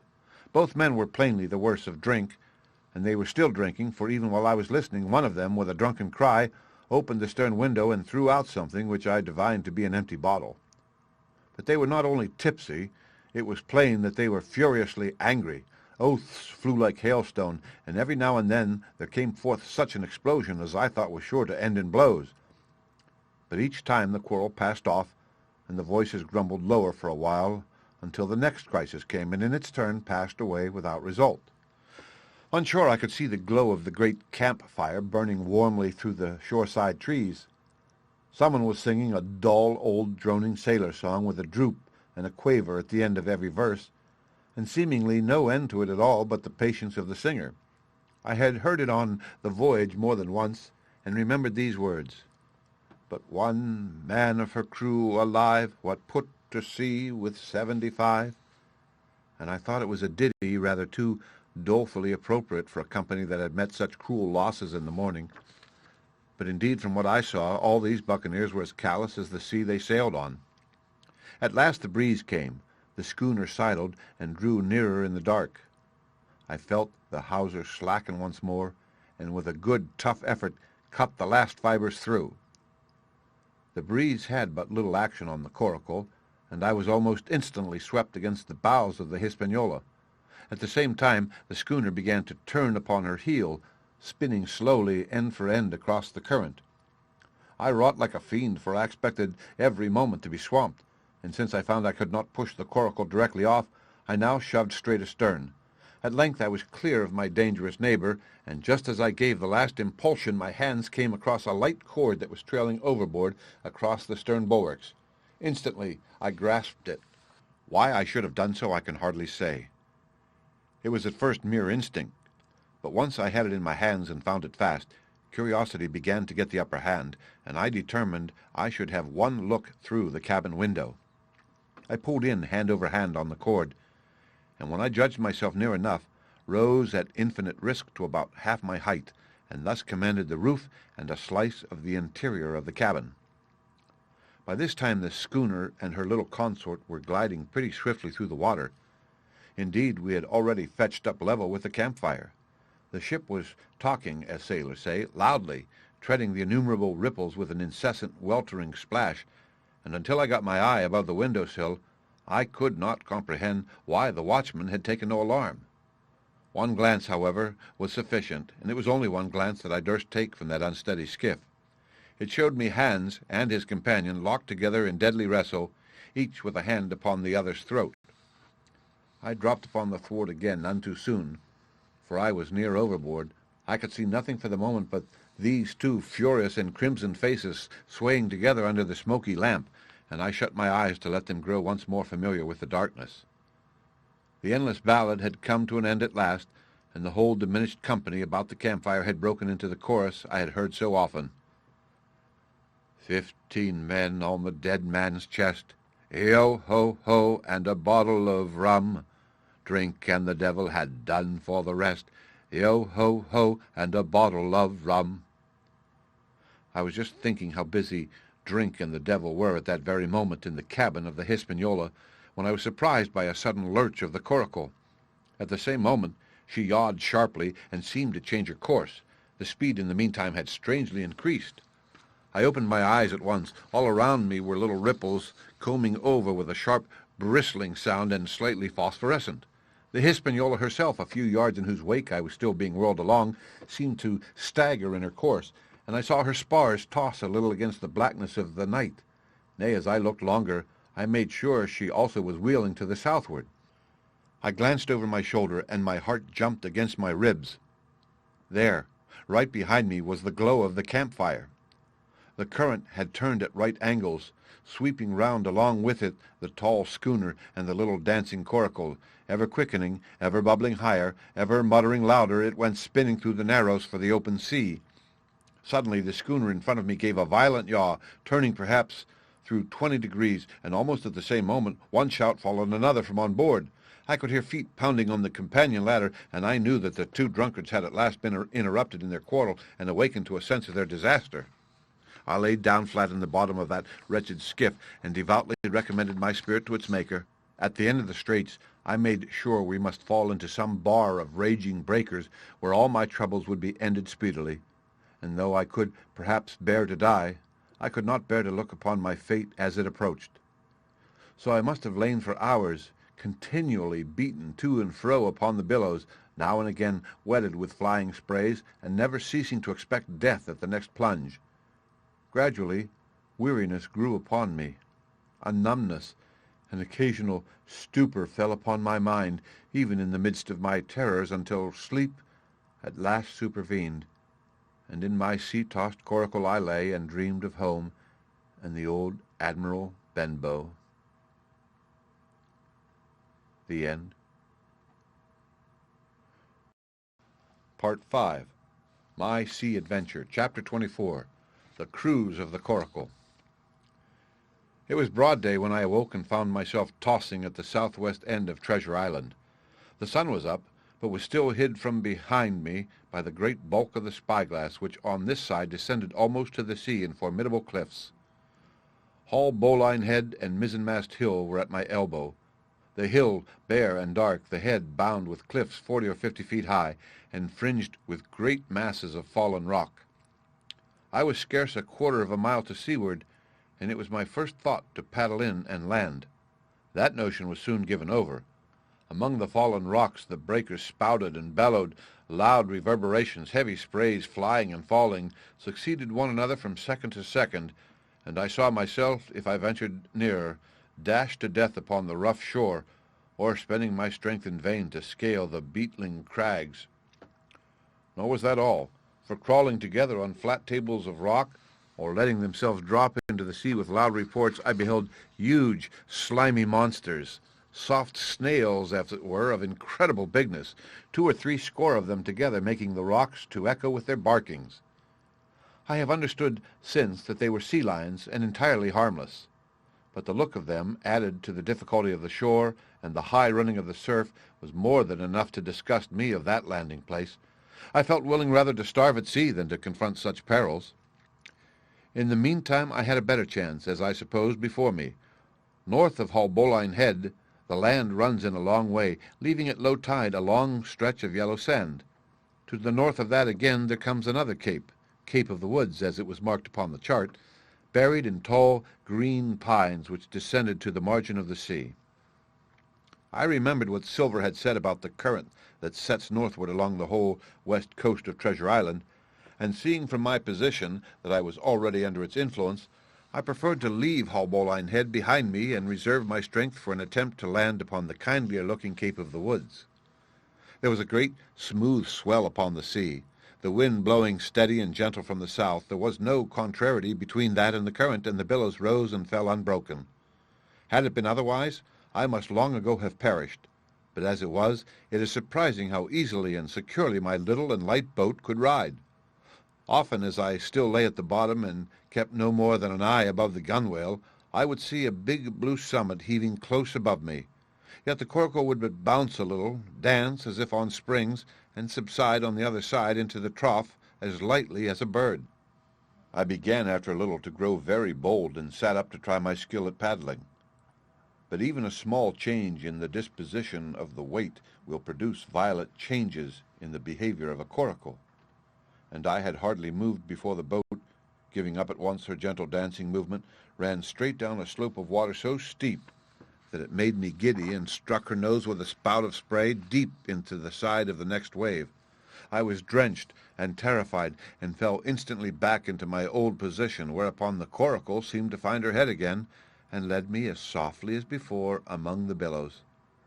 It was plain she was not to be interfered with, and at that rate, since I could in no way influence her course, what hope had I left of reaching land? I began to be horribly frightened, but I kept my head for all that. First, moving with all care, I gradually bailed out the coracle with my sea-cap. Then, getting my eye once more above the gunwale, I set myself to study how it was she managed to slip so quietly through the rollers. I found each wave, instead of the big, smooth, glossy mountain it looks from shore or from a vessel's deck, was for all the world like any range of hills on dry land, full of peaks and smooth places and valleys. The coracle, left to herself, turning from side to side, threaded, so to speak, her way through these lower parts, and avoided the steep slopes and higher toppling summits of the wave.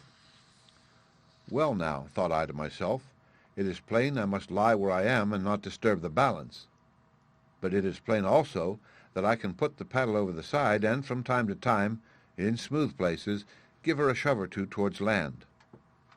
No sooner thought upon than done. There I lay upon my elbows in the most trying attitude, and every now and again gave a weak stroke or two to turn her head to shore. It was very tiring and slow work, yet I did visibly gain ground, and as we drew near the Cape of the Woods, though I saw I must infallibly miss that point, I had still made some 100 yards of easting. I was indeed close in. I could see the cool, green tree-tops swaying together in the breeze, and I felt sure I should make the next promontory without fail. It was high time, for I now began to be tortured with thirst. The glow of the sun from above, its thousandfold reflection from the waves, the sea-water that fell and dried upon me, caking my very lips with salt, combined to make my throat burn and my brain ache.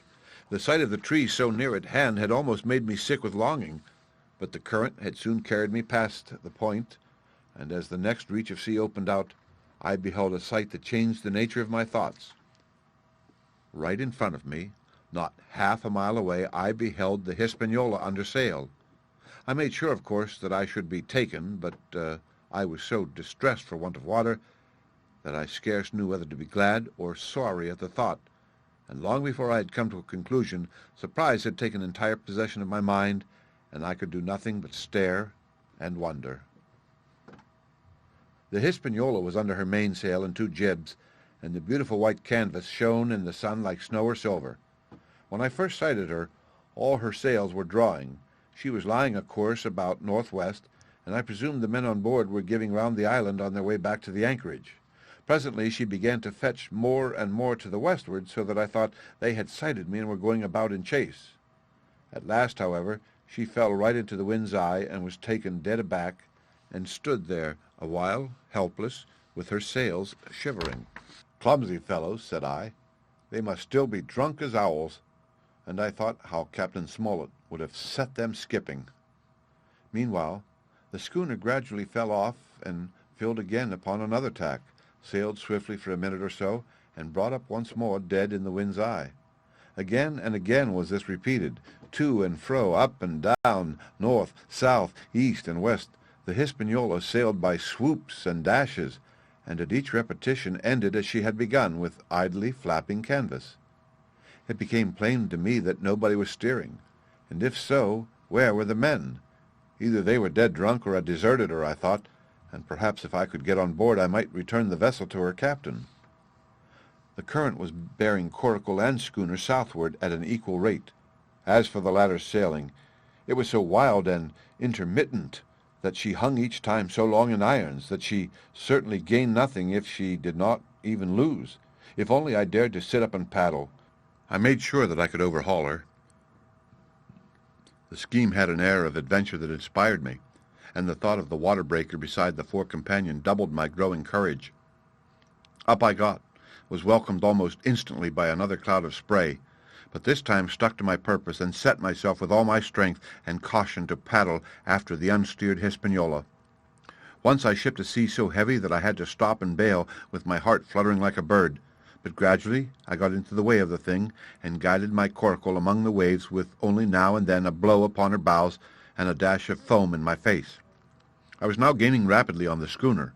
I could see the brass glisten on the tiller as it banged about, and still no soul appeared upon her decks. I could not choose but suppose she was deserted. If not, the men were lying drunk below, where I might batten them down, perhaps, and do what I chose with the ship. For some time she had been doing the worst thing possible for me, standing still. She headed nearly due south, yawing, of course, all the time. Each time she fell off, her sails partly filled, and these brought her in a moment right to the wind again. I have said that this was the worst possible thing for me, for helpless as she looked in this situation, with the canvas cracking like cannon and the blocks trundling and banging on the deck, she still continued to run away from me, not only with the speed of the current, but by the whole amount of her leeway, which was naturally great. But now at last I had my chance. The breeze fell for some seconds very low, and the current gradually turning her, the Hispaniola, revolved slowly round her center, and at last presented me her stern, with the cabin window still gaping open, and the lamp over the table still burning on into the day. The mainsail hung drooped like a banner. She was stock still but for the current. For the last little while I had even lost, but now, redoubling my efforts, I began once more to overhaul the chase. I was not 100 yards from her when the wind came again in a clap. She filled on the port tack and was off again, stooping and skimming like a swallow. My first impulse was one of despair, but my second was towards joy. Round she came till she was broadside onto me, round still till she had covered a half and then 2/3 and then 3/4 of the distance that separated us. I could see the waves boiling white under her forefoot. Immensely tall, she looked to me from my low station in the coracle, and then of a sudden I began to comprehend. I had scarce time to think, scarce time to act and save myself. I was on the summit of one swell when the schooner came stooping over the next. The bowsprit was over my head. I sprang to my feet and leaped, stamping the coracle under water. With one hand I caught the jib boom, while my foot was lodged between the stay and the brace, and as I still clung there panting, a dull blow told me that the schooner had charged down upon and struck the coracle, and that I was left without retreat on the Hispaniola. The end. Part 5. My Sea Adventure. Chapter 25. I Strike the Jolly Roger. I had scarce gained a position on the bowsprit when the flying jib flapped and filled upon the other tack with a report like a gun.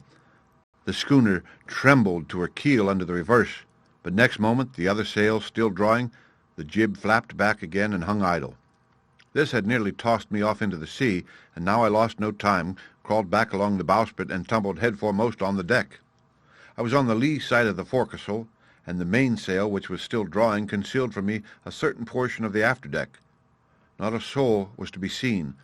The planks, which had not been swabbed since the mutiny, bore the print of many feet, and an empty bottle, broken by the neck, tumbled to and fro like a live thing in the scuppers. Suddenly, the Hispaniola came right into the wind.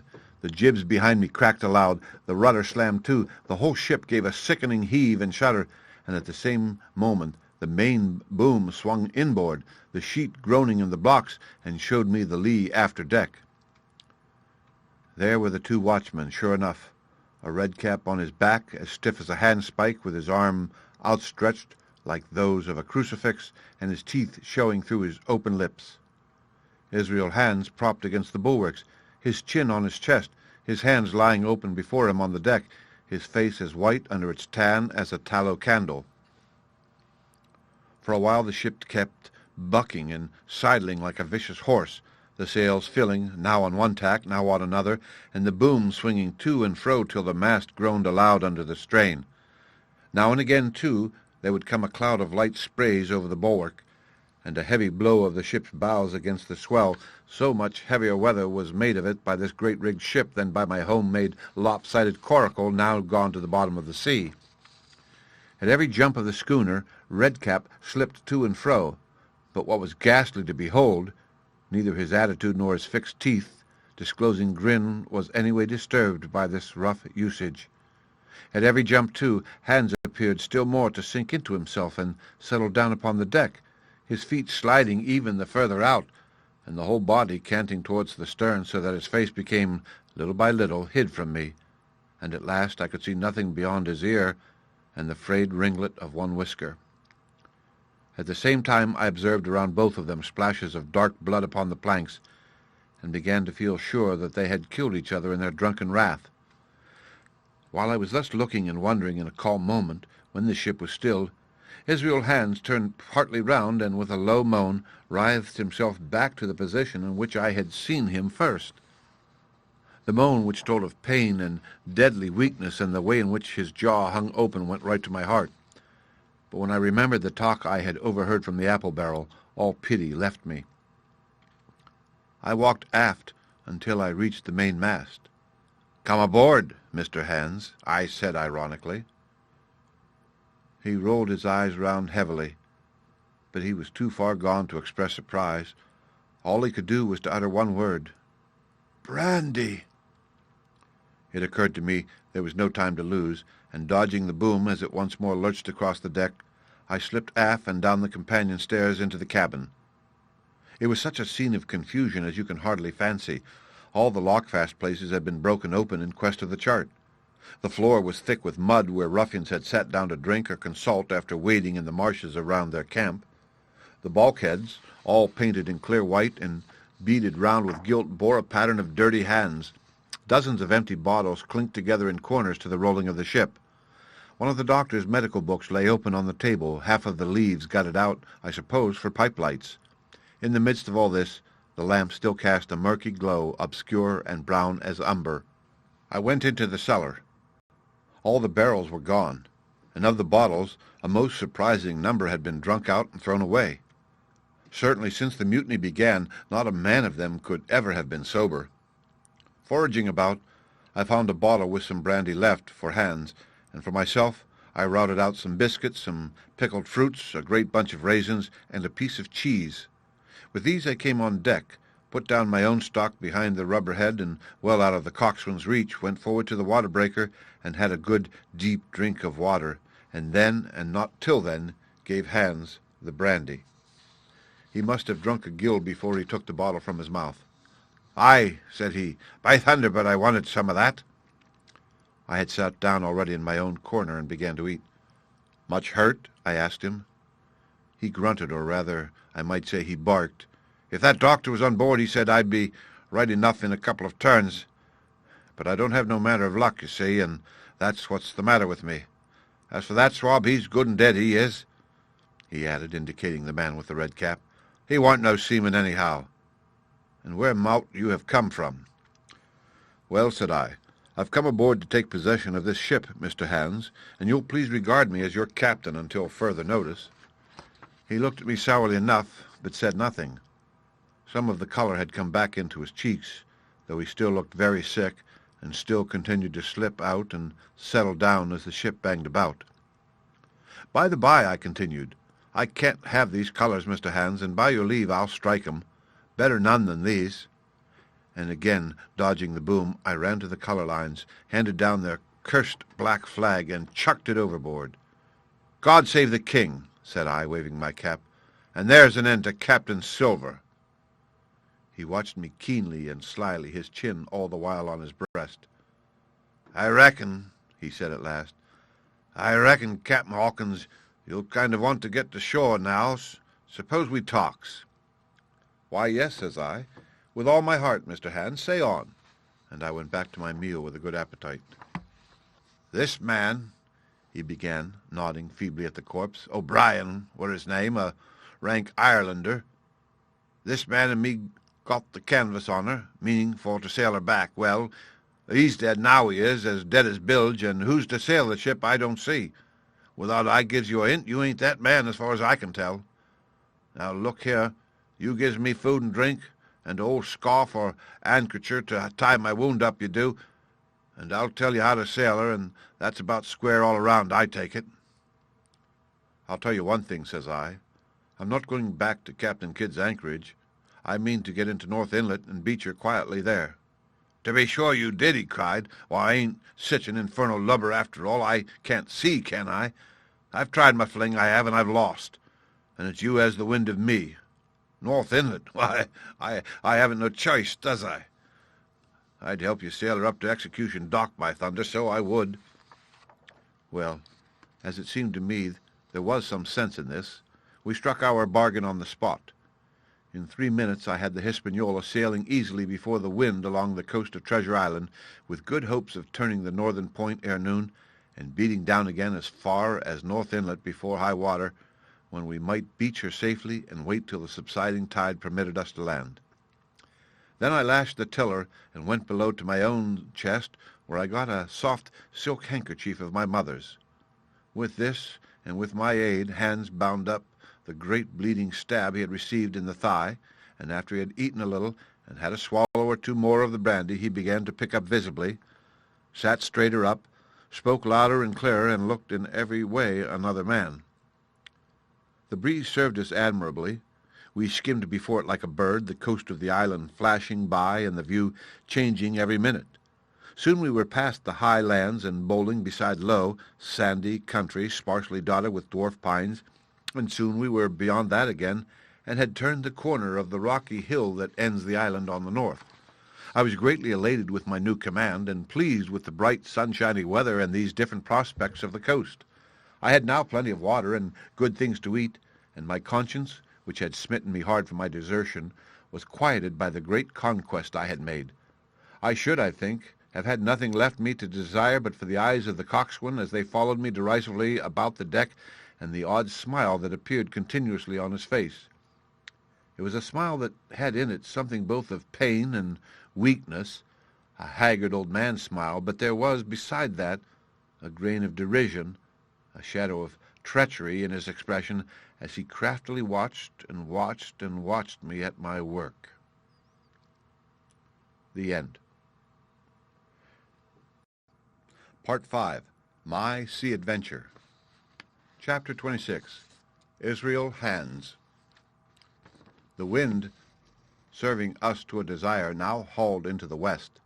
We could run so much the easier from the northeast corner of the island to the mouth of the North Inlet. Only, as we had no power to anchor and dared not beach her till the tide had flowed a good deal farther, time hung on our hands. The coxswain told me how to lay the ship to. After a good many trials I succeeded, and we both sat in silence over another meal. "Captain," said he at length, with that same uncomfortable smile, "here's my old shipmate O'Brien. Suppose you was to heave him overboard. I ain't particular as a rule, and I don't take no blame for settling his hash, but I don't reckon him ornamental now, do you?" "I'm not strong enough, and I don't like the job, and there he lies for me," said I. "This here's an unlucky ship, this Hispaniola, Jim," he went on, blinking. "There's a power of men been killed in this Hispaniola. A sight of poor seamen dead and gone since you and me took ship to Bristol. I never seen sich dirty luck, not I. There was this here O'Brien now, he's dead, ain't he? Well, now, I'm no scholar, and you're a lad as can read and figure, and to put it straight, do you take it as a dead man is dead for good, or do he come alive again? You can kill the body, Mr. Hans, but not the spirit. You must know that already, I replied. O'Brien there is in another world, and may be watching us. Ah, says he. Well, that's unfortunate. Appears as if killing parties was a waste of time. Howsomever, spirits don't reckon for much by what I've seen. I'll chance it with the spirits, Jim. And now you've spoken up free, and I'll take it kind if you'd step down into that there cabin and get me shiver me timbers. I can't hit the name on to. Well, you get me a bottle of wine, Jim. This here brandy's too strong for my head. Now the coxswain's hesitation seemed to be unnatural, and as for the notion of his preferring wine to brandy, I entirely disbelieved it. The whole story was a pretext. He wanted me to leave the deck, so much was plain, but with what purpose I could in no way imagine. His eyes never met mine. They kept wandering to and fro, up and down, now with a look to the sky, now with a flitting glance upon the dead O'Brien. All the time he kept smiling and putting his tongue out in the most guilty, embarrassed manner, so that a child could have told that he was bent on some deception. I was prompt with my answer, however, for I saw where my advantage lay, and that with a fellow so densely stupid I could easily conceal my suspicions to the end. "Some wine," I said. "Far better. Will you have white or red?" "Well, I reckon it's about the blessed same to me, shipmate," he replied. "So it's strong and plenty of it. What's the odds?" "All right," I answered. I'll bring you port, Mr. Hans, but I'll have to dig for it." With that I scuttled down the companion with all the noise I could, slipped off my shoes, ran quietly along the sparred gallery, mounted the forecastle ladder, and popped my head out of the fore companion. I knew he would not expect to see me there, yet I took every precaution possible, and certainly the worst of my suspicions proved too true. He had risen from his position to his hands and knees, and though his leg obviously hurt him pretty much sharply when he moved, for I could hear him stifle a groan, yet it was at a good rattling rate that he trailed himself across the deck. In half a minute he had reached the port scuppers and picked out of a coil of rope a long knife, or rather a short dirk, discolored to the hilt with blood. He looked upon it for a moment, thrusting forth his under jaw, tried the point upon his hand, and then, hastily concealing it in the bosom of his jacket, trundled back again to his old place against the bulwark. This was all that I required to know. Israel could move about. He was now armed, and if he had been at so much trouble to get rid of me, it was plain that I was meant to be the victim.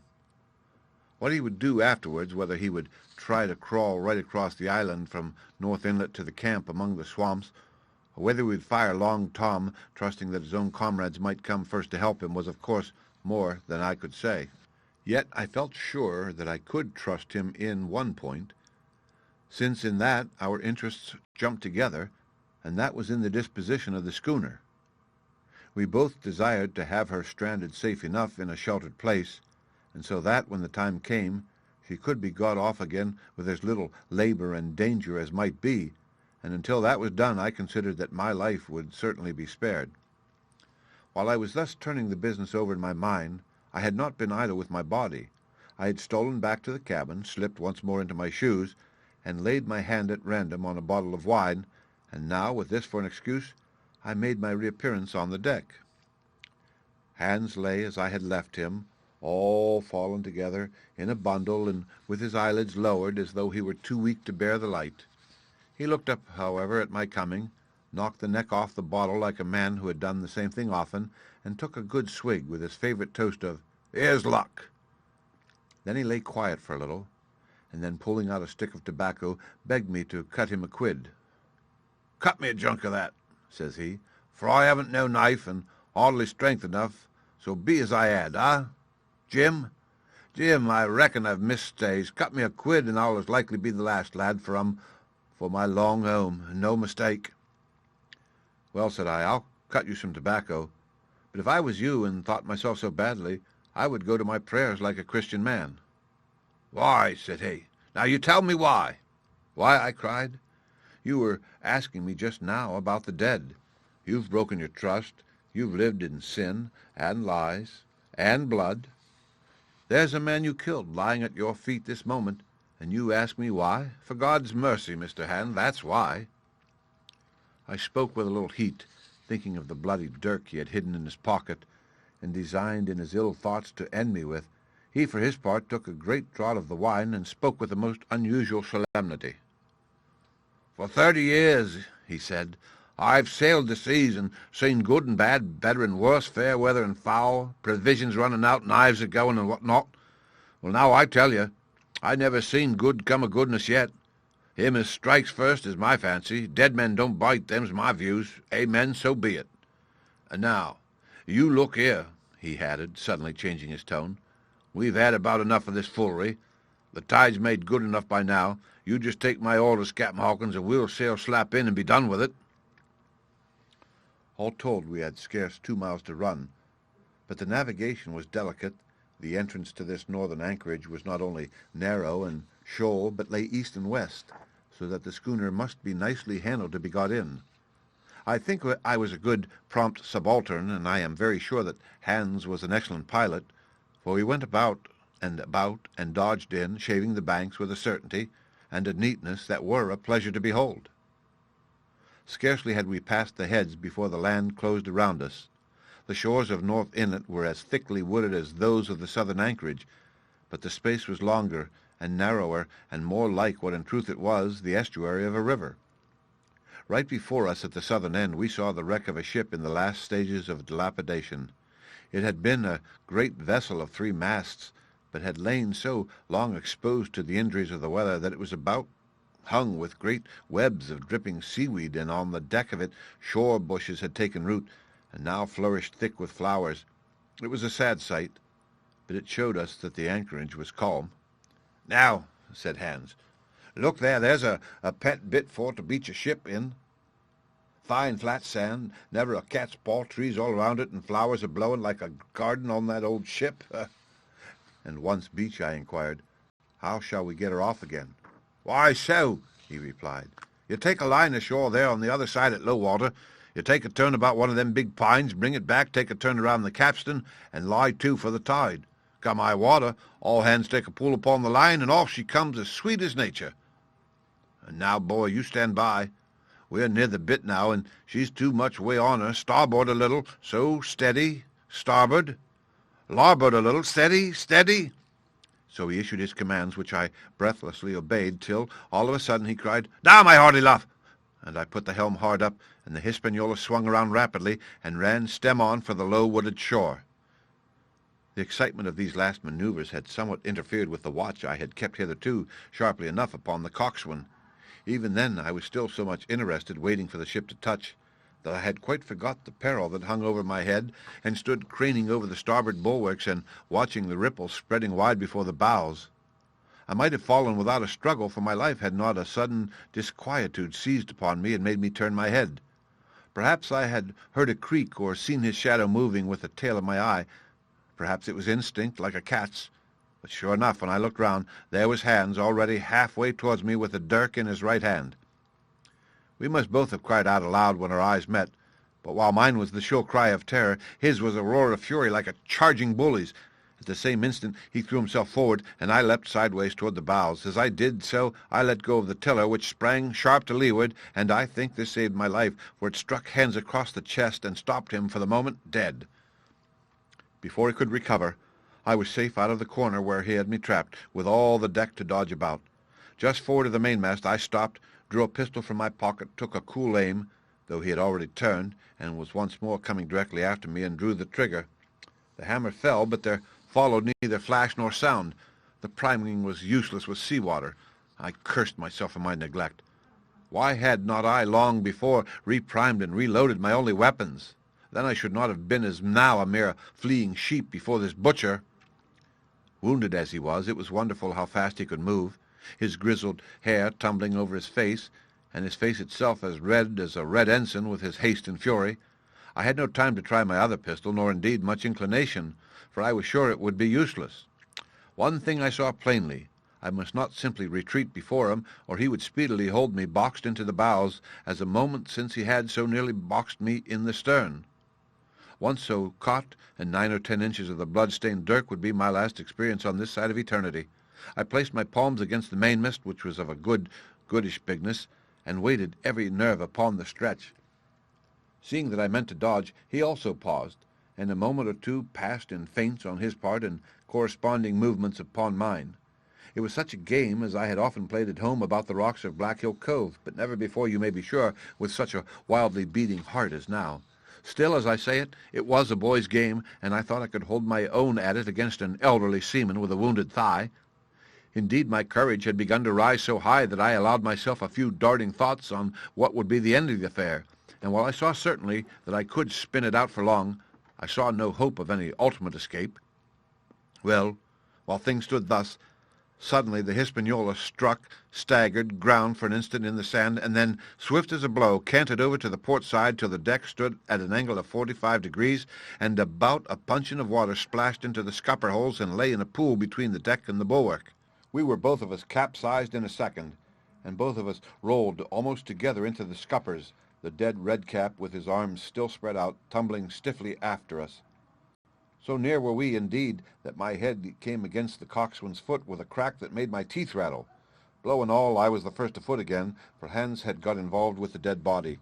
The sudden canting of the ship had made the deck no place for running on. I had to find some new way of escape, and that upon the instant, for my foe was almost touching me. Quick as I thought, I sprang into the mizzen shrouds, rattled up hand over hand, and did not draw breath till I was seated on the cross trees. I had been saved by being prompt.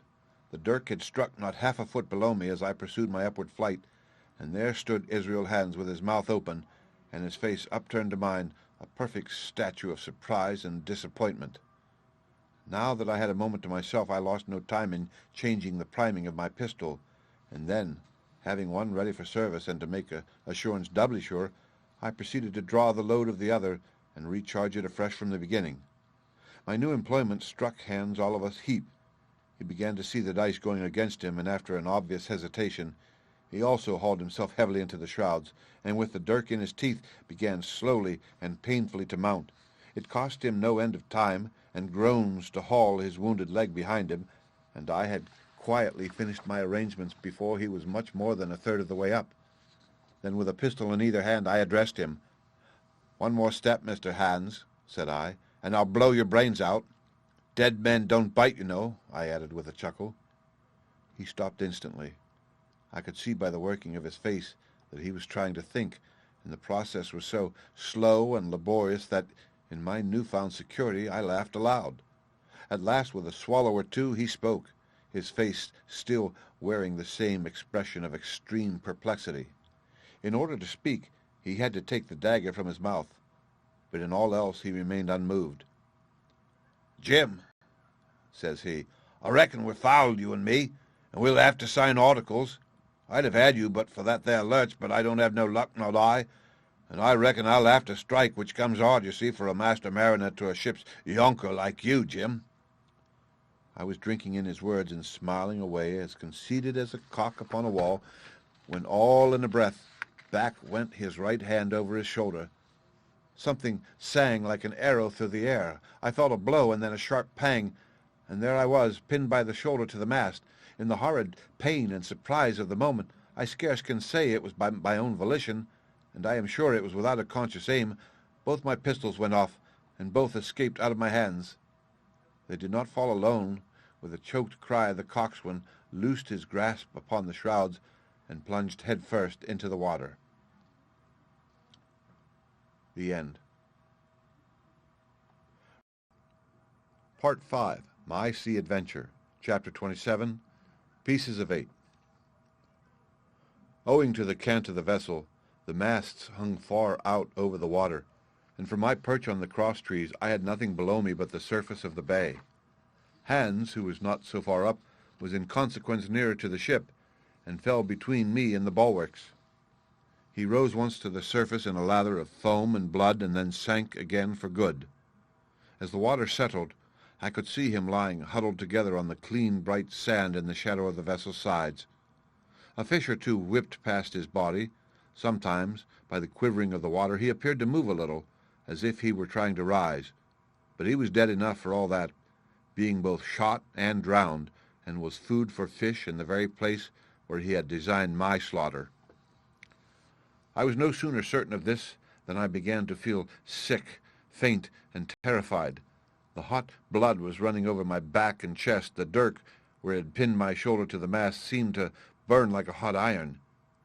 Yet it was not so much these real sufferings that distressed me, for these, it seemed to me, I could bear without a murmur.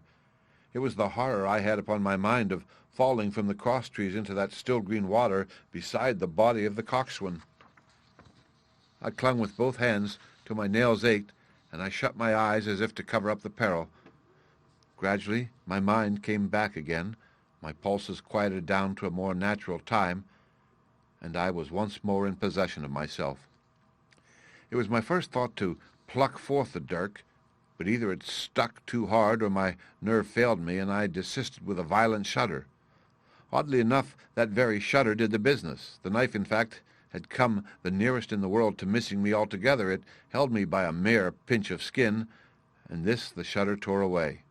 The blood ran down the faster, to be sure, but I was my own master again, and only tacked to the mast by my coat and shirt. These last I broke through with a sudden jerk, and then regained the deck by the starboard shrouds. For nothing in the world would I have again ventured, shaken as I was, upon the overhanging port shrouds from which Israel had so lately fallen. I went below and did what I could for my wound. It pained me a good deal and still bled freely, but it was neither deep nor dangerous, nor did it greatly gall me when I used my arm. Then I looked around me, and as the ship was now in a sense my own, I began to think of clearing it from its last passenger, the dead man, O'Brien. He had pitched, as I have said, against the bulwarks, where he lay like some horrible, ungainly sort of puppet, life-size indeed, but how different from life's color or life's comeliness. In that position I could easily have my way with him, and as the habit of tragical adventures had worn off almost all my terror for the dead, I took him by the waist as if he had been a sack of bran, and with one good heave tumbled him overboard. He went in with a sounding plunge, the red cap came off and remained floating on the surface, and as soon as the splash subsided, I could see him and Israel lying side by side, both wavering with the tremulous movement of the water. O'Brien, though still quite a young man, was very bald. There he lay, with that bald head across the knees of the man who had killed him, and the quick fishes steering to and fro over both. I was now alone upon the ship. The tide had just turned.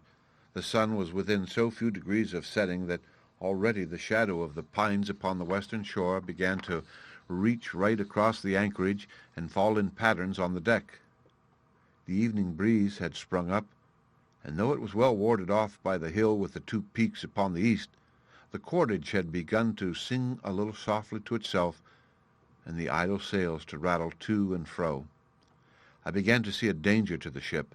The jibs I speedily doused and brought tumbling to the deck, but the mainsail was a harder matter. Of course, when the schooner canted over, the boom had swung outboard, and the cap of it and a foot or two of the sail hung even under water. I thought this made it still more dangerous. Yet the strain was so heavy that I half feared to meddle. At last I got my knife and cut the halyards. The peak dropped instantly. A great belly of loose canvas floated broad upon the water, and since, pull as I liked, I could not budge the downhaul, that was the extent of what I could accomplish. For the rest, the Hispaniola must trust to luck, like myself. By this time the whole anchorage had fallen into shadow, the last rays, I remember, falling through a glade of the wood and shining bright as jewels on the flowery mantle of the wreck. It began to be chill. The tide was rapidly fleeting seaward, the schooner settling more and more on her beam ends. I scrambled forward and looked over. It seemed shallow enough, and holding the cut hawser in both hands for a last security, I let myself drop softly overboard. The water scarcely reached my waist.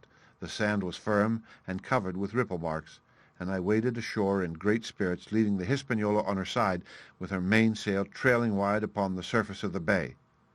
About the same time the sun went fairly down, and the breeze whistled low in the dusk amongst the tossing pines. At least and at last I was off the sea, nor had I returned thence empty-handed.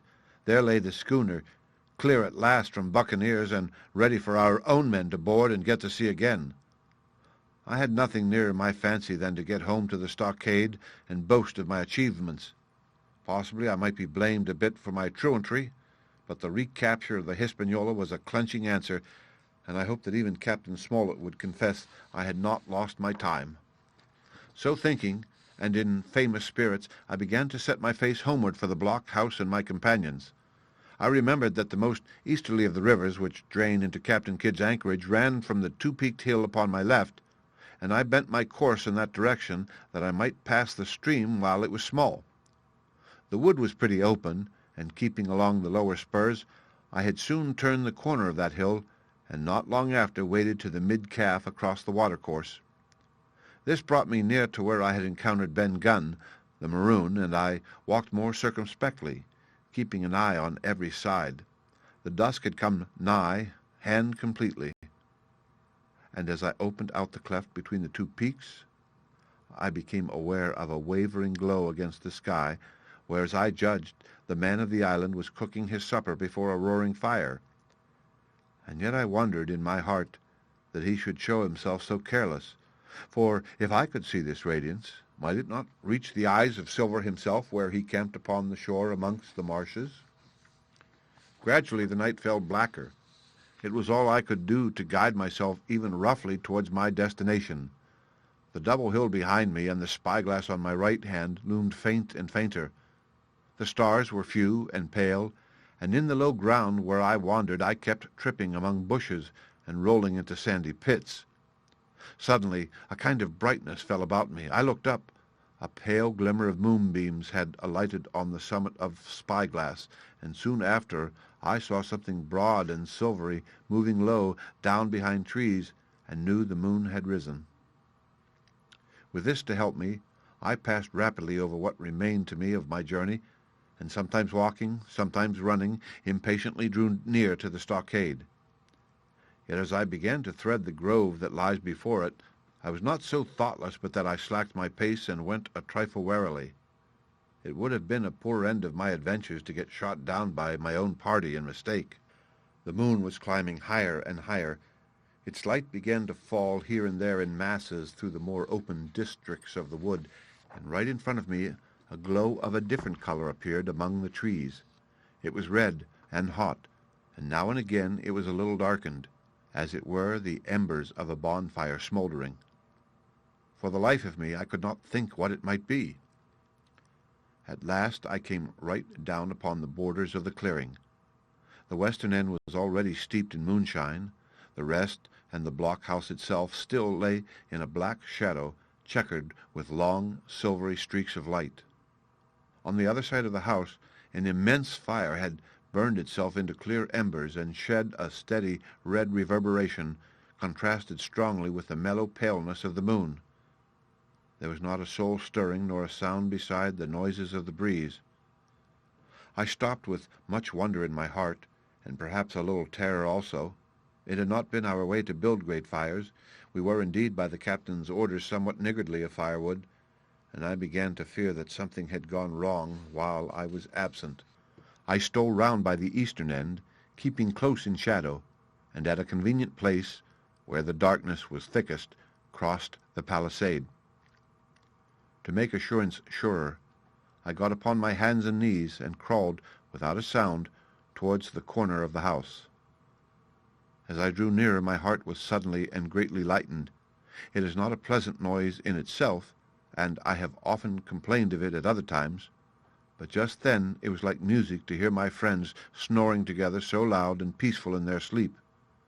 The sea cry of the watch, that beautiful "All's well," never fell more reassuringly on my ear. In the meantime there was no doubt of one thing. They kept an infamous bad watch. If it had been Silver and his lads that were now creeping in on them, not a soul would have seen daybreak. That was what it was, thought I, to have the captain wounded, and again I blamed myself sharply for leaving them in that danger with so few to mount guard. By this time I had got to the door and stood up. All was dark within, so that I could distinguish nothing by the eye. As for sounds, there was the steady drone of the snorers, and a small occasional noise, a flickering or pecking that I could in no way account for. With my arms before me, I walked steadily in. I should lie down in my own place, I thought with a silent chuckle, and enjoy their faces when they found me in the morning. My foot struck something yielding.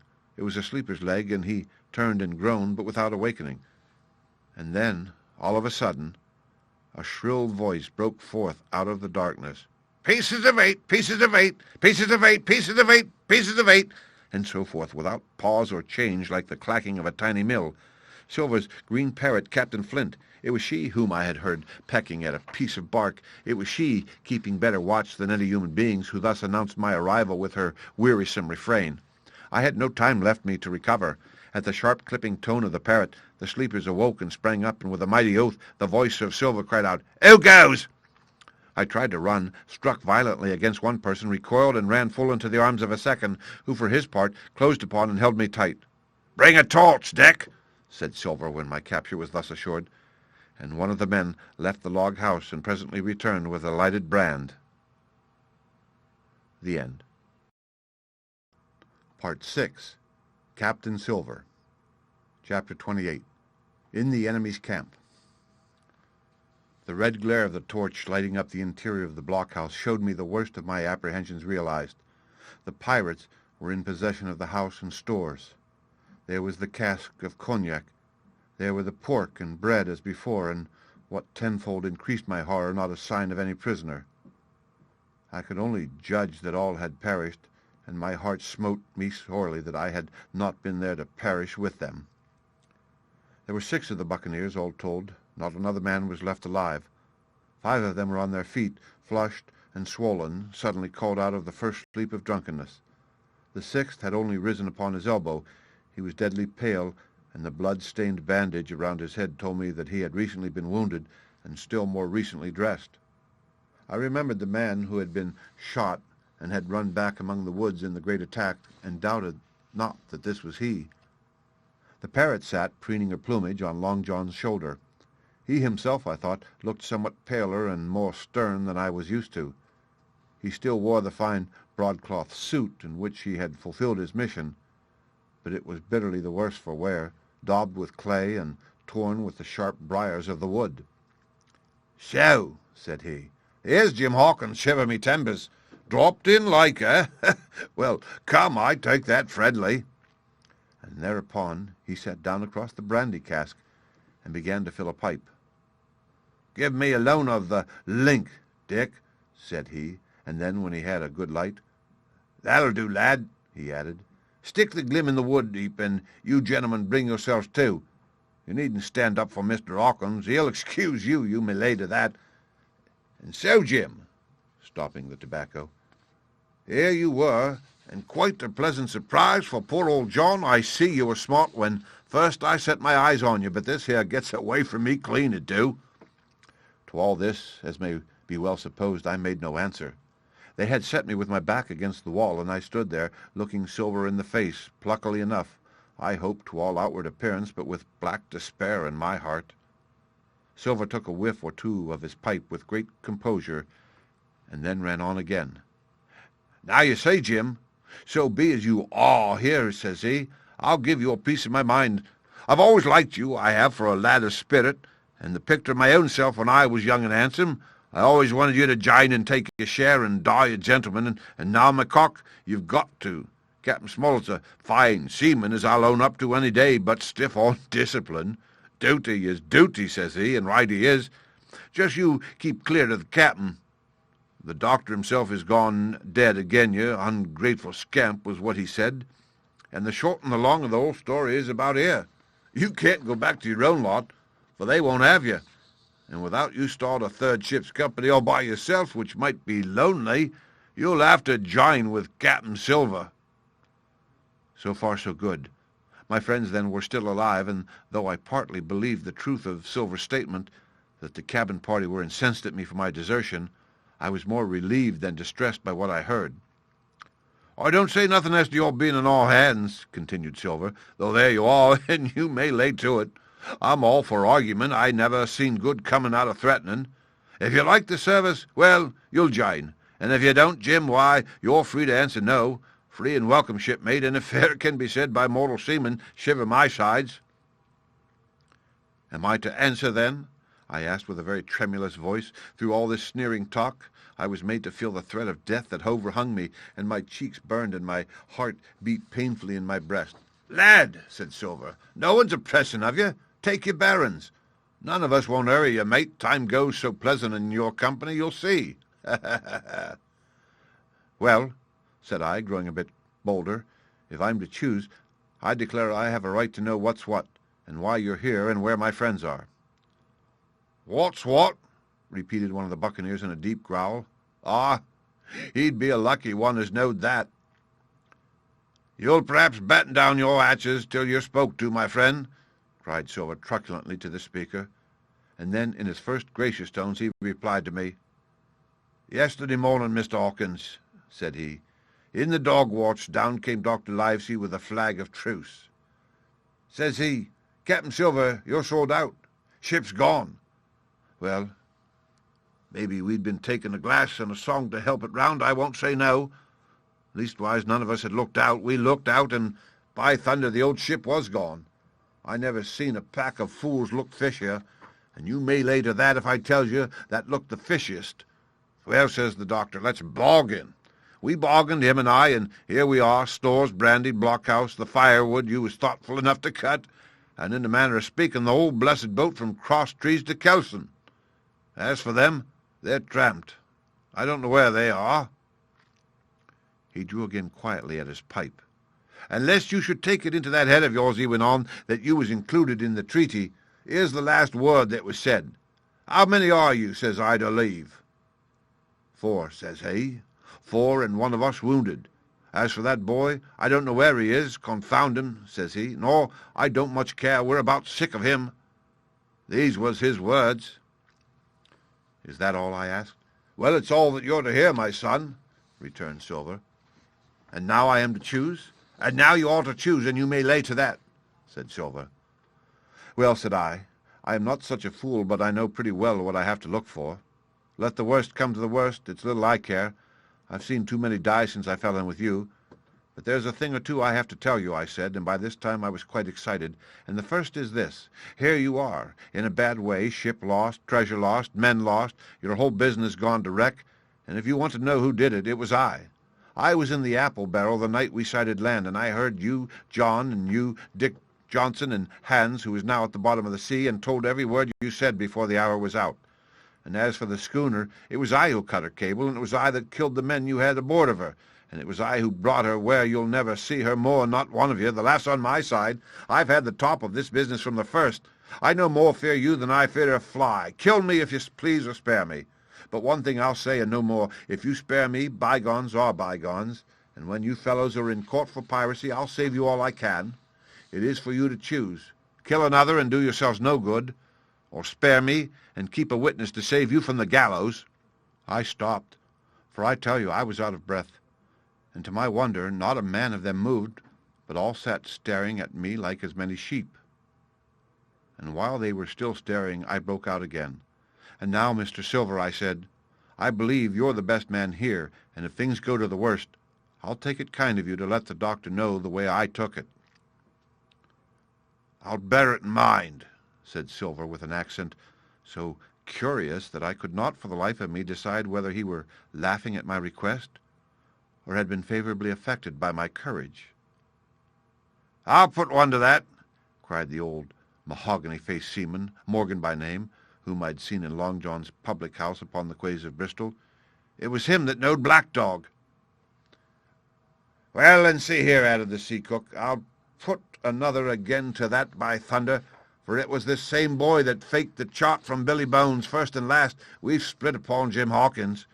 "Then there goes," said Morgan with an oath, and he sprang up, drawing his knife, as if he had been 20. "Avast there," cried Silver. "Who are you, Tom Morgan? Maybe you thought you was captain, perhaps? By the powers, but I'll teach you better cross me, and you'll go where many a good man's gone before you, first and last, these 30 year back. Some to the yardarm, shiver me timbers, and some by the board, and all to feed the fishes. There's never a man looked me between the eyes and seen a good day's afterwards, Tom Morgan. You may lay to that." Morgan paused, but a hoarse murmur rose from the others. Tom's right, said one. I stood hazing long from one, added another. I'll be hanged if I'll be hazed by you, John Silver. The end. Part 6, Captain Silver. Chapter 29. The Black Spot Again. The council of buccaneers had lasted some time when one of them re-entered the house, and with a repetition of the same salute, which had in my eyes an ironical air, begged for a moment's loan of the torch. Silver briefly agreed, and this emissary retired again, leaving us together in the dark. "There's a breeze coming, Jim," said Silver, who had by this time adopted quite a friendly and familiar tone. I turned to the loophole nearest me and looked out. The embers of the great fire had so far burned themselves out, and now glowed so low and duskily, that I understood why these conspirators desired a torch. About halfway down the slope to the stockade, they were collected in a group. One held the light, another was on his knees in their midst, and I saw the blade of an open knife shine in his hand with varying colors in the moon and torchlight. The rest were all somewhat stooping, as though watching the maneuvers of this last. I could just make out that he had a book as well as a knife in his hand, and was still wondering how anything so incongruous had come in their possession when the kneeling figure rose once more to his feet, and the whole party began to move together towards the house. "Here they come," said I, and returned to my former position, for it seemed beneath my dignity that they should find me watching them. "Well, let 'em come, lad, let 'em come," said Silver cheerily. "I've still a shot in me locker." The door opened, and the 5 men, standing huddled together just inside, pushed one of their number forward.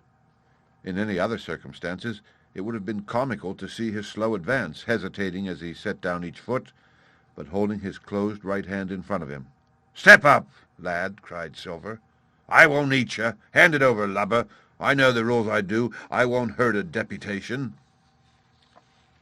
Thus encouraged, the buccaneers stepped forth more briskly, and having passed something to Silver from hand to hand, slipped yet more smartly back to his companions. The sea cook looked at what had been given him. "The black spot! I thought so," he observed. "Where might you have got the paper? Why, here, look here now. This ain't lucky. You've gone and cut this out of a Bible. What fool's cut a Bible?" "Ah, there," said Morgan. "There. What did I say? No good'll come of that, I said." "Well, you've about fixed it now among you," continued Silver. "You'll all swing now, I reckon. What soft-headed lubber had a Bible?" "It was Dick," said one. "Dick, was it? Then Dick can get to prayers," said Silver. "He's seen his slice of luck, has Dick, and you may lay to that." But here the long man with the yellow eyes struck in. "Belay that talk, John Silver," he said. "This crew has tipped you the black spot in full council, as in duty bound. Just you turn it over, as in duty bound, and see what's wrote there. Then you can talk." "Thank ye, George," replied the sea cook. "You always was brisk for business, and has the rules by heart, George, as I'm pleased to see. What is it, anyway? Ha, ha! Deposed. That's it, is it? Very pretty wrote, to be sure. Like print, I swear. Your hand a right, George. Why, you was getting quite a leading man in this here crew. You'll be captain next, I shouldn't wonder. Just oblige me with that torch again, will you? This pipe won't draw." "Come now," said George. "You don't fool this crew no more. You're a funny man by your account. But you're over now, and you'll maybe step down off that barrel and help vote." "I thought you said you knowed the rules," returned Silver contemptuously. "Leastwise, if you don't, I do, and I wait here, and I'm still your captain, mind, till you outs with your grievances and I reply. In the meantime, your black sport ain't worth a biscuit. After that, we'll see."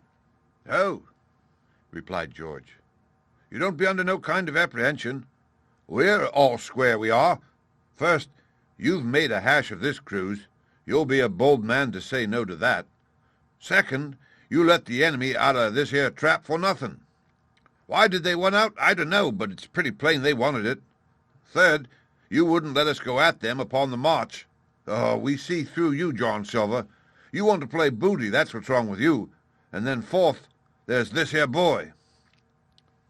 "Is that all?" asked Silver quietly. "Enough, too," retorted George. "We'll all swing and sundry for your bungling." "Well, now, look here.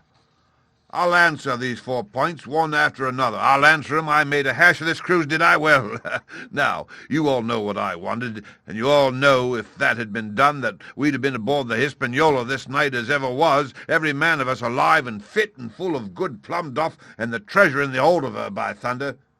Well, who crossed me? Who forced my hand as was the lawful captain? Who tipped me the black spot the day we landed and began this dance? Ah, it's a fine dance, I'm with you there, and looks mightily like a hornpipe in a rope's end at Execution Dock by London town, it does. But who done it? Why, it was Anderson and Hans and you, George Mary, and you're the last above board of that same meddling crew, and if you have the Davy Jones insolence to up and stand for captain over me, you that sank the lot of us, by the powers, but this top's the stiffest yarn to nothing." Silver paused, and I could see by the faces of George and his late comrades that these words had not been said in vain. "That's for number 1, cried the accused, wiping the sweat from his brow, for he had been talking with a vehemence that shook the house. "Why, I give you my word, I'm sick to speak to you. You're neither sense nor memory, and I leave it to fancy where your mother's was that let you come to sea. See, gentlemen of fortune, ha! I recommend tailoring be your trade."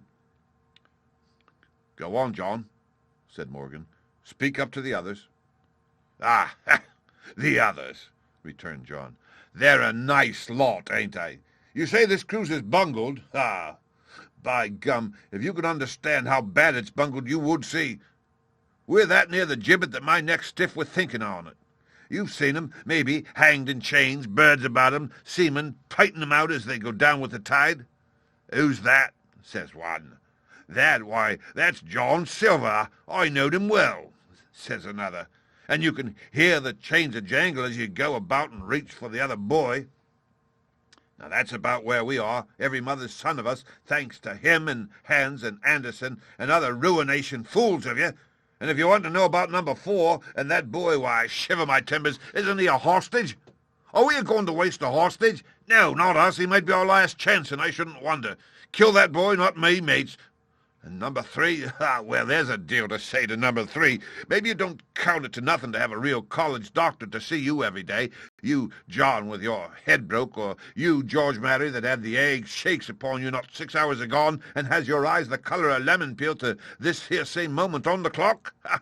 And maybe, perhaps, you didn't know there was a consort coming either, but there is, and not so long till then, and we'll see who'll be glad to have a hostage when it comes to that. And as for number 2, and why I made a bargain, well, you came crawling on your knees to me to make it. On your knees you came. You was that downhearted, and you'd have starved too if I hadn't. But that's a trifle. You look here, that's why." And he cast down upon the floor a paper that I instantly recognized, none other than the chart on yellow paper with the 3 red crosses that I had found in the oilcloth at the bottom of the captain's chest. Why the doctor had given it to him was more than I could fancy. But if it were inexplicable to me, the appearance of the chart was incredible to the surviving mutineers. They leaped upon it like cats upon a mouse. It went from hand to hand, one tearing it from another, and by the oaths and the cries and the childish laughter with which they accompanied their examination, you would have thought not only they were fingering the very fine gold, but were at sea with it, besides, in safety. "Yes," said one, "that's Flint sure enough. J.F. and a score below with a clove hitched to it, so he done ever." "Mighty pretty," said George, "but how are we going to get away with it, and us no ship?" Silver suddenly sprang up, and supporting himself with a hand against the wall, "Now I give you warning, George," he cried. "One more word of your sauce, and I'll call you down and fight you. How? Why, how do I know? You had ought to tell me that. You and the rest that lost me my schooner with your interference, burn you, but not you. You can't. You ain't got the invention of a cockroach, but civil you can speak, and shall, George Mary, you may lay to that." "That's fairer now," said the old Morgan. "Fair? I reckon so," said the sea cook. "You lost the ship. I found the treasure. Who's the better man at that? And now I resign, by thunder. Elect whom you please to be your captain now. I'm done with it." "Silver!" they cried. "Barbecue forever! Barbecue for Captain!" "So that's the tune, is it?" cried the cook. "George, I reckon you'll have to wait another turn, friend, and lucky for you as I'm not a revengeful man. But that was never me way. And now, shipmates, this black spot, 'tain't much good now, is it? Dick's crossed his luck and spoiled his Bible, and that's about all." "It'll do to kiss the book on still, won't it?" growled Dick, who was evidently uneasy at the curse he had brought upon himself. "A Bible with a bit cut? Ha!" returned Silver derisively. "Not it. It don't bind no more'n a ballad book." "Don't it, though?" cried Dick with a sort of joy. "Well, I reckon that's worth having, too." "Here, Jim, here's a curiosity for you," said Silver, and he tossed me the paper. It was around about the size of a crown piece. One side was blank, for it had been the last leaf. The other contained a verse or two of Revelation, these words among the rest, which struck sharply home upon my mind: "Without our dogs and murderers." The printed side had been blackened with wood ash, which already began to come off and soil my fingers. On the blank side had been written with the same material the one word: "Deposed." I have that curiosity beside me at this moment, but not a trace of writing now remains beyond a single scratch, such as a man might make with his thumbnail. That was the end of the night's business. Soon after, with a drink all round, we lay down to sleep, and the outside of Silver's vengeance was to put George Merry up for sentinel, and threaten him with death if he should prove unfaithful. It was long ere I could close an eye, and heaven knows I had matter enough for thought in the man whom I had slain that afternoon in my own most perilous position, and above all in the remarkable game that I saw Silver now engaged upon, keeping the mutineers together with one hand, and grasping with the other after every means possible and impossible to make his peace and save his miserable life. He himself slept peacefully and snored aloud, yet my heart was sore for him, wicked as he was, to think on the dark perils that environed and the shameful gibbet that awaited him. The end. Part 6. Captain Silver. Chapter 30. On Parole. I was wakened. Indeed, we were all wakened, for I could see even the sentinel shake himself together from where he had fallen against the doorpost, by a clear, hearty voice hailing us from the margin of the wood. "Blockhouse ahoy!" it cried. "Here's the doctor!" And the doctor it was. Although I was glad to hear the sound, yet my gladness was not without admixture. I remembered with confusion my insubordinate and stealthy conduct, and when I saw where it had brought me, among what companions and surrounded by what dangers, I felt ashamed to look him in the face. He must have risen in the dark, for the day had hardly come, and when I ran to a loophole and looked out, I saw him standing like Silver once before, up to the mid-leg in creeping vapor. "You, doctor! Top of the morning to you, sir!" cried Silver, broad awake and beaming with good nature in a moment. "Bright and early, to be sure, and it's the early bird, as the saying goes, that gets the rations. George, shake up your timber, son, and help Dr. Livesey over the ship's side. All a doing well, your patients was, all well and merry." So he pattered on, standing on the hilltop with his crutch under his elbow and one hand upon the side of the log house, quite the old John in voice, manner, and expression. "We've quite a surprise for you too, sir," he continued. "We've a little stranger here, a new boarder and lodger, sir, and looking fit and taut as a fiddle. Slept like a supercargo, we did, right alongside of John. Stem to stern we was all night." Dr. Livesey was by this time across the stockade and pretty near the cook, and I could hear the alteration in his voice as he said, "Not Jim." "The very same Jim as ever was," says Silver. The doctor stopped outright, although he did not speak, and it was some seconds before he seemed able to move on. "Well, well," he said at last. "Duty first and pleasure afterwards, as you might have said yourself, Silver. Let us overhaul these patients of yours." A moment afterwards he had entered the blockhouse, and with one grim nod to me proceeded with his work amongst the sick. He seemed under no apprehension, though he must have known that his life among these treacherous demons depended on a hair, and he rattled on to his patients as if he were paying an ordinary professional visit in a quiet English family. His manner, I suppose, reacted on the men, for they behaved to him as if nothing had occurred, as if he were still ship's doctor, and they still faithful hands before the mast. "You're doing well, my friend," he said to the fellow with the bandaged head, "and if ever any person had a close shave, it was you. Your head must be hard as iron. Well, George, how goes it? You're a pretty color, certainly. Why, your liver, man, is upside down. Did you take that medicine? Did he take that medicine, men?" "Aye, aye, sir. He took it, sure enough," returned Morgan. "Because, you see, since I am mutineer's doctor, or prison doctor, as I prefer to call it," says Dr. Livesey in his pleasantest way, "I make it a point of honor not to lose a man for King George, God bless him, and the gallows." The rogues looked at each other, but swallowed the home thrust in silence.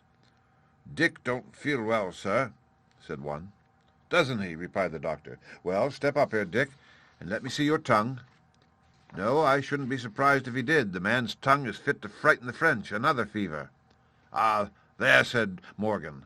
"That comed of spilin' Bibles." "That comes, as you call it, of being errant asses," retorted the doctor, "and not having sense enough to know honest air from poison, and the dry land from a vile pestiferous slough. I think it most probable, though of course it's only an opinion, that you'll all have the deuce to pay before you get that malaria out of your systems. Camp in a bog, would you? Silver, I'm surprised at you. You're less of a fool than many, take you all around, but you don't appear to me to have the rudiments of a notion of the rules of health. Well," he added, after he had dosed them round, and they had taken his prescriptions with really laughable humility, more like charity schoolchildren than blood-guilty mutineers and pirates, "well, that's done for today. And now I should wish to have a talk with that boy, please." And he nodded his head in my direction carelessly. George Merry was at the door, spitting and spluttering over some bad-tasted medicine. But at the first word of the doctor's proposal he swung round with a deep flush and cried, "No!" and swore. Silver struck the barrel with his open hand. "Silence!" he roared, and looked about him positively like a lion. "Doctor," he went on in his usual tones, "I was a-thinking of that. Knowing as how you had a fancy for the boy, we're all humbly grateful for your kindness, and as you see puts faith in you and takes the drugs down like that much grog, and I take it I've found a way as'll suit all. Hawkins, will you give me your word of honor as a young gentleman, for a young gentleman you are, although poor born, your word of honor not to slip your cable?" I readily gave the pledge required.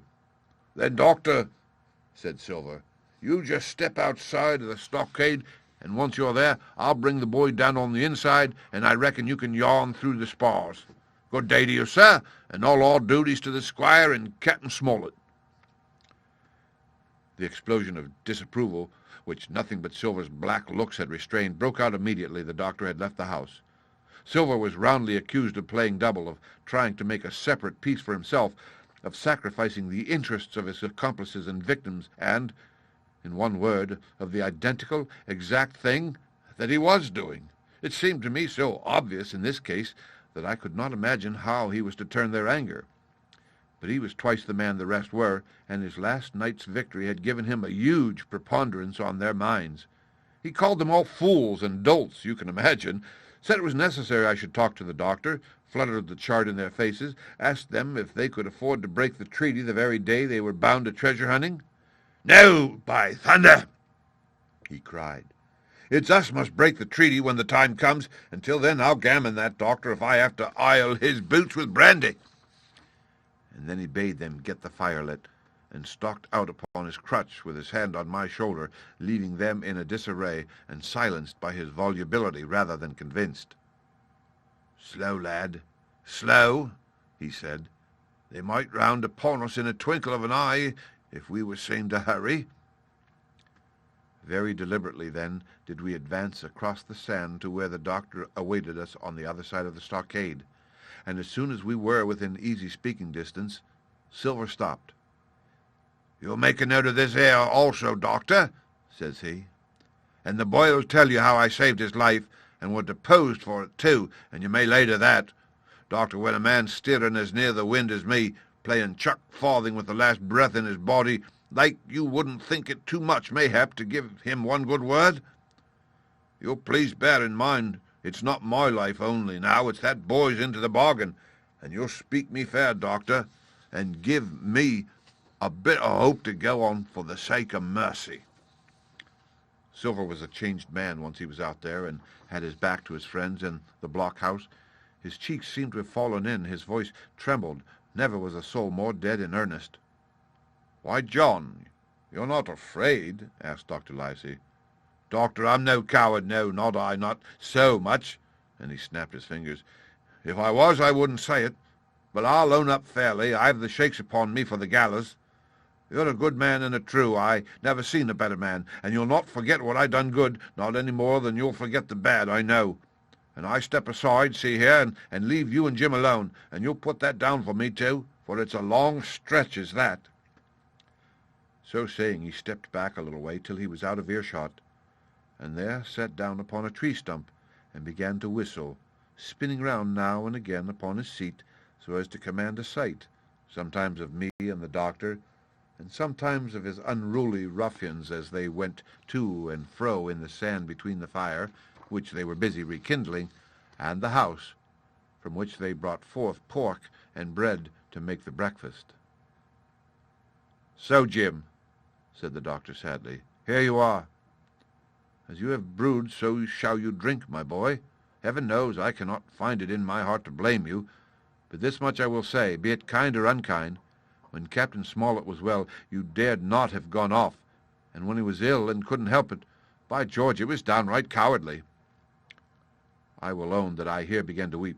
"Doctor," I said, "you might spare me. I have blamed myself enough. My life's forfeit anyway, and I should have been dead by now if Silver hadn't stood for me. And, Doctor, believe this, I can die, and I dare say I deserve it, but what I fear is torture. If they come to torture me—" "Jim," the doctor interrupted, and his voice was quite changed. "Jim, I can't have this. Whip over, and we'll run for it." "Doctor," said I passed my word." I know," he cried. "We can't help that, Jim, now. I'll take it on my shoulders. Holus bolus, blame and shame, my boy, but stay here. I cannot let you. Jump! One jump, and you're out, and we'll run for it like antelopes." "No," I replied. "You know right well you wouldn't do the thing yourself. Neither you, nor Squire, nor Captain, and no more will I. Silver trusted me. I passed my word, and back I go." "But, Doctor, you did not let me finish. If they come to torture me, I might let slip a word of where the ship is, for I got the ship, part by luck and part by risking, and she lies in North Inlet on the southern beach, and just below high water. At half-tide she must be high and dry." "The ship!" exclaimed the doctor. Rapidly I described to him my adventures, and he heard me out in silence. "There is a kind of fate in this," he observed when I had done. "Every step it's you that saves our lives. And do you suppose by any chance that we are going to let you lose yours? That would be a poor return, my boy. You found out the plot. You found Ben Gunn, the best deed that ever you did or will do, though you live to 90. Oh, by Jupiter, and talking of Ben Gunn! Why, this is the mischief in person.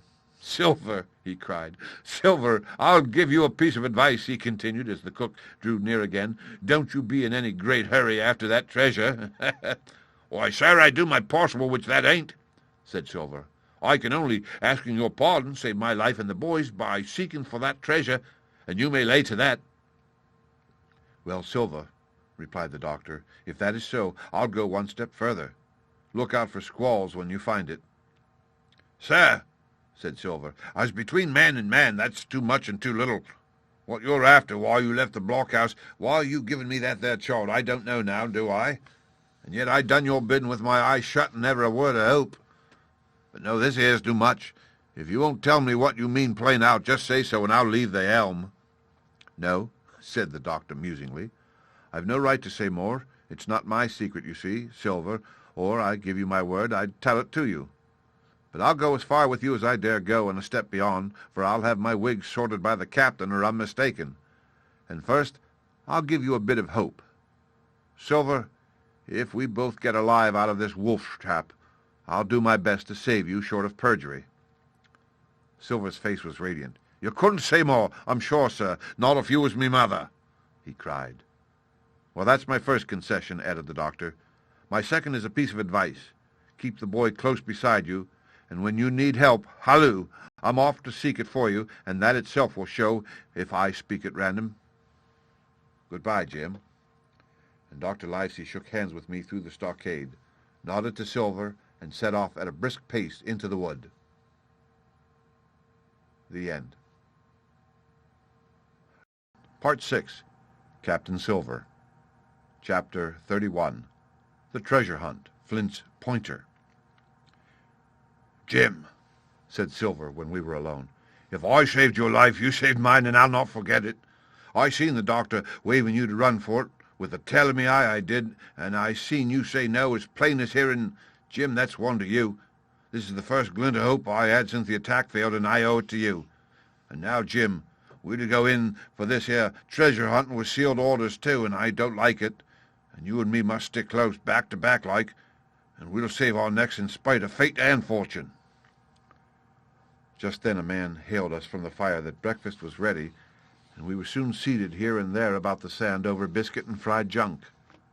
They had lit a fire to roast an ox, and it was now grown so hot that they could only approach it from the windward, and even there not without precaution. In the same wasteful spirit, they had cooked, I suppose, 3 times more than we could eat, and one of them, with an empty laugh, threw what was left into the fire, which blazed and roared again over this unusual fuel. I never in my life saw men so careless of the morrow. Hand to mouth is the only word that can describe their way of doing. And what with wasted food and sleeping sentries, though they were bold enough for a brush and be done with it, I could see their entire unfitness for anything like a prolonged campaign.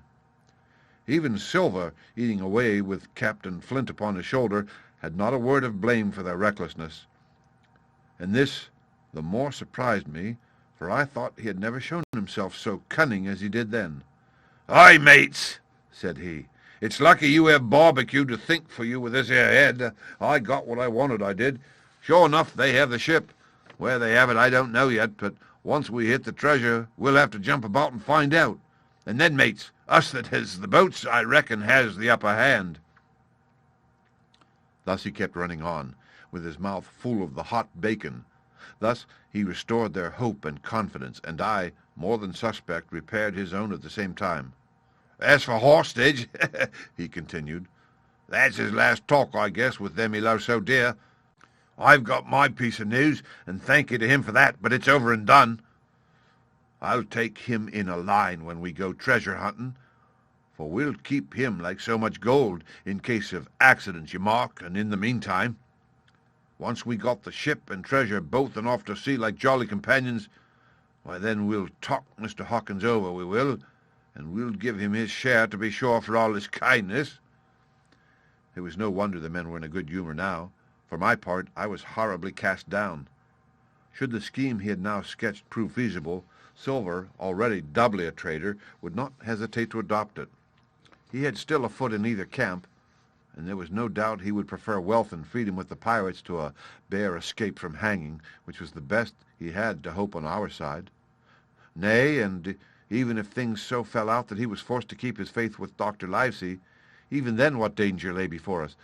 What a moment that would be when the suspicion of his followers turned to certainty, and he and I should have to fight for dear life, he a cripple, and I a boy, against 5 strong and active seamen.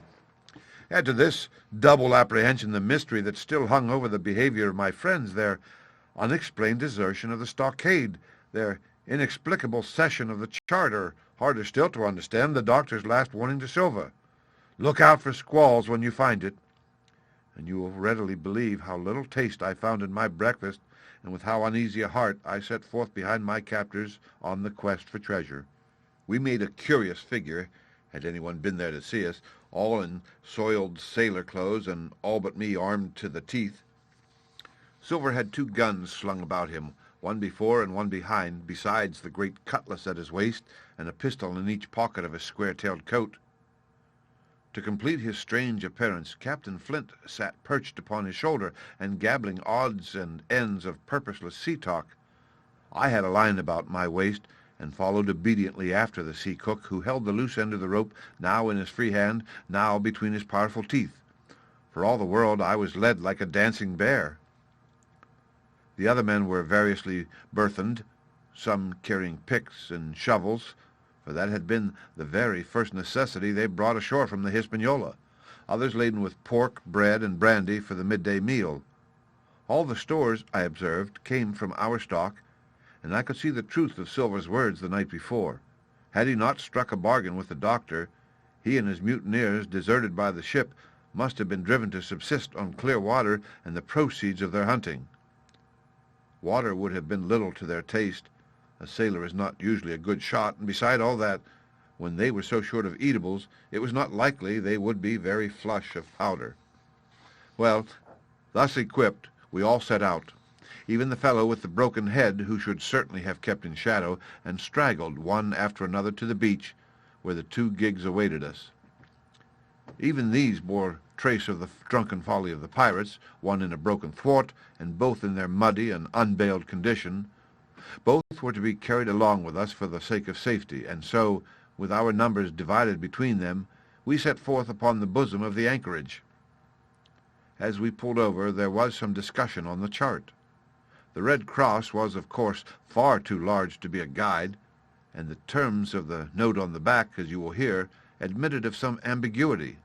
They ran, the reader may remember, thus: tall tree, spyglass shoulder, bearing a point to the north of north-northeast, Skeleton Island, east-southeast, and by east, 10 feet. A tall tree was thus the principal mark. Now, right before us, the anchorage was bounded by a plateau from 200 to 300 feet high, adjoining on the north the sloping southern shoulder of the spyglass, and rising again towards the south into the rough, cliffy eminence called the mizzenmast hill. The top of the plateau was dotted thickly with pine trees of varying height. Every here and there one of a different species rose 40 or 50 feet clear above its neighbors, and which of these was the particular tall tree of Captain Flint could only be decided on the spot and by the readings of the compass. Yet although that was the case, every man on board the boats had picked a favorite of his own ere we were halfway over, Long John alone shrugging his shoulders and bidding them wait till they were there. We pulled easily, by Silver's directions, not to weary the hands prematurely, and after quite a long passage landed at the mouth of the second river, that which runs down a woody cleft of the spyglass. Thence, bending to our left, we began to ascend the slope towards the plateau. At the very outset, heavy, miry ground and a matted, marish vegetation greatly delayed our progress, but by little and little the hill began to steepen and became stony underfoot, and the wood to change its character and to grow in a more open order. It was indeed a most pleasant portion of the island that we were now approaching. A heavy-scented broom and many flowering shrubs had almost taken the place of grass. Thickets of green nutmeg trees were dotted here and there with the red columns and the broad shadow of the pines, and the first mingled their spice with the aroma of the others. The air, besides, was fresh and stirring, and this, under the sheer sunbeams, was a wonderful refreshment to our senses. The party spread itself abroad in a fan shape, shouting and leaping to and fro. About the center, and a good ways behind the rest, Silver and I followed, I tethered by my rope, he ploughing with deep pants among the sliding gravel. From time to time, indeed, I had to lend him a hand, or he must have missed his footing and fallen backward down the hill. We had thus proceeded for about half a mile, and were approaching the brow of the plateau, when the man upon the farthest left began to cry aloud as if in terror. Shout after shout came from him, and the others began to run in his direction. "They can't have found a treasure," said old Morgan, hurrying past us from the right, "for that's clean atop." Indeed, as we found when we were also reaching the spot, it was something very different.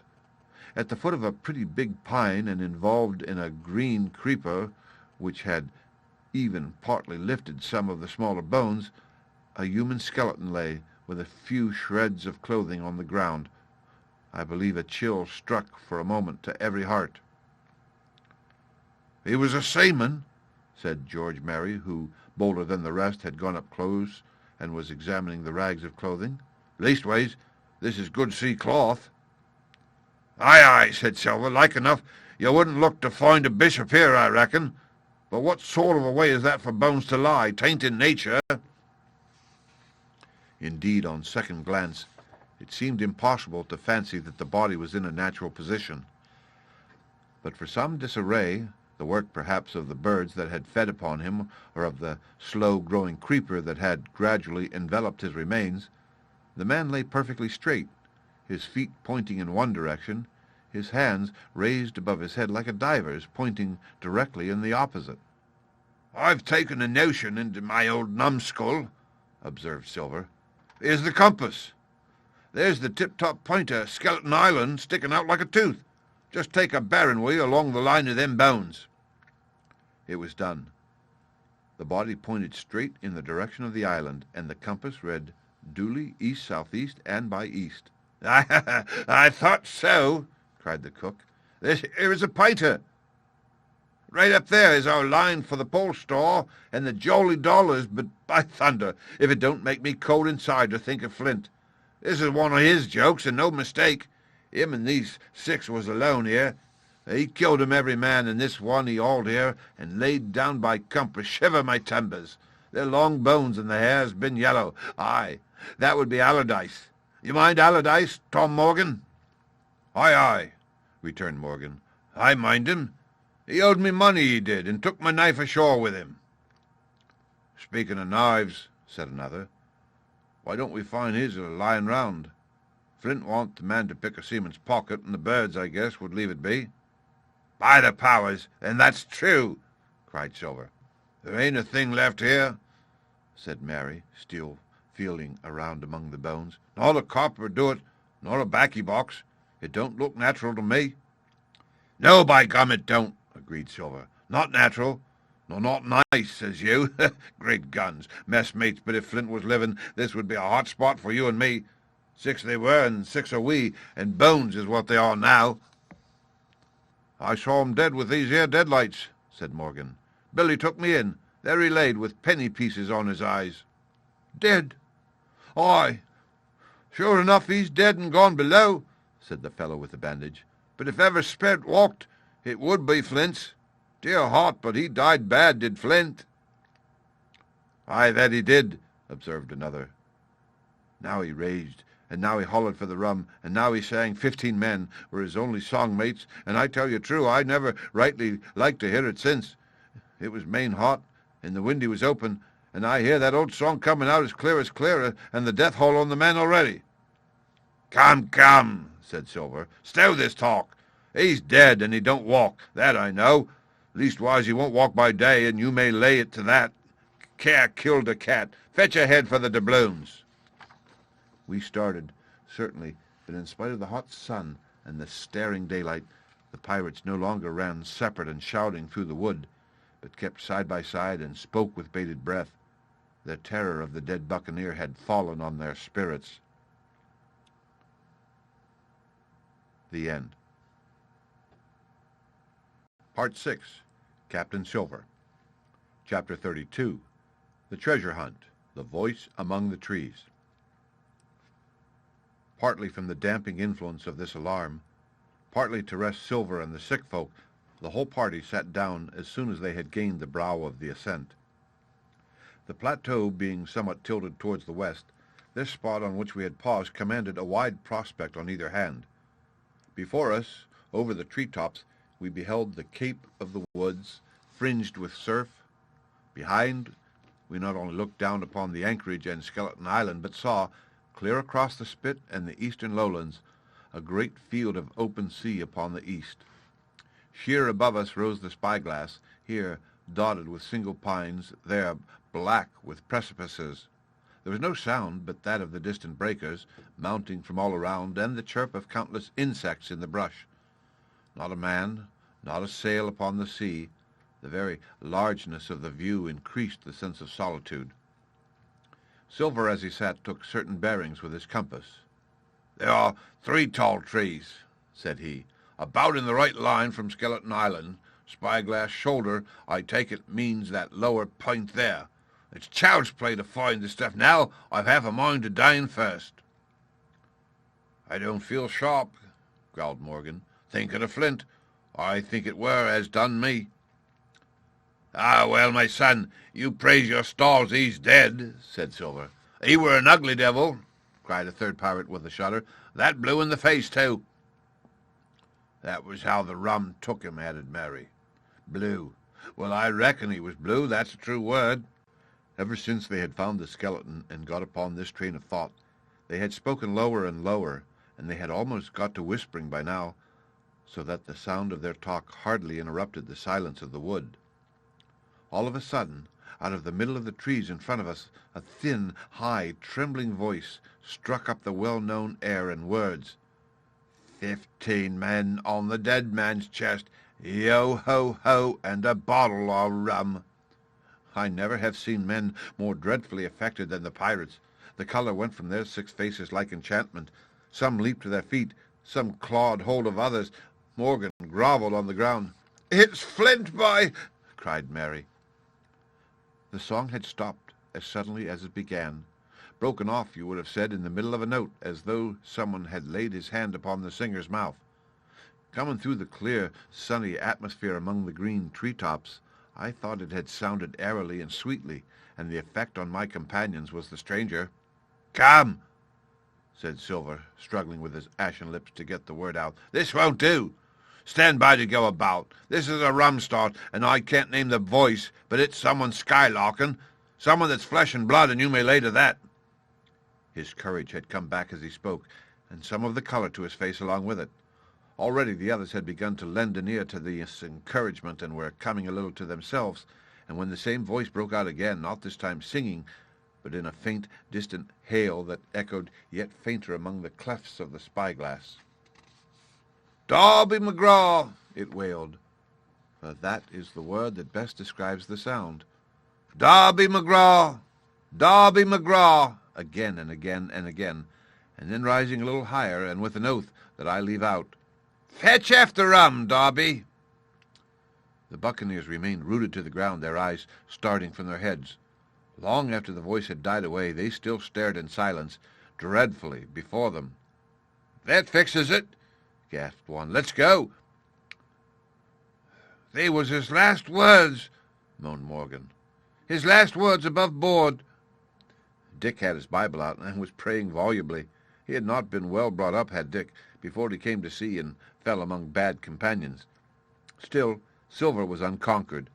I could hear his teeth rattle in his head, but he had not yet surrendered. "Nobody in this here island ever heard of Darby," he muttered. "Not one but us that's here." And then, making a great effort, "Shipmates," he cried, "I'm here to get that stuff, and I'll not be beat by man or devil. I never was feared of Flint in his life, and by the powers I'll face him dead. There's 700,000 not a quarter of a mile from here. What did ever a gentleman of fortune show his stern to that much dollar for a boozy old seaman with a blue mug, and him dead too?" But there was no sign of reawakening courage in his followers, rather indeed of growing terror and the irreverence of his words. "Belay there, John," said Mary. "Don't you cross the spirit." And the rest were all too terrified to reply. They would have run away severally had they dared, but fear kept them together and kept them close by John, as if his daring helped them. He, on his part, had pretty well fought his weakness down. "Spirit? Well, maybe," he said. "But there's one thing not clear to me. There was an echo. Now, no man ever seen a sparrow with a shadow. Well, then, what's he doing with an echo to him? I should like to know, huh? That tain't natural, surely?" This argument seemed weak enough to me, but you can never tell what will affect the superstitious, and to my wonder, George Mary was greatly relieved. "Well, that's so," he said. "You've a head upon your shoulders, John, and no mistake. 'Bout shipmates, this here crew is on the wrong tack, I do believe, and come to think of it, it was like Flint's voice, I grant you, but not just so clear away like it, after all. It was like somebody else's voice now. It was like a—" "By the powers, Ben Gunn!" roared Silver. "Aye, and so it were," cried Morgan, springing on his knees. "Ben Gunn it were." "It don't make much odds, do it now?" asked Dick. "Ben Gunn's not here in the body any more'n Flint." But the older hands greeted this remark with scorn. "Why, nobody minds Ben Gunn," cried Mary. "Dead or alive, nobody minds him." It was extraordinary how their spirits had returned, and how the natural color had revived in their faces.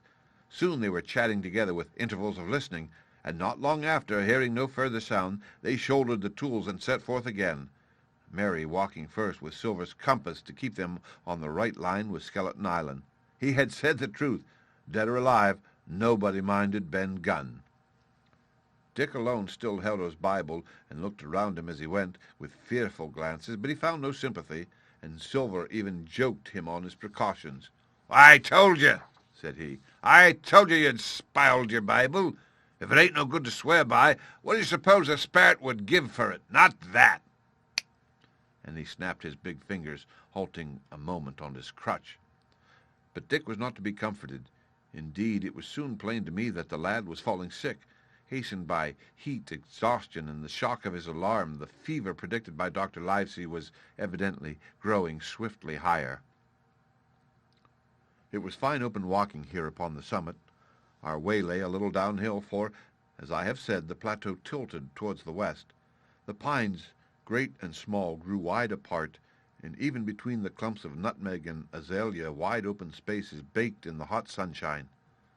Striking as we did pretty near northwest across the island, we drew on the one hand ever nearer under the shoulders of the spyglass, and on the other looked ever wider over that western bay where I had once tossed and trembled in the oracle. The first of the tall trees was reached, and by the bearings proved the wrong one. So with the second. The third rose nearly 200 feet into the air above a clump of underwood, a giant of a vegetable with a red column as big as a cottage and a wide shadow around in which a company could have maneuvered. It was conspicuous far to sea both on the east and west, and might have been entered as a sailing mark upon the chart. But it was not its size that now impressed my companions. It was the knowledge that 700,000 pounds in gold lay somewhere buried below its spreading shadow. The thought of the money as they drew nearer swallowed up their previous terrors. Their eyes burned in their heads, their feet grew speedier and lighter. Their whole soul was found up in that fortune, that whole lifetime of extravagance and pleasure that lay waiting there for each of them. Silver hobbled, grunting on his crutch. His nostrils stood out and quivered. He cursed like a madman when the flies settled on his hot and shiny countenance. He plucked furiously at the line that held me to him, and from time to time turned his eyes upon me with a deadly look. Certainly he took no pains to hide his thoughts, and certainly I read them like print. In the immediate nearness of the gold, all else had been forgotten. His promise and the doctor's warning were both things of the past, and I could not doubt that he hoped to seize upon the treasure, find and board the Hispaniola under cover of night, cut every honest throat about that island, and sail away as he had at first intended, laden with crimes and riches. Shaken as I was with these alarms, it was hard for me to keep up with the rapid pace of the treasure hunters. Now and again I stumbled, and it was then that Silver plucked so roughly at the rope and launched at me his murderous glances. Dick, who had dropped behind us and now brought up the rear, was babbling to himself both prayers and curses as his fever kept rising. This also added to my wretchedness, and to crown all, I was haunted by the thought of the tragedy that had once been acted on that plateau, when that ungodly buccaneer with the blue face, he who died at Savannah, singing and shouting for drink, had there with his own hand cut down his 6 accomplices.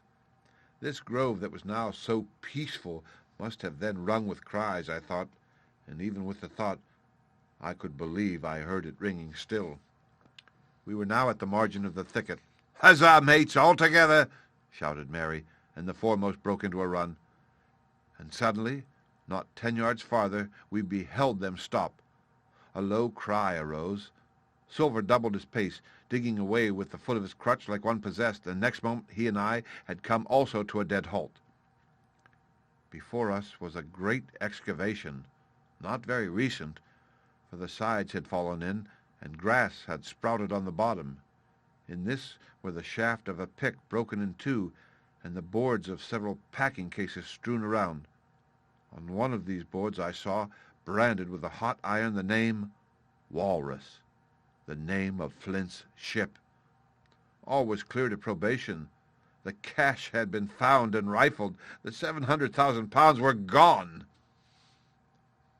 The end.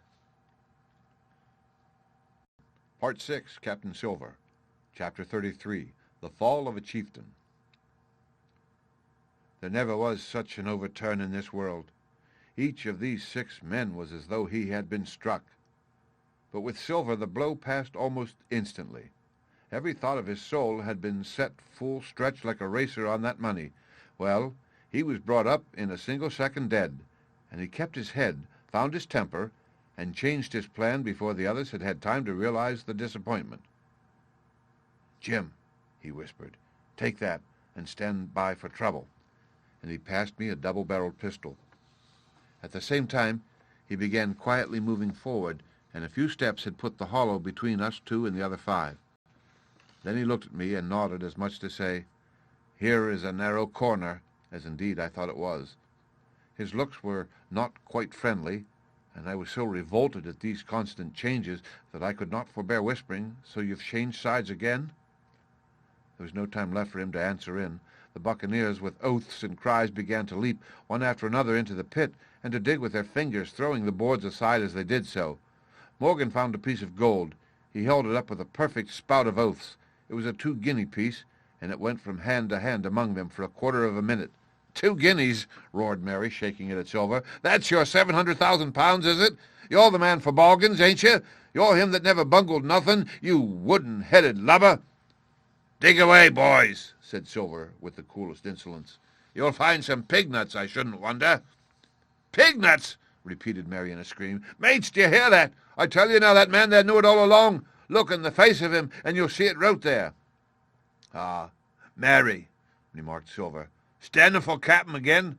You're a pushing lad, to be sure." By this time, everyone was entirely in Mary's favor. They began to scramble out of the excavation, darting furious glances behind them. One thing I observed which looked well for us. They all got out upon the opposite side from Silver. Well, there we stood, 2 on one side, 5 on the other, the pit between us, and nobody screwed up high enough to offer the first blow. Silver never moved. He watched them, very upright on his crutch, and looked as cool as I ever saw him. He was brave, and no mistake. At last, Mary seemed to think a speech might help matters.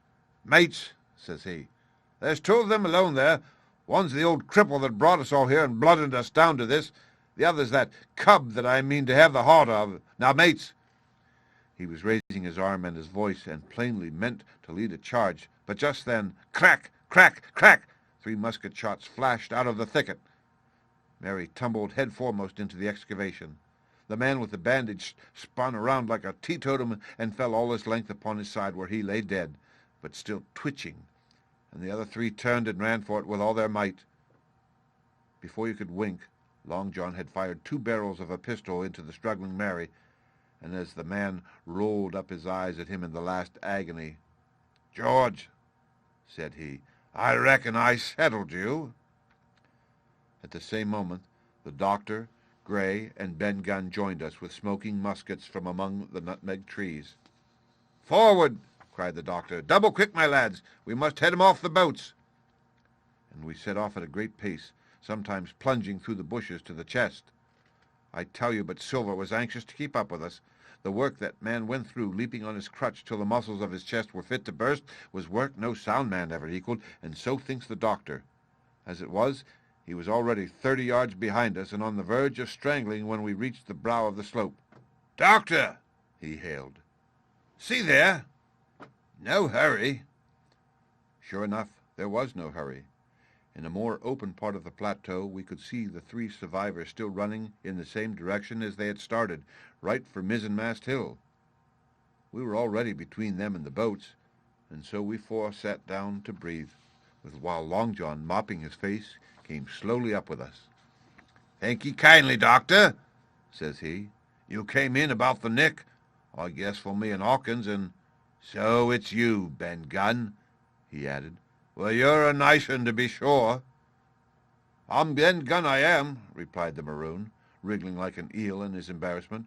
"And," he added after a long pause, "how do, Mr. Silver? Pretty well, I thank ye," says you.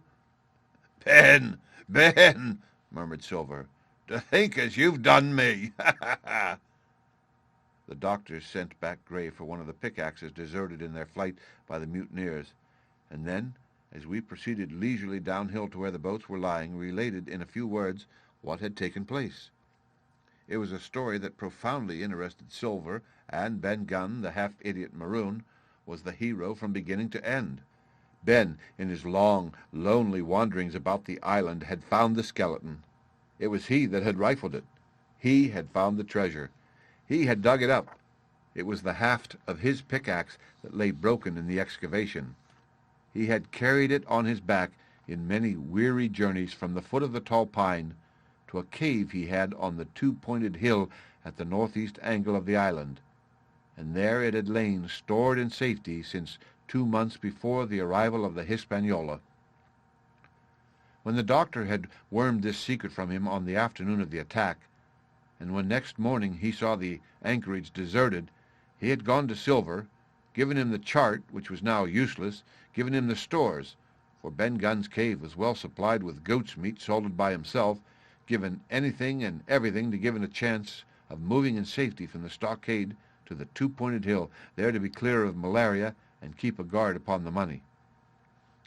"And as for you, Jim," he said, "it went against my heart, but I did what I thought best for those who had stood by their duty, and if you were not one of these, whose fault was it?"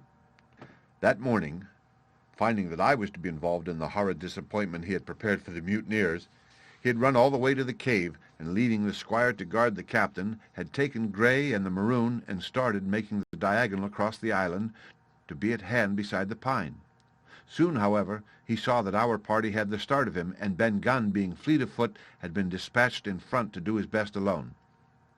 Then it had occurred to him to work upon the superstitions of his former shipmates, and he was so far successful that Gray and the doctor had come up and were already ambushed before the arrival of the treasure hunters.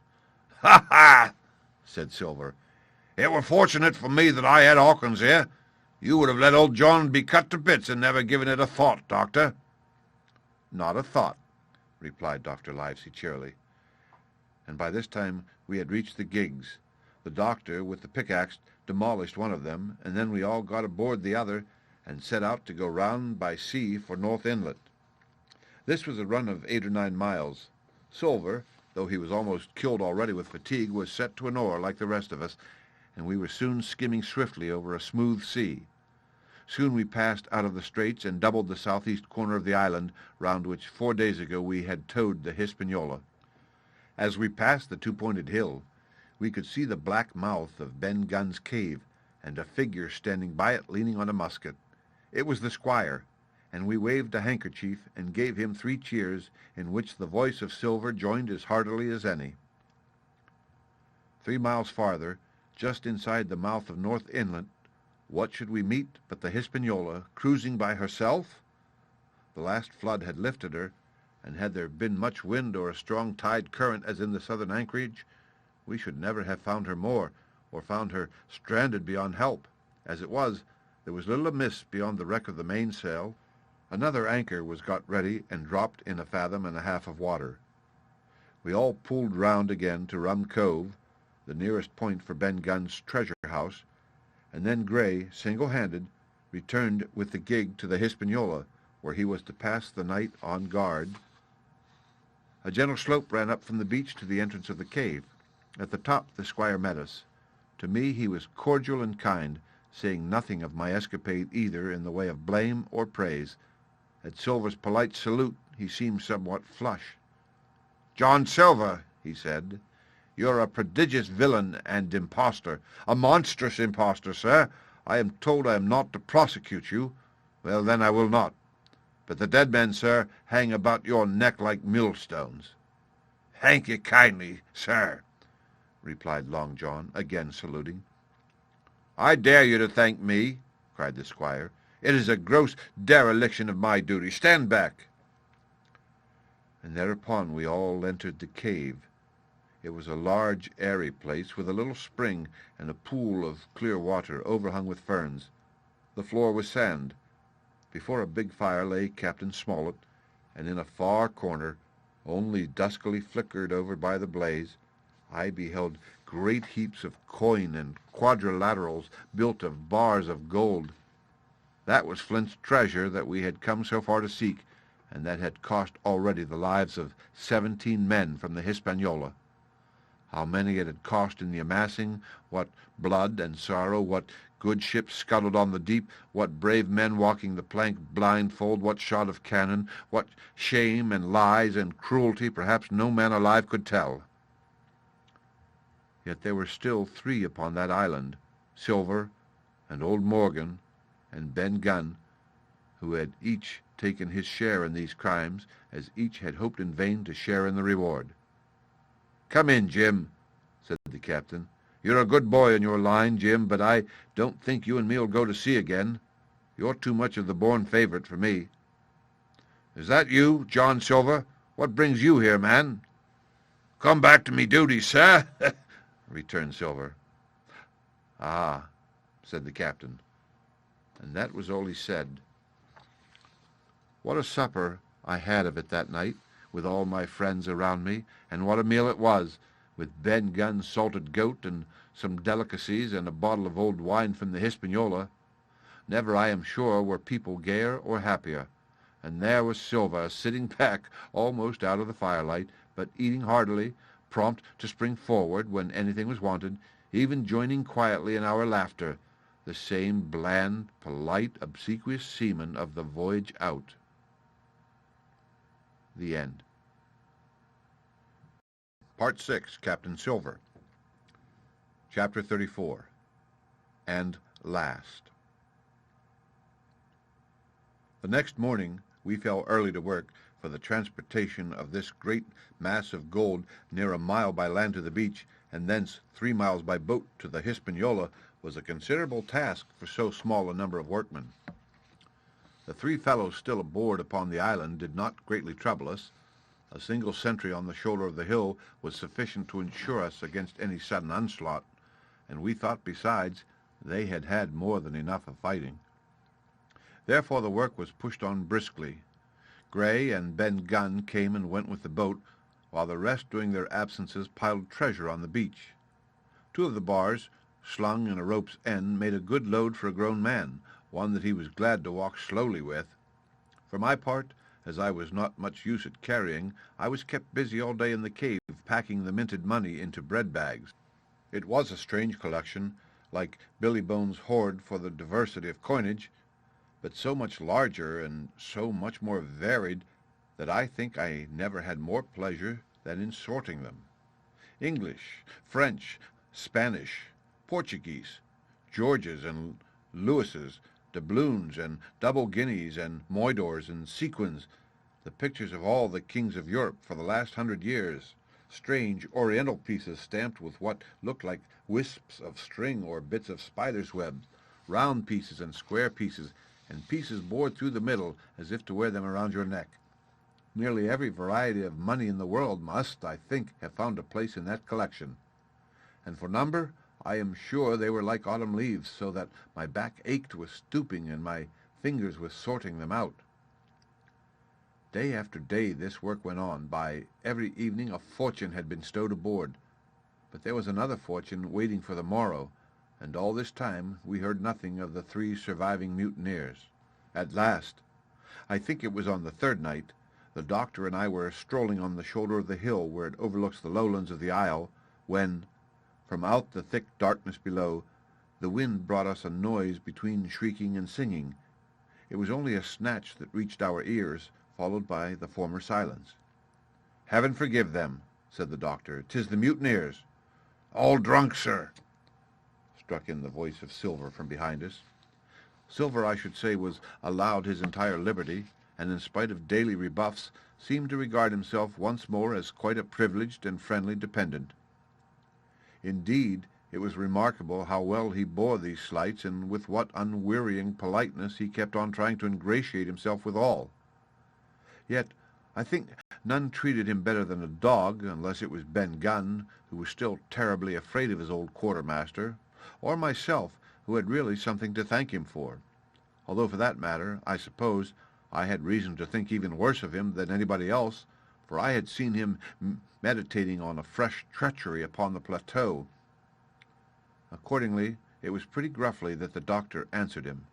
"Drunk or raving," said he. "Right you are, sir," replied Silver, "and precious little odds which to you and me." "I suppose you would hardly ask me to call you your main man," returned the doctor with a sneer, "and so my feelings may surprise you, Master Silver. But if I were sure they were raving, as I am morally certain one at least of them is down with fever, I should leave this camp, and at whatever risk to my own carcass, take them the assistance of my skill." "Ask your pardon, sir. You would be very wrong," quoth Silver. "You would lose your precious life, and you may lay to that. I'm on your side now, hand in glove, and I shouldn't wish for to see the party weakened, let alone yourself, seeing as I know what I owes you.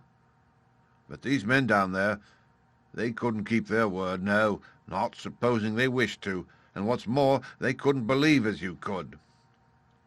"No," said the doctor. "You're the man to keep your word, we know that." Well, that was about the last news we had of the 3 pirates.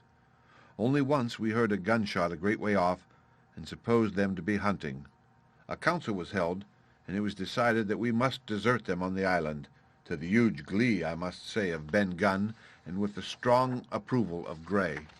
We left a good stock of powder and shot, the bulk of the salt goat, a few medicines, and some other necessaries, tools, clothing, a spare sail, a fathom or 2 of rope, and by the particular desire of the doctor, a handsome present of tobacco. That was about our last doing on the island. Before that, we had got the treasure stowed, and had shipped enough water and the remainder of the goat meat in case of any distress, and at last, one fine morning, we weighed anchor, which was about all that we could manage, and stood out of North Inlet, the same colours flying that the captain had flown and fought under at the Palisade. The 3 fellows must have been watching us closer than we thought for, as we soon had proved. For coming through the Narrows, we had to lie very near the southern point, and there we saw all 3 of them kneeling together on a spit of sand with their arms raised in supplication. It went to all our hearts, I think, to leave them in that wretched state. But we could not risk another mutiny, and to take them home for the gibbet would have been a cruel sort of kindness. The doctor hailed them and told them of the stores we had left and where they were to find them, but they continued to call us by name and appeal to us for God's sake to be merciful and not leave them to die in such a place. At last, seeing the ship still bore on her course, and was now swiftly drawing out of earshot, one of them, I know not which it was, leapt to his feet with a hoarse cry, whipped his musket to his shoulder, and sent a shot whistling over Silver's head and through the mainsail. After that, we kept under cover of the bulwarks, and when next I looked out they had disappeared from the spit, and the spit itself had almost melted out of sight in the growing distance. That was at least the end of that, and before noon, to my inexpressible joy, the highest rock of Treasure Island had sunk into the blue round of sea. We were so short of men that everyone on board had to bear a hand, only the captain lying on a mattress in the stern and giving his orders, for though greatly recovered, he was still in want of quiet. We laid her head for the nearest port in Spanish America, for we could not risk the voyage home without fresh hands, and as it was, what with baffling winds and a couple of fresh gales, we were all worn out before we reached it. It was just at sundown when we cast anchor in a most beautiful landlocked gulf, and were immediately surrounded by shore boats full of Negroes and Mexican Indians and half-bloods selling fruits and vegetables and offering to dive for bits of money. The sight of so many good-humored faces, especially the blacks, the taste of the tropical fruits, and above all, the lights that began to shine in the town, made a most charming contrast to our dark and bloody sojourn on the island, and the doctor and the squire, taking me along with them, went ashore to pass the early part of the night. Here they met the captain of an English man-of-war, fell in talk with him, went on board his ship, and in short, had so agreeable a time that day was breaking when we came alongside the Hispaniola. Ben Gunn was on deck alone, and as soon as we came on board, he began with wonderful contortions to make us a confession. Silver was gone.